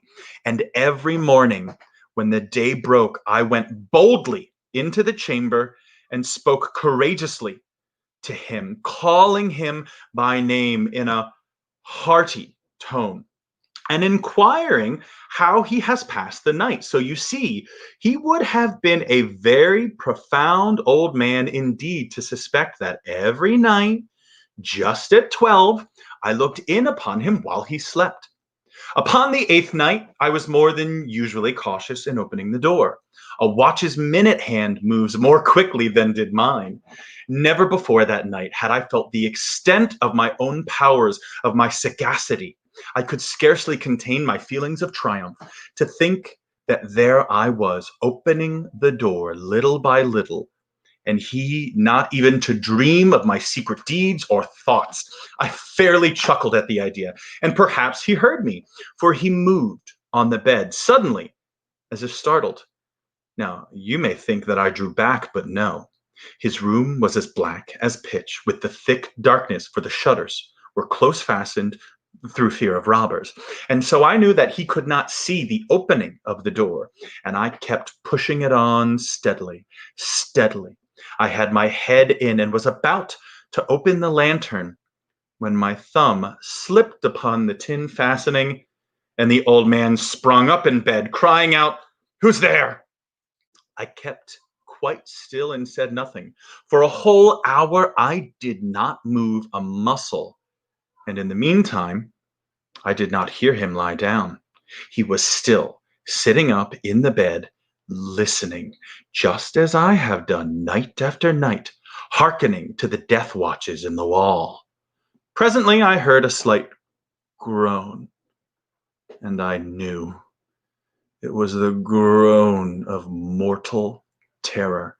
It was not a groan of pain or of grief. Oh, no. It was the low, stifled sound that arises from the bottom of the soul when overcharged with awe. Oh, I knew the sound well. Many a night, just at midnight, when all the world slept, it has welled up from my own bosom, deepening with its dreadful echo the terrors that distracted me. I say I knew it well. I knew what the old man felt and pitied him. Although I chuckled at heart, I knew that he had been lying awake ever since the first slight noise. When he had turned in the bed, his fears had been ever since growing upon him. He had been trying to fancy them causeless, but could not. He had been saying to himself, "It is nothing but the wind in the chimney. It is only a mouse crossing the floor, or it is merely a cricket which has made a single chirp." Yes, he had been trying to comfort himself with these suppositions, but he had found all in vain because death, in approaching him, had stalked with his black shadow before him and enveloped the victim. And it was the mournful influence of the unperceived shadow that caused him to feel, although he neither saw nor heard, to feel the presence of my head within the room. When I had waited a long time, very patiently, without hearing him lie down, I resolved to open a very, very little crevice in the lantern. So I opened it. You cannot imagine how stealthily, until at length a simple dim ray, like the thread of the spider, shot from out the crevice and fell full upon the vulture eye. It was open, wide, wide open, and I grew furious as I gazed upon it. I saw it with perfect distinctness, all a dull blue, with a hideous veil over it that chilled the very marrow in my bones. But I could see nothing else of the old man's face or person, for I had directed the ray, as if by instinct, precisely upon the damned spot. And I have not told you that what you mistake for madness is but over acuteness of the sense. Now, I say there came to my ears a low, dull, quick sound, such as a watch makes when enveloped in cotton. I knew that sound well, too. It was the beating of the old man's heart. It increased my fury as the beating of a drum stimulates the soldier into courage. But even yet, I refrained and kept still. I scarcely breathed. I held the lantern motionless. I tried how steadily I could maintain the ray upon the eye. Meantime, the hellish tattoo of the heart increased. It grew quicker and quicker and louder every instant. The old man's terror must have been extreme. It grew louder, I say, louder every moment. Do you mark me well? I have told you that I am nervous, so I am. And now at the dead hour of the night, amid the dreadful silence of that old house, so strange a noise as this excited me to uncontrollable terror. Yet for some minutes longer I refrained and stood still. But the beating grew louder. I thought the heart must burst. And now a very new anxiety seized me. The sound would be heard by a neighbor. The old man's hour had come. With a loud yell, I threw open the lantern and leapt into the room. He shrieked once only. In an instant, I dragged him to the floor and pulled the heavy bed over him. I then smiled gaily to find the deed so far done. But for many minutes, the heart beat on with a muffled sound. This, however, did not vex me. It would not be heard through the wall. At length, it ceased. The old man was dead. I removed the bed and examined the corpse. Yet he was stone dead. I placed my hand upon the heart and held it there many minutes. There was no pulsation. He was stone dead. His eye would trouble me no more. If still you think me mad, you will think so no longer when I describe the wise precautions I took for the concealment of the body. The night waned, and I worked hastily, but in silence. First of all, I dismembered the corpse. I cut off the head and the arms and the legs. I then took up 3 planks from the flooring of the chamber and deposited all between the scantlings. I then replaced the boards so cleverly, so cunningly, that no human eye, not even his, could have detected anything wrong. There was nothing to wash out, no stain of any kind, no blood spot, whatever. I had been too wary for that. A tub had caught all. When I made an end of these labors, it was 4 o'clock, still dark as midnight. As the bell sounded the hour, there came a knocking at the street door. I went down to open it with a light heart, for what had I to fear now? There entered 3 men, who introduced themselves with perfect suavity as officers of the police. A shriek had been heard by a neighbor during the night. Suspicion of foul play had been aroused. Information had been lodged at the police office, and they, the officers, had been deputed to search the premises. I smiled, for what had I to fear? I bade the gentleman welcome. The shriek, I said, was my own in a dream. The old man I mentioned was absent in the country. I took my visitors all over the house. I bade them search well. I led them at length to his chamber. I showed them his treasures, secure, undisturbed. In the enthusiasm of my confidence, I brought chairs into the room and desired them here to rest from their fatigues, while I myself, in the wild audacity of my perfect triumph, placed my own seat upon the very spot beneath which reposed the corpse of the victim. The officers were satisfied. My manner had convinced them I was singularly at ease. They sat, and while I answered cheerily, they chatted of familiar things, but ere long, I felt myself getting pale and wished them gone. My head ached, and I fancied a ringing in my ears, but still, they sat and still chatted. The ringing became more distinct. It continued and became more distinct. I talked more freely to get rid of the feeling, but it continued and gained definiteness until at length I found that the noise was not within my ears. No doubt. I now grew very pale, but I talked more fluently and with a heightened voice, yet the sound increased. And what could I do? It was a low, dull, quick sound. Much such a sound as a watch makes when enveloped in cotton.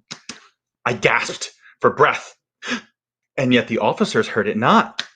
I talked more quickly, more vehemently, but the noise steadily increased. I arose and argued about trifles in a high key and with violent gesticulations, but the noise steadily increased.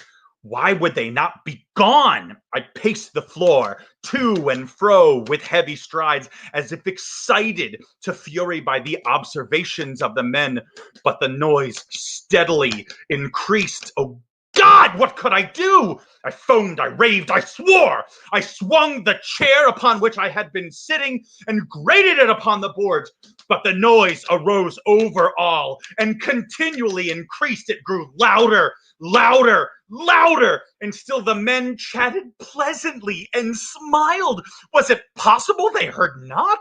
Almighty God, no. They heard. They suspected, they knew, they were making a mockery of my horror. This I thought, and this I think, but anything was better than this agony. Anything was more tolerable than this derision. I could bear those hypocritical smiles no longer. I felt that I must scream or die, and now again, hark! Louder! Louder! Louder! Louder! Villains! I shrieked, dissemble! No more! I admit the deed! Tear up the planks! Here! Here! It is the beating of the hideous heart! I think we have time for one more short story. Do you want to do one, Christina? I think it would be wonderful, Christina, if you took us out with The Girl Who Stood on a Grave.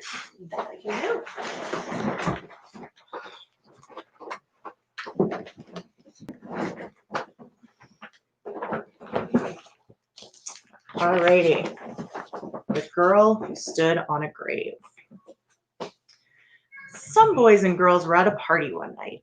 There was a graveyard down the street, and they were talking about how scary it was. "Don't ever stand on a grave after dark," one of the boys said. "The person inside will grab you. He'll pull you under." "That's not true," one of the girls said. "It's just a superstition." "I'll give you $1 if you stand on a grave," said the boy. "The grave doesn't scare me," said the girl. "I'll do it right now." The boy handed her his knife. "Stick this knife in one of the graves," he said. Then we'll know you were there." The graveyard was filled with shadows and was as quiet as death.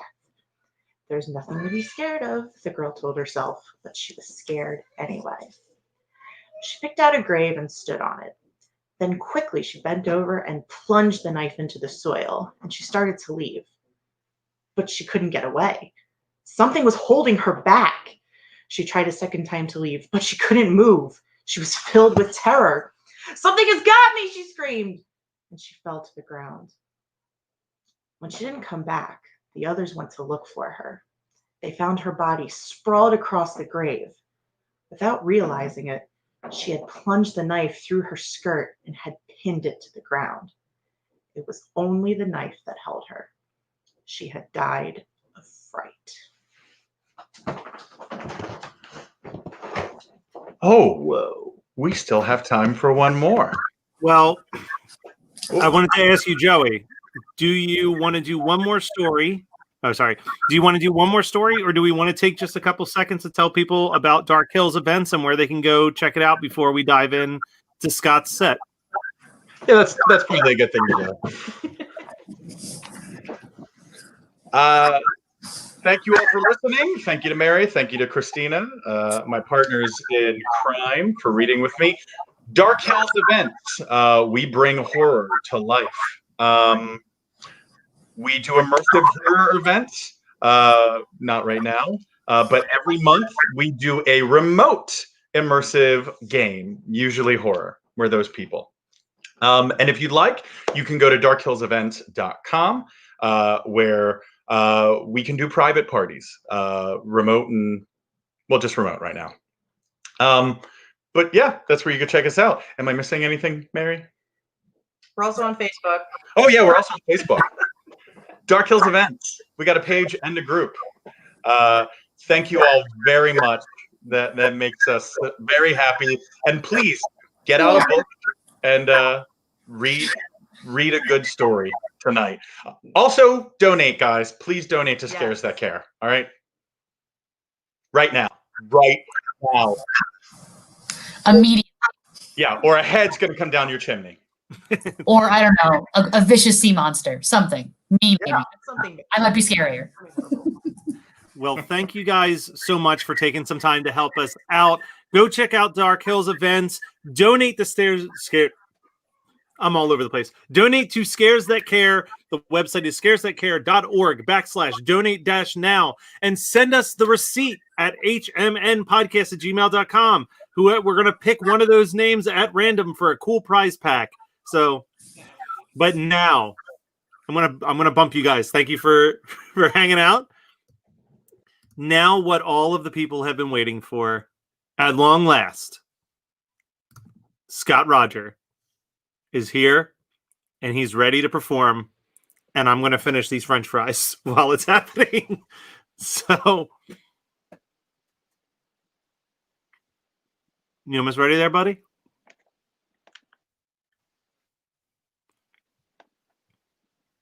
Oh, he's gone black. This is intense.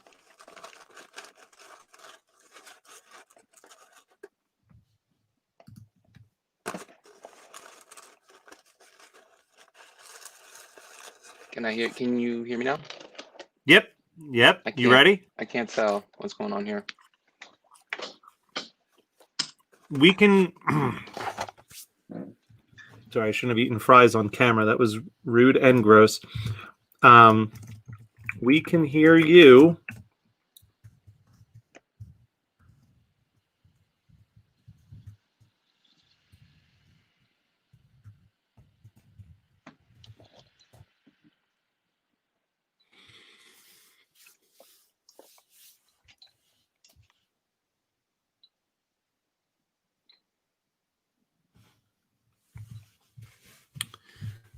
All right, let me see. All right, well, while Scott is trying to figure that out, it's looking like if people are watching on YouTube and Facebook, they're not having any issues, but it looks like it's not allowing us to stream properly to, oh my God, this is disgusting, and I apologize. It's not allowing us to stream properly to the event page. So let me make sure that everything is set up golden there in the meantime. Scott, can you hear me at all? I'm going to shoot him a text message.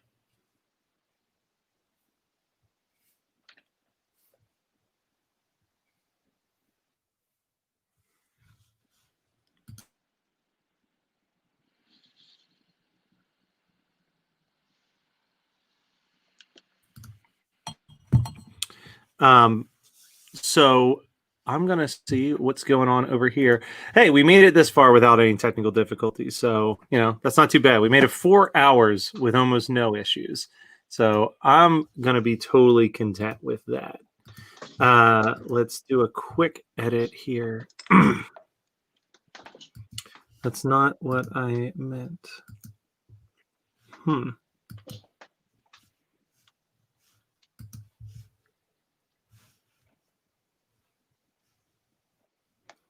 No, we're going to go live on the Geekscape Facebook page for a little bit. Why not?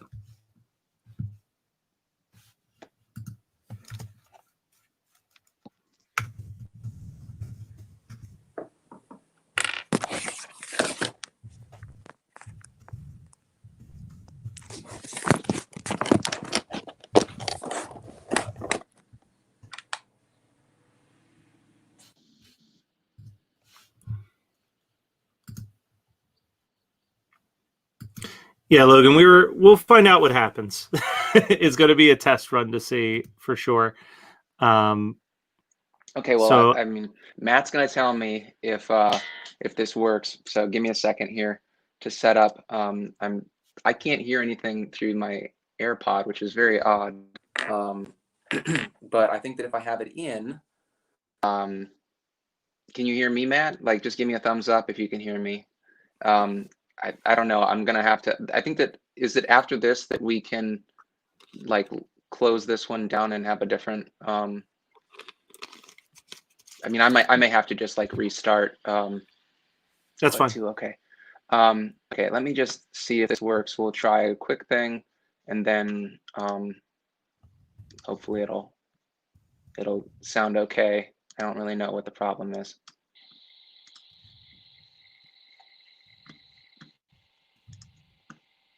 I took my AirPod out for the half an hour while Dark Hills was doing their thing, and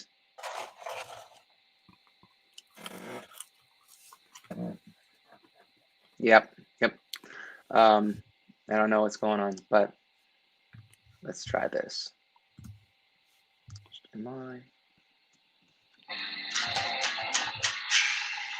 Can you hear that?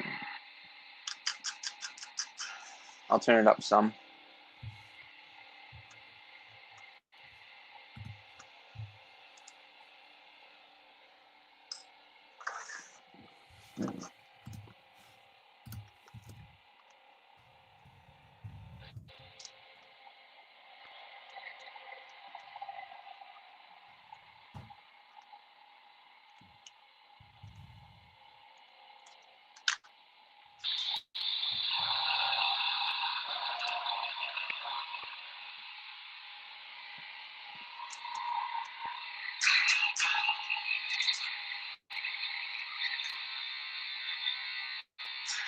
All right, so I'm going to start with the horror movie night theme, obviously. Let's see if I can get this so that you can see my guitar a little bit more than my face, because no one cares about that. And I make weird faces when I play. So, yeah, starting out with the horror movie night theme, and then we will check and see if this sounds okay, and we'll go from there.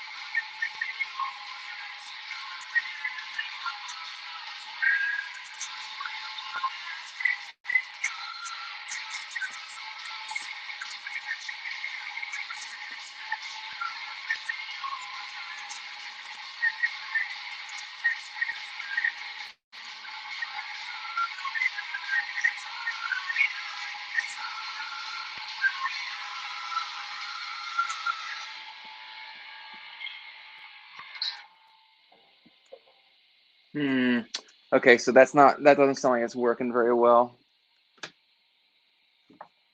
You know, I shouldn't have screwed myself over by saying that there was going to be no problem with this. I think that maybe I will. Yeah.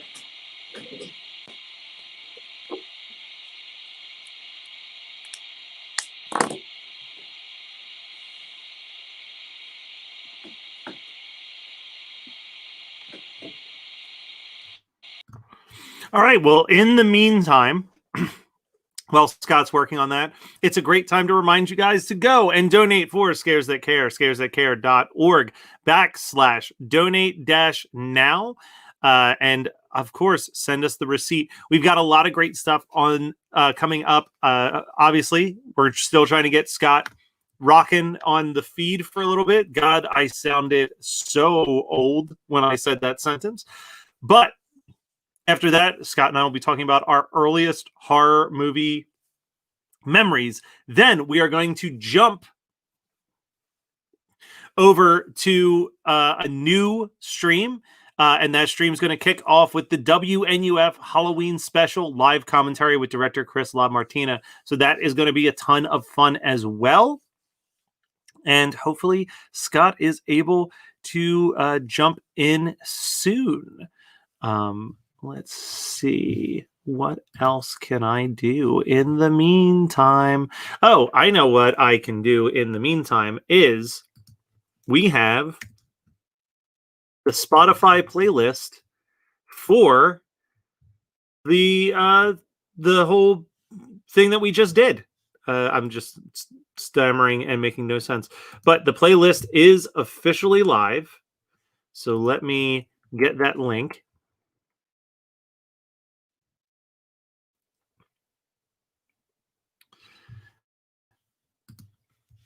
Amen.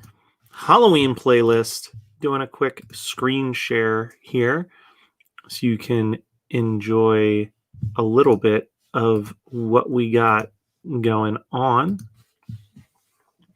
There's the playlist in all of its glory. And we can even play a tune. Let's see. Here, I'm going to play that Beck song.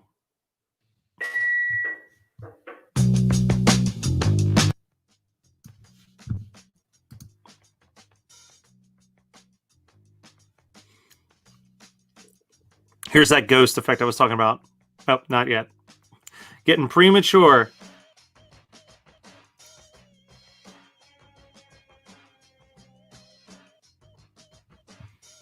Yeah, come on. Admit it. This is pretty dope. All right, let's check out how Scott's doing. Ooh, I'm hearing something now. Can you hear me? I mean, like, basically what I did was I'm not using my AirPods. I'm using the iPad microphone now. Is that okay?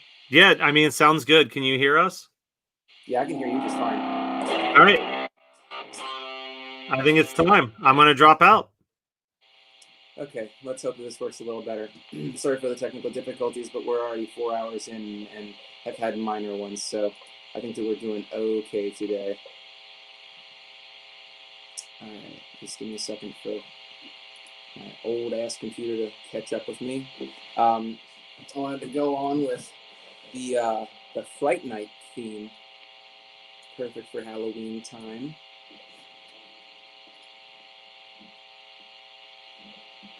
Make sure that I have enough visualization here for everyone.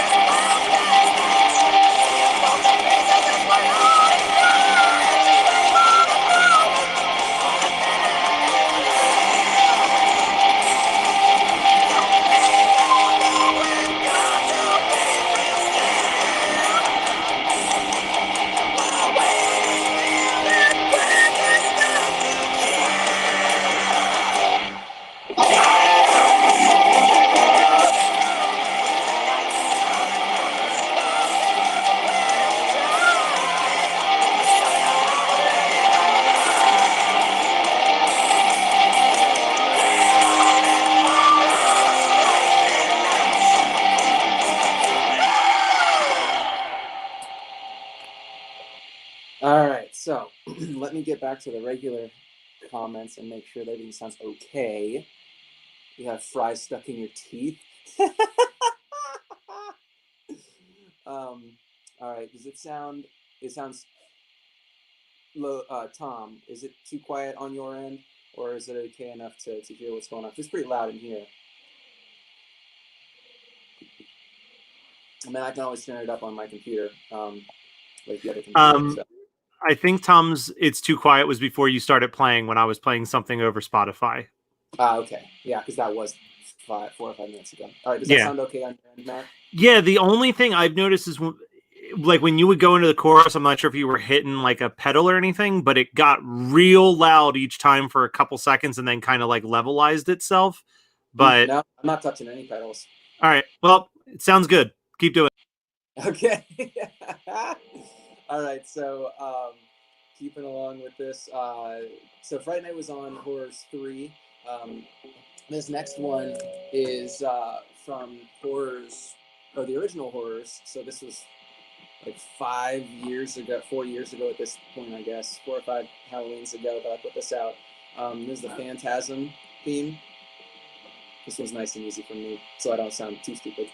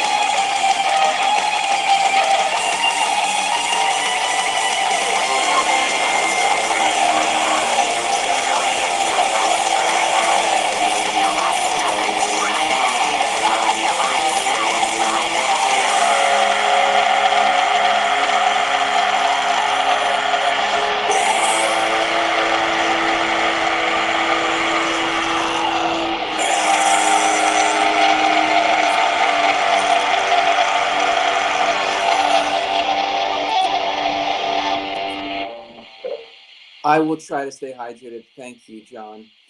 So that was Life at Last from Phantom of the Paradise.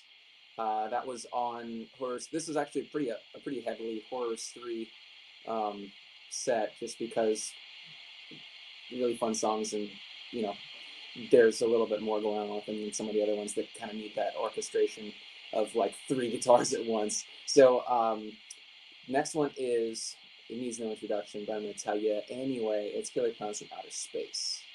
Let me turn this up just a little bit more too.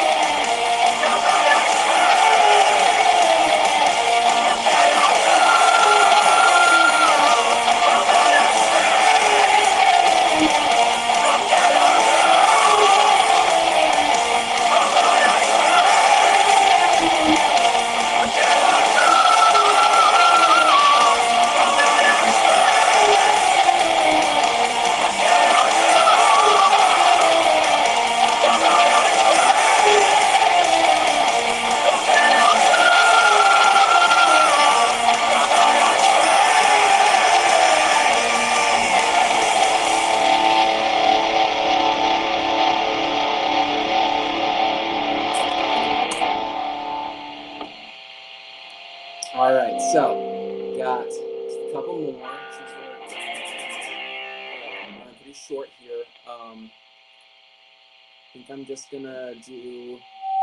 So here's a question. You know what? I'm not even giving you the option. Since it's almost Halloween, I gotta do a Halloween song. We're gonna do the second half of Ginger Snaps, and then I'm gonna end with Chopping Mall. Okay?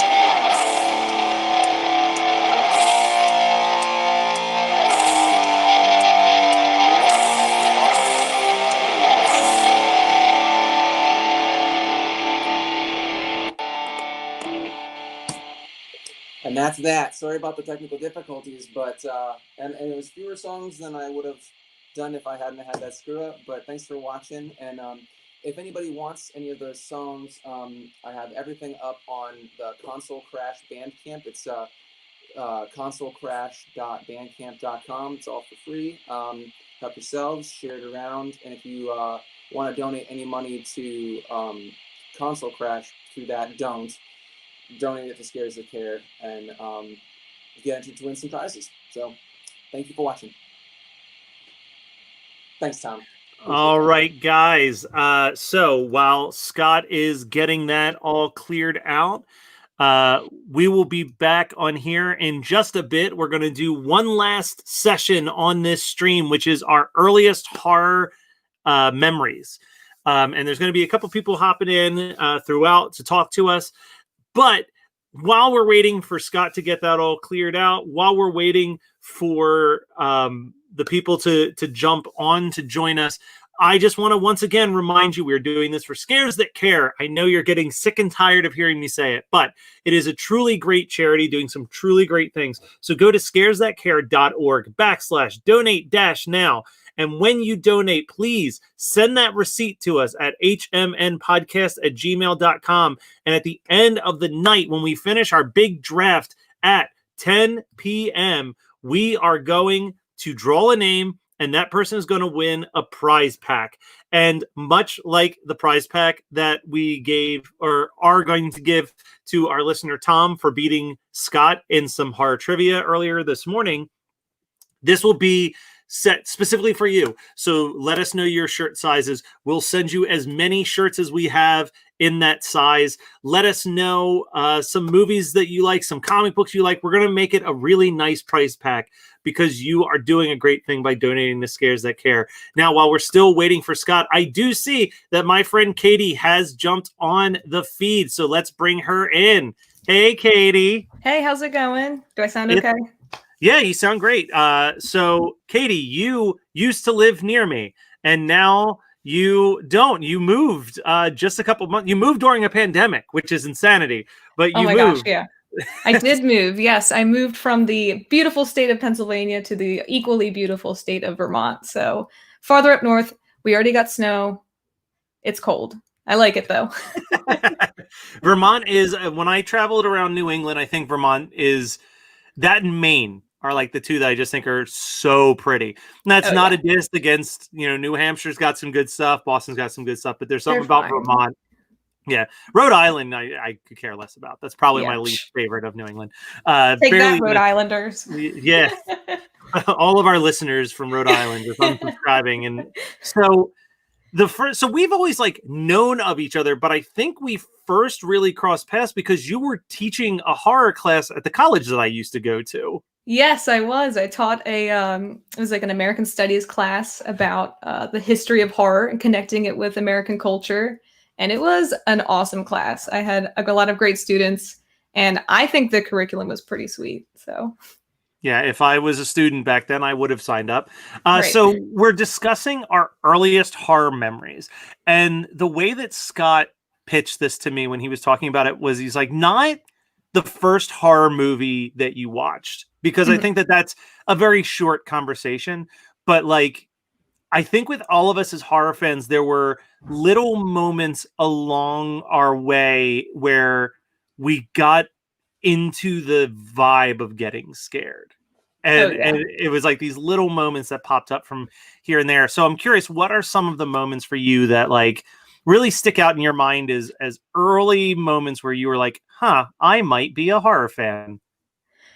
Probably the very first one. I even have it here. This is the greatest game of all time. I don't care how AAA industry has changed video games. This right here, Zombies Ate My Neighbors. Classic game. Played it as a kid, had a nightmare that night, scared the heck out of me. It's not really a scary game now. But I was so terrified of zombies for the longest time after that. But man, it was a classic game, and it got me super into horror. From then on, I was like, okay, what else can I sink my teeth into? I've said it before that for me, I would love to see a movie adaptation of Zombies Ate My Neighbors because there's so much going on. It looks like Scott is back in black. There he is, Scott. I also spilled a bunch of pop soap. I'll keep this in though. No problem, but I just spilled something all there. All right. Can't win for losing today. Just left him as soon as I put him on the screen, he's spilling stuff.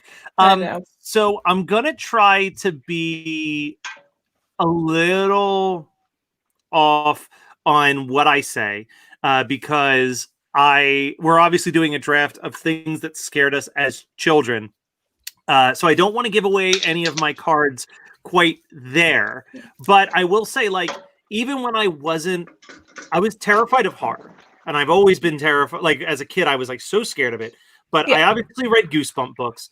But the big entry point was the do you remember the orange? I always call them the orange cover monster books.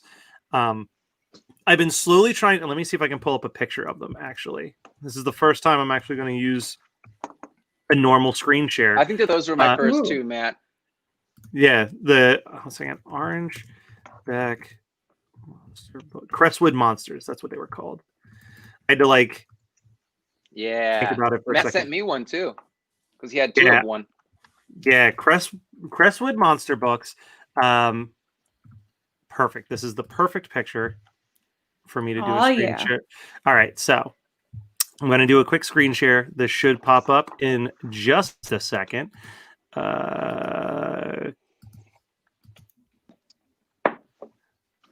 So they had this picture of King Kong on the back, and it was a series of books that were both like a retelling of, like, it would be like a retelling of Dracula, or it'd be a retelling of Frankenstein or Godzilla. But then like stuff like Mad Scientists would be like the history of mad scientists in horror movies. And I would get these books from the library all the time and absolutely just obsessively read them. So when I was afraid to watch the modern day horror films, I was all about watching those old black and white 1950s horror movies. And to this day, those are still like a comfort food for me. Like, I am going to probably watch mostly stuff that I grew up on this Halloween, but on a normal Halloween where I'm not running around and I can like watch stuff all month long, I would mostly focus on those black and white movies. I have all of them now. I've been slowly trying to collect the entire series. It is it's a very expensive thing to try to do because the books are all out of print. The last one that I'm trying to get is Creature from the Black Lagoon. Expensive hobbies? I know. The Creature from the Black Lagoon book I've seen as high as $300 used, and I'm not willing to pay that much. Like my limit is 40 just so I can finish the set, but even 40 is insane. Man, it's worth it though. I'm telling you, Creature from the Black Lagoon is like, everything about it. I love it. Yeah, it's my favorite by far of the Universal monsters. How about you, Scott? Oh, for sure. Well, no, I mean early horror experiences. So it's so funny because it's so funny because I always forget about those orange monster books because I grew up reading those too. Those were some of the first things I ever experienced as far as horror goes myself, and I had forgotten about them completely until I don't even know how many years ago it was. You were saying that you were like, oh, and I started collecting these, because I want to fill my I want to fill out the entire collection. I was like, oh, that's like one of those memories that got unlocked that was completely missing from my brain for a long time. But yeah, I love those books. But God damn, I spilled another Coke. Oh no. Oh boy. That one's fine. That one's fine. It's fine. I'm good. It only spilled on the guitar. It's fine. I had two open and one of them got. No, I'm actually more worried about the expensive desk that my wife bought that I'm sitting at. But yeah, so let me get to my list here. I might actually just do it on my phone to speed things up. But one of the earliest memories that I have is now this wasn't watching movies, but it was going to the grocery store and looking at the boxes of horror movies, and I specifically remember a couple that I wanted to mention here because those were like the ones that stick out in my head. The House box, House 1986, that horror, like that VHS box is just burnt into my brain with the hand like this, the severed hand about to ring the doorknob. And funny little anecdote about that, I sent Matt some shirts and some other prizes the other day in the mail, and for some reason that came to mind as a joke that I could a little doodle that I could make for him, and it was the house cover, except it was, instead of a hand, it was a severed wiener. And I don't know if you liked it as much as I liked it, but I thought it was hilarious, and I showed it to my wife, and she was like, why am I married to this person? So yeah, that's the horror boxes in particular. Putting the dong back in Ding Dong, you're dead for sure. I was too scared to read anything about them. Horrible. Yes. But those boxes, like the house box, the fly box, and I had one other one, Luther the Geek, which I didn't watch until years and years later. But there was like it's like this guy with metal teeth, and on the back there was this guy who had his entire chest like chewed up by Luther the Geek, and I think that was like the first time I felt an anxiety attack was like the day that I looked at the back of that. I remember it was a summer day, and I like stayed in my room, and I was just like, life is meaningless. Oh no. So a memory that I have. Did we lose Matt? Oh yeah, there's a lag there. So one of the memories that I have is that there was a lot of, for me early on, decapitations like just always freaked me out. So I remember catching Killer Clowns from Outer Space on TV. Oh, no. And seeing the clown punch the dude's head in the trash can, and that destroyed me. But the more fucked up one was I was a kid and my parents, I'm sure this happens all over the country where people get like, at least in the 80s and 90s, would get like HBO and Showtime for free for like a week. So my parents had gotten HBO or Showtime or one of those, and that was the last channel that they had on. And I put in a VHS tape to watch as a kid, and I'm sure it was like Teenage Mutant Ninja Turtles or whatever, and I was like all curled up under some blankets watching the tape, and I'm talking like I was 6 years old. At the most, I was 6 years old, and the tape ends. And for those of you who are too young to understand how VCRs used to work, if the tape would end, it would just eject the tape and cut to what was like on live TV. And at that very moment, HBO or Showtime was showing Reanimator, and it was specifically the severed head on the table while the decapitated body started choking him from behind. Oh no. No. And I was just like, no! Like it ruined me.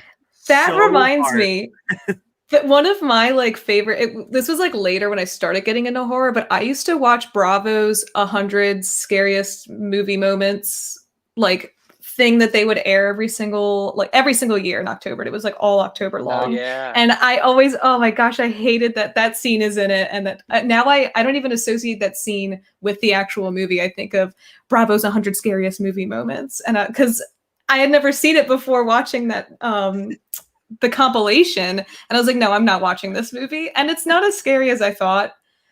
But man, that part is horrible. Not a fan. And it was the poster. Like they made it the poster and the VHS cover. They knew what they were doing. Yeah, they know. I this is going to be super on brand, but like one of my, I wouldn't say this is a horror memory, but it's a Halloween memory. Is I remember when I was a kid, Disney Channel on Halloween night would always show Mickey's Halloween Treats, which was narrated by a pumpkin puppet, like a jack-o'-lantern puppet. And it was a series of scary clips from Disney movies. So it'd be like the Wicked Witch or the evil witch in Cinderella, like with the poison apple, or Maleficent as the dragon at the end of Sleeping Beauty. But they would also show like the skeleton dance short, which I genuinely think is like one of the greatest pieces of animation that's ever been made. and stuff like that. And it always ended with the full 25-minute version of the Legend of Ichabod Crane cartoon that Disney produced, which is like, something that I feel like I need to watch every single Halloween is I need to watch that cartoon. Oh yeah, that's a classic. That's like burned into my head. And we'll see what happens come draft time. We'll see if I need to pull that deep, but that was certainly a moment that scared me, and it shouldn't have scared me because it's a cartoon, but there was something about the animation of everything that was going on with Ichabod and that big chase to the end of the bridge. And let's see, someone just threw in here, was always scared of werewolves when I was a kid. I had recurring nightmares where they were chasing me home from school. When I got home, they would jump up and down on our family car. Oh my gosh. I'm going to write this down. I'm not even going to say this one because this is one that I'm going to write down for later on tonight. Scott, I know you're experiencing a slight lag situation on your end, but is there anything else that's jumping to mind? Otherwise, we can jump over to Katie. Let's jump over to Katie. Boom, I'm stealing it. It's too late. Well, it's funny you mentioned like things that aren't necessarily horror, but they have something about them that's really scary or really creepy that kind of like drives you to be like, oh my gosh, give me more of this stuff. I watched Princess Mononoke when I was too young, I think, to watch that. For anybody who doesn't know what it is, it's a Miyazaki movie. And it's like beautifully animated. And overall, the whole story is a very like heartwarming, beautiful story about like finding peace with nature. And like there's like a love story kind of in between there. But there are some horrifying moments in that, specifically like these boars are getting like, I can't even think of the word, like corrupted, I guess. And like the one is like blind and he's like foaming at the mouth. And it was like horrifying to me as a kid.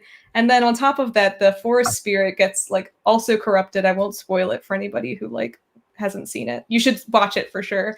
But he turns into this like giant horrifying like nightmare monstrosity that you could see in like an H.P. Lovecraft book or something. And that gave me nightmares for weeks, but I was so interested. I was like, okay, I kind of liked being scared of that. What else is out there? I just remembered this recently when I was trying to build our list for the draft, and I decided that this actually does firmly fall into the horror category, so I didn't put it on our draft list. But in the early 90s, I'm looking at the dates, and it was 1991 to 1995, CBS aired 3 specials, and they were called Haunted Lives, True Ghost Stories. And the first episode, I don't know how or why I watched this, because it came out in 1991 and I would have been 6, but I definitely watched it live with my parents. And it was directed by Tobe Hooper, and it was 3 stories of like true haunting circumstances. Ooh, yes. And the one that I remember, and I found it on YouTube and watched it, and it does not hold up at all. They never do. but it was that this guy was sleeping in a hotel where someone had been murdered, and he woke up in the middle of the night and there was 2 eyes inside of his television staring at him. And I remember seeing that and was just like, no, and just took off up the stairs, couldn't handle it.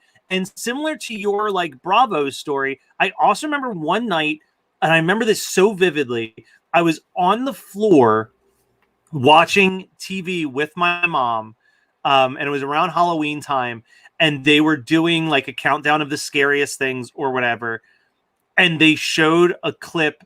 It had to, I would say it was probably 1990, 1991, because I think they were doing the scariest things of that year.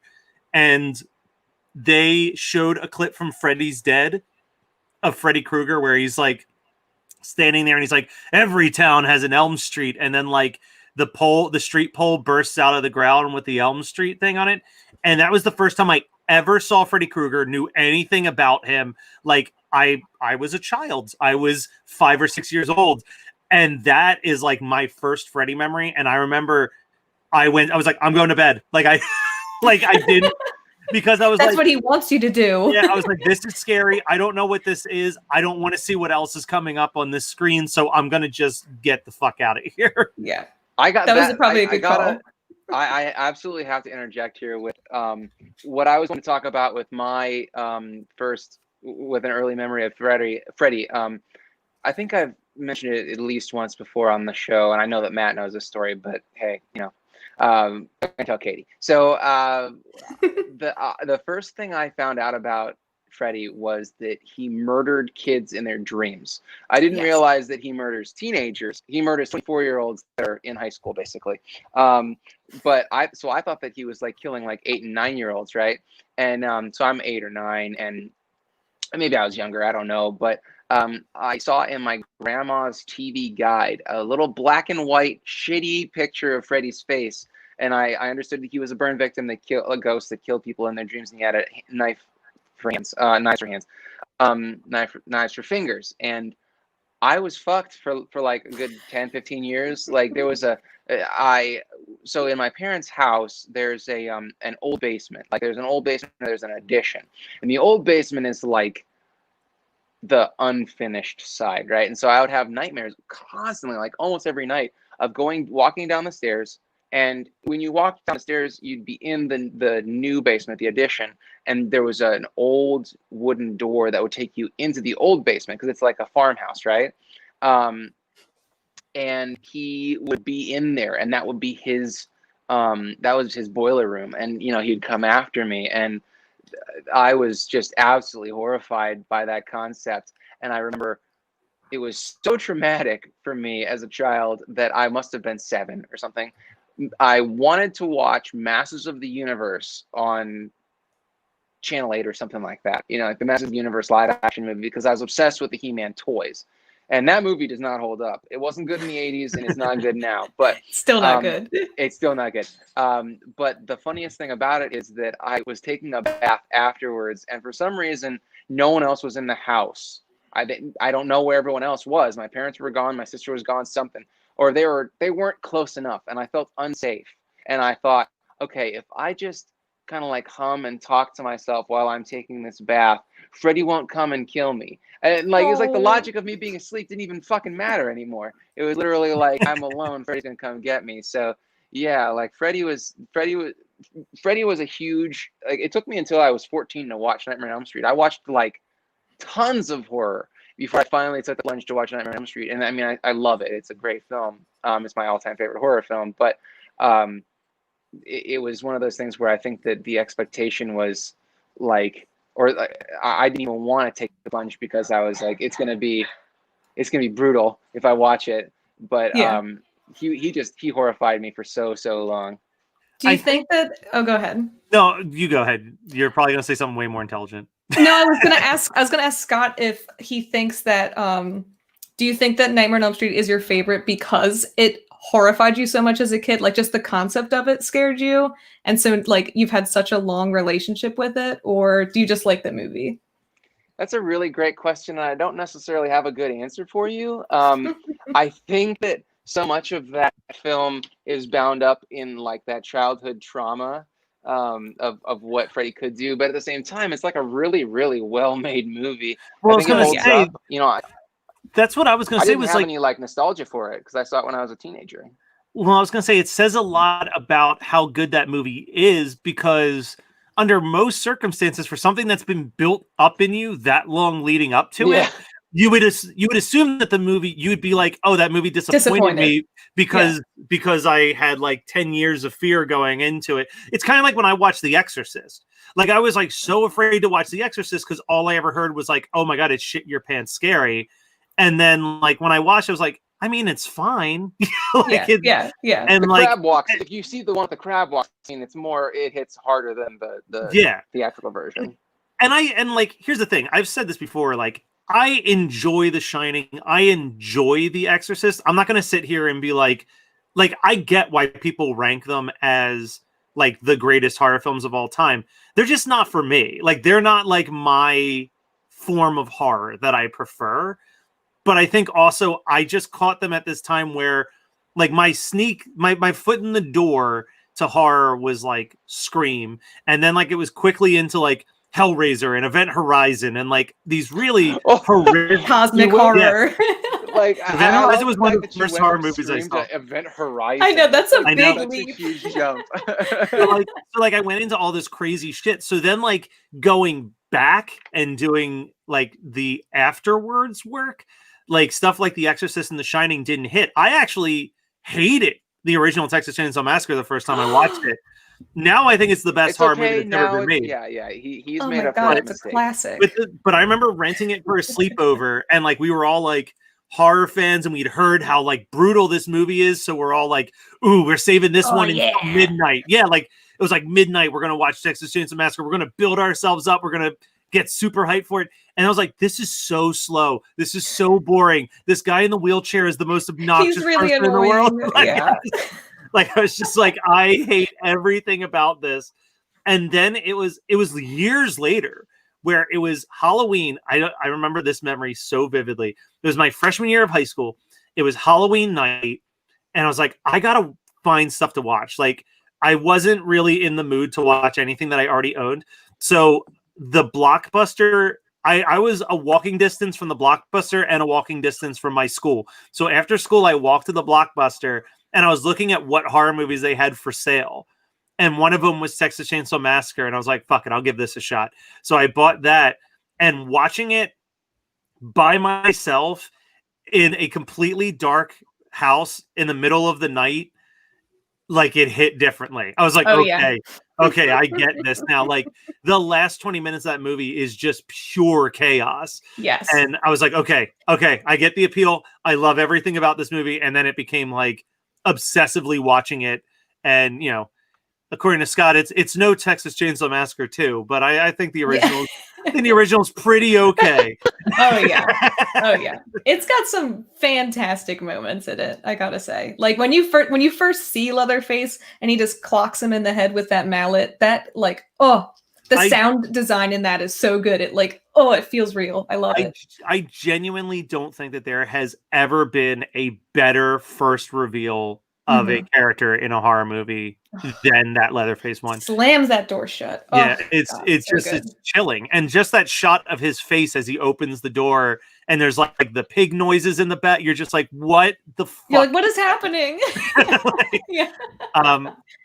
But I guess that leads into a little bit of a conversation of like, are there any horror movies that, similar to me with Texas Chainsaw Massacre, where like the first time you saw it, it didn't really hit for you, but now like retroactively, you're like, you know what, that movie is actually really fucking good. I don't know. I feel like I lucked out, and I feel like I watched a lot of really good horror movies, or I think that they're good. Okay, like subjectively, like the first like actual horror movie I watched was Poltergeist, and I love that movie. And the part where he rips his face off, I was just like, oh my god, like I was not prepared for that at all. Because up until that point, it's a pretty fun, goofy movie. Like I still think it's hilarious when the two dads are like fighting with the TV buttons to like change the channels to watch the football game. But it hit me out of nowhere with the face tearing. We've got the worm. The worm that gets vomited up in the second one is a bigger fuck me experience than because I think I was 11 when I saw that. It was on cable when we went down to the Outer Banks for a summer vacation, and I watched that with my grandma. Like that scene, and then they're like, "Nope," you know, like they changed it real quick. So we've got someone else hanging out in the waiting room that we're going to bring in just a second. Two people hanging out that we're going to bring in just a second. I'll let Scott introduce them, but I will say my quick Poltergeist story is I was sleeping over my friend Eric's house, and his parents rented it for us, and we were going to be sleeping in the pull-out couch in the living room. And it was horrifying to watch for me because this was before I was really that into horror movies. So obviously the face tearing and all of that stuff was really chilling. But even more chilling was the fact that the living room had a giant sunroof, and the bed that we were laying in, I could just stare up at the sunroof at the tree branches dangling above it. So that's all I could think of the entire night. I didn't sleep a wink. I was like, that tree's going to come to life. It's going to murder me. Yeah. All right, Scott. I want to give you the honors of introducing. Oh, wait, he's talking to Megan off camera. I want to give him the honors of introducing his friends to the stream. All right, so we have Zynga and Mike coming on to hey guys, thanks for joining us. They're friends of ours, friends of my wife and I's from some Akron-based stuff. And Zynga has been over at the house more than once, been like, so what do you think about this horror thing? And I'm like, well, you know, like I would love to have this conversation, but we're usually in mixed company where people don't really like Megan, who don't have the experience of the horror to hang. So I wanted to invite them on to give us some of their experiences, their early horror memories, not necessarily based in horror. So to fill the two of you in, what we've kind of been talking about is what brought us to the realization as children of like, or as teenagers, you know, when we were children, the stuff that was kind of horror adjacent or horror stuff that we got exposed to that was kind of like dipping our toe into the water of horror before we really got into it.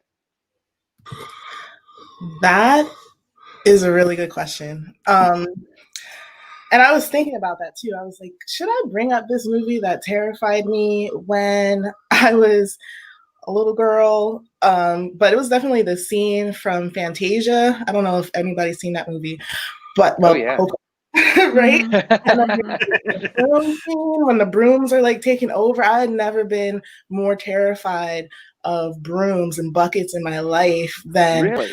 Interesting. Oh yeah, I think the mixture of the music. That was not where I thought you were going when you said Fantasia. It's stressful. Like, wasn't it like the wizard? I don't remember. I was a kid. I was thinking of the Night at Bald Mountain, where it's like Satan destroying a village. Book of Revelation. No, I'm just kidding. Like, yeah, it's like that overwhelming sense of like, oh wow, this thing that I would never be scared of is suddenly taking over. And I think that kind of like links to the first horror movie I was actually terrified of, The Blob, which I know is kind of popular in the group that you're in. Are you talking about Blob 88? Yeah, Blob my year. I was born in 89. I will say one of our viewers was texting me during our mixtape playlist because we didn't pick the 1950s Blob theme song. So, Lauren, if you're still watching, I'm really sorry about that. I know that devastated her. But yeah, The Blob. So The Blob's a great one from 88. I remember that one scaring the ever-living shit out of me as a kid when watching it. Yes. I was born in 89, so I think I saw it when I was like 4 or 5, and it just like never escaped me. What about you, Mike? Like I said, earliest horror movie I remember is People Under the Stairs. Probably that was a pretty good one. And before that, I think it was Child's Play. Messed me up. You watched those as a kid? Yeah. I didn't have a lot of parental. Going on. Guidance going on. So I was just in there watching whatever I wanted to. Yeah. It messed me up. Child's Play? Child's Play. I was. Oh yeah, like the doll. The dolls. Sure. Yeah. Creepy So- dog. Yeah, that'll do it for you. So when I was a kid, and I'll give away one of my potential draft picks. You guys remember the Problem Child movies? Oh yeah. Hell yeah. Okay. So Problem Child 2 is one of those early movies that scared the shit out of me because there's a sequence in it where the Problem Child switches the charts on a woman in the hospital, and this woman who thinks that she's going in for like a simple surgery gets replaced with this giant like dick-shaped nose instead. And I like when Save that for the draft, dude. when she takes off the bandages around her face and reveals this giant nose, it freaked me the fuck out, and I ran away and didn't finish the movie, which is a common theme of me watching movies when I get scared, is I literally just run away and don't finish it. Yeah. So my next door neighbor, like it was maybe like 3 or 4 years later, my next door neighbor told me that he got Child's Play 2 on VHS and asked if I wanted to watch it. And in my mind, I thought he was talking about Problem Child 2. And I was like, you know what? It's time for me to face those fears. I'm going to sit down. I'm going to watch Problem Child 2. And instead, I signed up for something way worse because I was so fucking scared of Chucky. And then you ran away. No, I was around if I was around my family, I could run away. If I was around like someone that was close to my age, I just had to suck it up and pretend that I was fine. That's fair. Yeah, so I don't know, early movie memories that scared me. Like, it's hard to think of one. Yeah. I didn't watch a lot of movies as a child, y'all. I know that's probably Well, Matt like, was talking about those orange books that were like movie monsters from the 50s. Do you remember those books? Those little picture books that we would have at the library? He was talking about those, so it doesn't have to be horror movies necessarily. Katie talked about the Zombies Ate My Neighbors video game. Or I brought up this- Goosebumps. These Ooh. classics. Oh yeah. Oh man, those. The art, the stories aren't even all. Well, some of them are pretty scary, but the art messed me up. Yeah, the art. yeah. Yeah, no, I definitely like I got one for you. was it Tales from the Dark Side or something? No, yeah, that was that movie, right? So I do remember, I think that was an early horror movie I did watch. And it was about like a cat that like murdered everyone in a mansion. Yeah. Oh my gosh. And I'm scared for Yeah. you. It, That like, was. Yeah, that's Tales from the Dark Side. I had to think. I was like, is that or Cat's Eye? But it's definitely Tales from the Dark Tales Side. from the Dark Side, yeah. Cat's I think Eye she's mixing in- both of them together. No, Yeah. is it Cat's Eye in No, Tales from there's the a Dark Side? The segment. there's a cat one. There's a cat story in Tales from the Dark Side, right? Yeah. But I think it's a good cat. No, that cat was murderous. And like I was afraid of cats for like Or decades. maybe No. that's the good one. Let me see. Yeah, there's a segment in Tales from the Dark Side called "The Cat from Hell." There we go. Follows a furry black feline that cannot be killed. He may have 9 lives, but those who cross his path are not so lucky. That's the summary on the back of the DVD. So bringing up the scary stories to tell in the dark, it was years until I found out that this was not actually a scary stories to tell in the dark book, but I think it's called In the Dark, Dark Room. And it has the story Teeth, where the guy has the big grin. But the big one that's in that story that ruined me was the green ribbon, where it was a girl that had a green ribbon tied around her neck. And when they take off the ribbon, her head falls off into his lap. And that's just the end of the story. That's just how the story. I know. With a casual decapitation. Just casual beheading. It's fine. I'm pretty sure like my fourth grade teacher or my 7th grade teacher read us that story. So this is That's like mean. So this is possibly the biggest story of Matt Kelly being a pussy. Number one. But when I was this is the earliest one anyway. When I was in preschool, so before kindergarten, my teacher would sing us songs from the they would sing regular songs, whatever. And she would sing the "I'm Being Swallowed by a Boa Constrictor" song. Yes, it's horrifying. Yeah, that song I remember scared. That song scared the shit out of me. So yes, when it gets up to their neck, nope, I'm done. Yep. Nope. Flash forward to a couple months later, and my dad takes me to my first baseball game, and I'm sitting in the Philly stadium, and I start hearing like "Take Me Out to the Ball Game" and all of these other songs that I remember from pre-K. And even though it makes no logical sense, I was convinced that eventually they were going to play the "I'm Being Swallowed by a Boa Constrictor" song. So I made him take me home. I was like, this is boring. Take me home. Wow. Well, you weren't wrong. But yeah, that was an excuse. So I have, you were talking about the scary stories to tell in the dark book. I have 2 that I want to share. One is this fairies book from when I was a kid.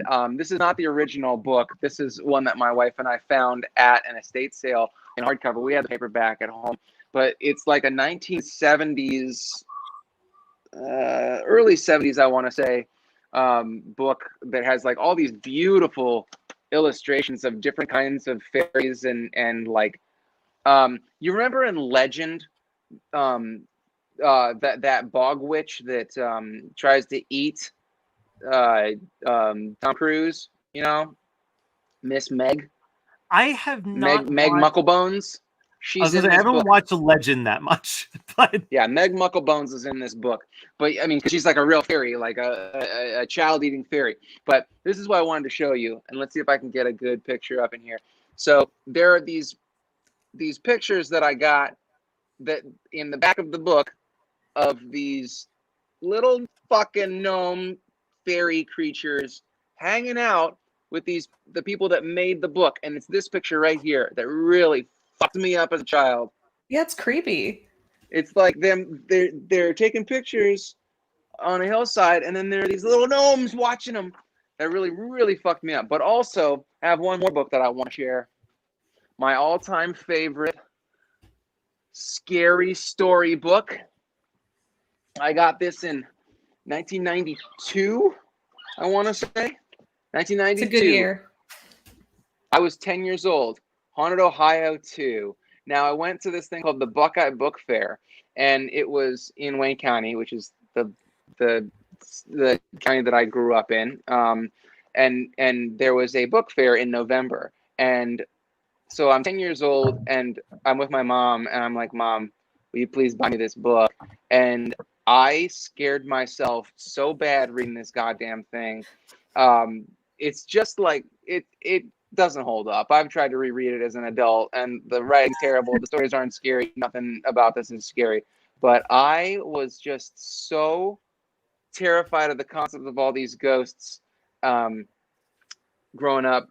As I was 10, and so I was in elementary school, right? And I just remember that November being like, I got no sleep. No sleep at all.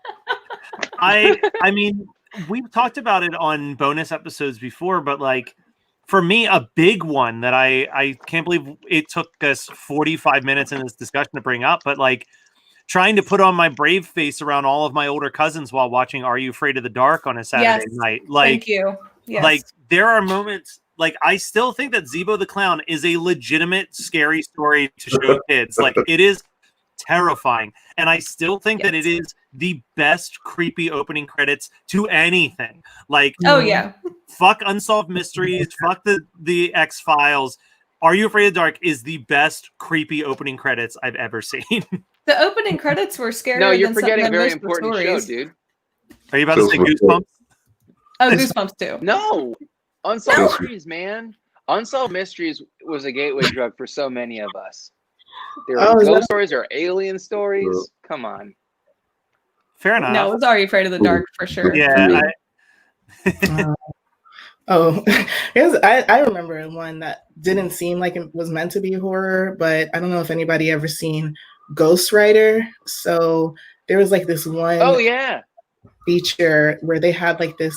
I guess I don't really like blobby things. I guess blobby things scare the crap out of me because there was like this purple thing like attacking the kids, and I just was like, how are they letting this be on PBS? Like this is so. Was that on PBS? I think so. Yeah, Ghost Rider. Yeah, but like looking back, I think it was just those little instances of like, horror. Whoa, that is not for kids, I don't think. But going back, my daughter loves Goosebumps now. She's 5. She's into it. She saw the episode where I guess they had eyes in the back of their head, like the parents did, and she's just like, "Mommy, look!" And like, she wants to rewind it and watch it again. So we might have like she's actually watching a horror movie right now. Like, Mom.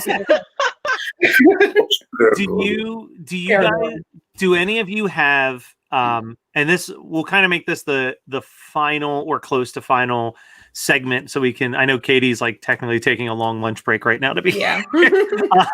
But so we're talking about these Are You Afraid of the Darks? We're talking about Goosebumps. I know those weren't really huge parts of your childhood Scott, but is there anything that you remember, like from back then, those kid-centric horror shows that actually legitimately, like some of the stories that really scared you bad as a kid?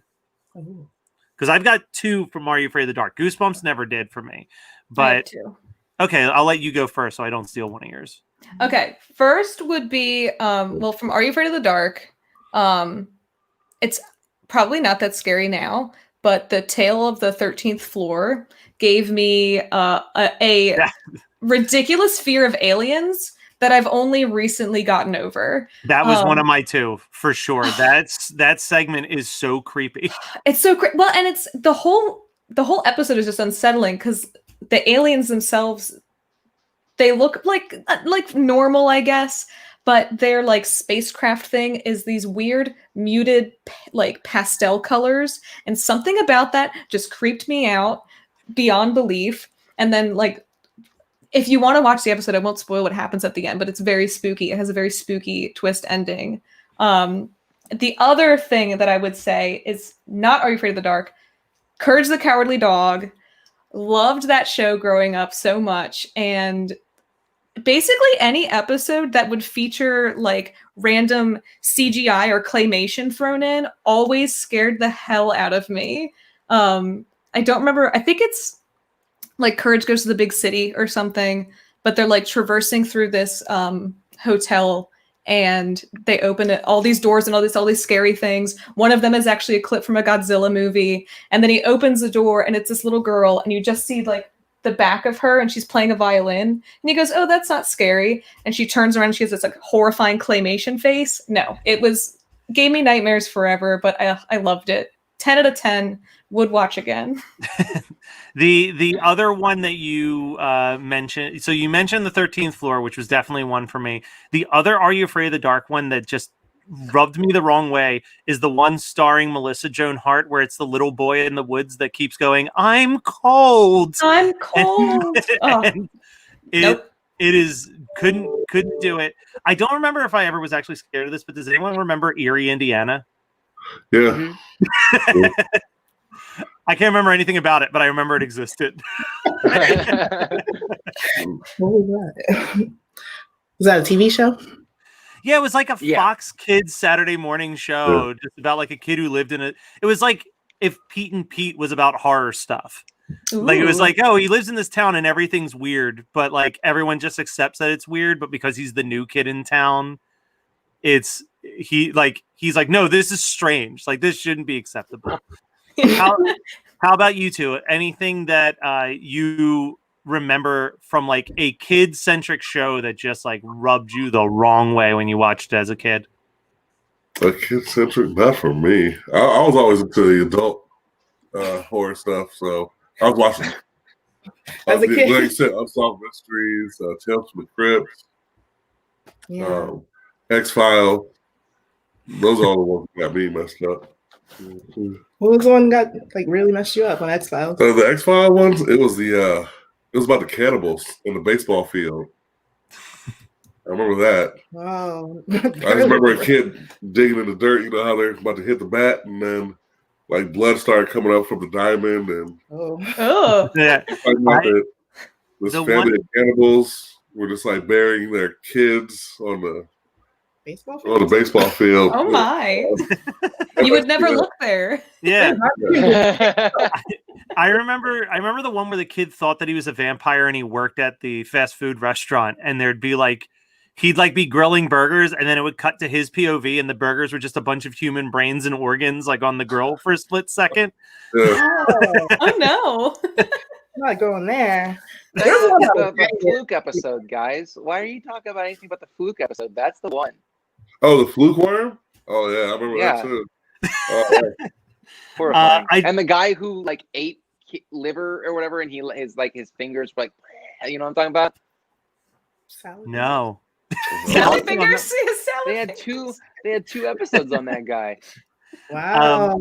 I just went down a rabbit hole that I didn't watch this as a kid, but there's a YouTuber that I really like called Quentin Reviews, who does like these nostalgic looks at like old children's media, and he did a whole episode dedicated to the show Mr. Meaty, which was like this fucked up puppet show that was on Nickelodeon, and he was showing clips from it, and I'm gonna look it up. I need to track it down because one episode was about two kids who work at a fast food restaurant and terrible shit happens.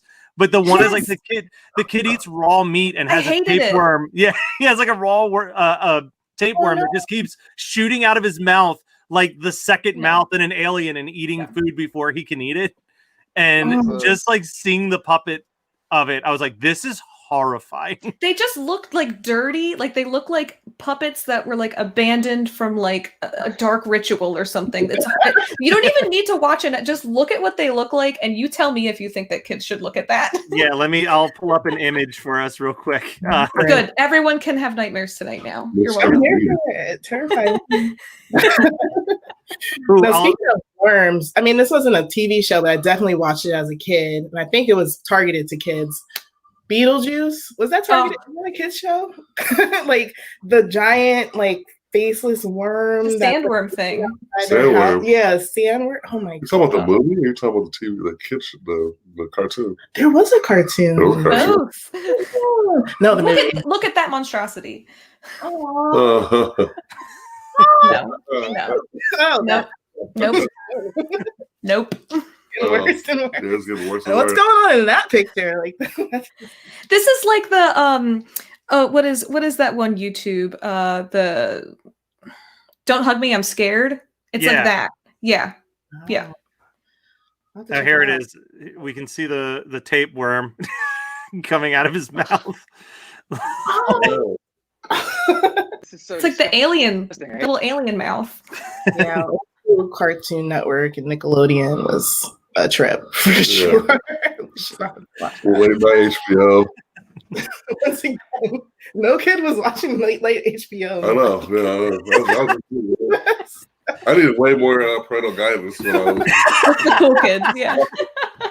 Well, then they did like weird shit, like there was Tales from the Crypt on HBO, but then Fox Saturday mornings had Tales from the Crypt Keeper, which was also like equally scary stories. Like, yes, yeah. That It was I still watch that funny. show on Pluto TV. I don't know if anybody has it. Wait, Tales from the Crypt Keeper? The cartoon, yeah. I need to revisit it. I feel like I remember there was an episode where a kid had accidentally created a giant man-eating plant, but I don't know if I made that up in my brain or not. So only solution is to rewatch the whole series. That's the only way to find out. Even if it's the first episode, I've got to rewatch the whole series anyway. You're a completist. I am. Yes. All Could right. you all do like a quick recap? Share Scares That Care. Tell me a little bit about it again. Oh, good call. That is a beautiful segue to wrap up our segment. Thank you. Scares That Care is a children's charity that is based out of Virginia originally, but it is they normally do a children's charity event. It's a weekend-long convention, and they raise money for 3 people in the community. They believe that they represent the 3 tenets of every horror film that every horror film has. So they raise money for someone who is a recent burn victim, because that's the origins of every horror movie. They raise money for a woman who has breast cancer, because what is a good horror movie without some boobs? And they raise money for a kid who has a life-threatening disorder, because in the horror movies, the children's life are always at risk. They raised usually thousands and thousands of dollars for these people. But unfortunately, with the pandemic, they aren't able to have their giant fundraising event this year. So what we are asking people to do is head over to scaresthatcare.org/donate-now. And once you donate, take a picture of that receipt and send it to us at hmnpodcast@gmail.com. And at the end of our live stream, we will pick a winner for a giant prize pack.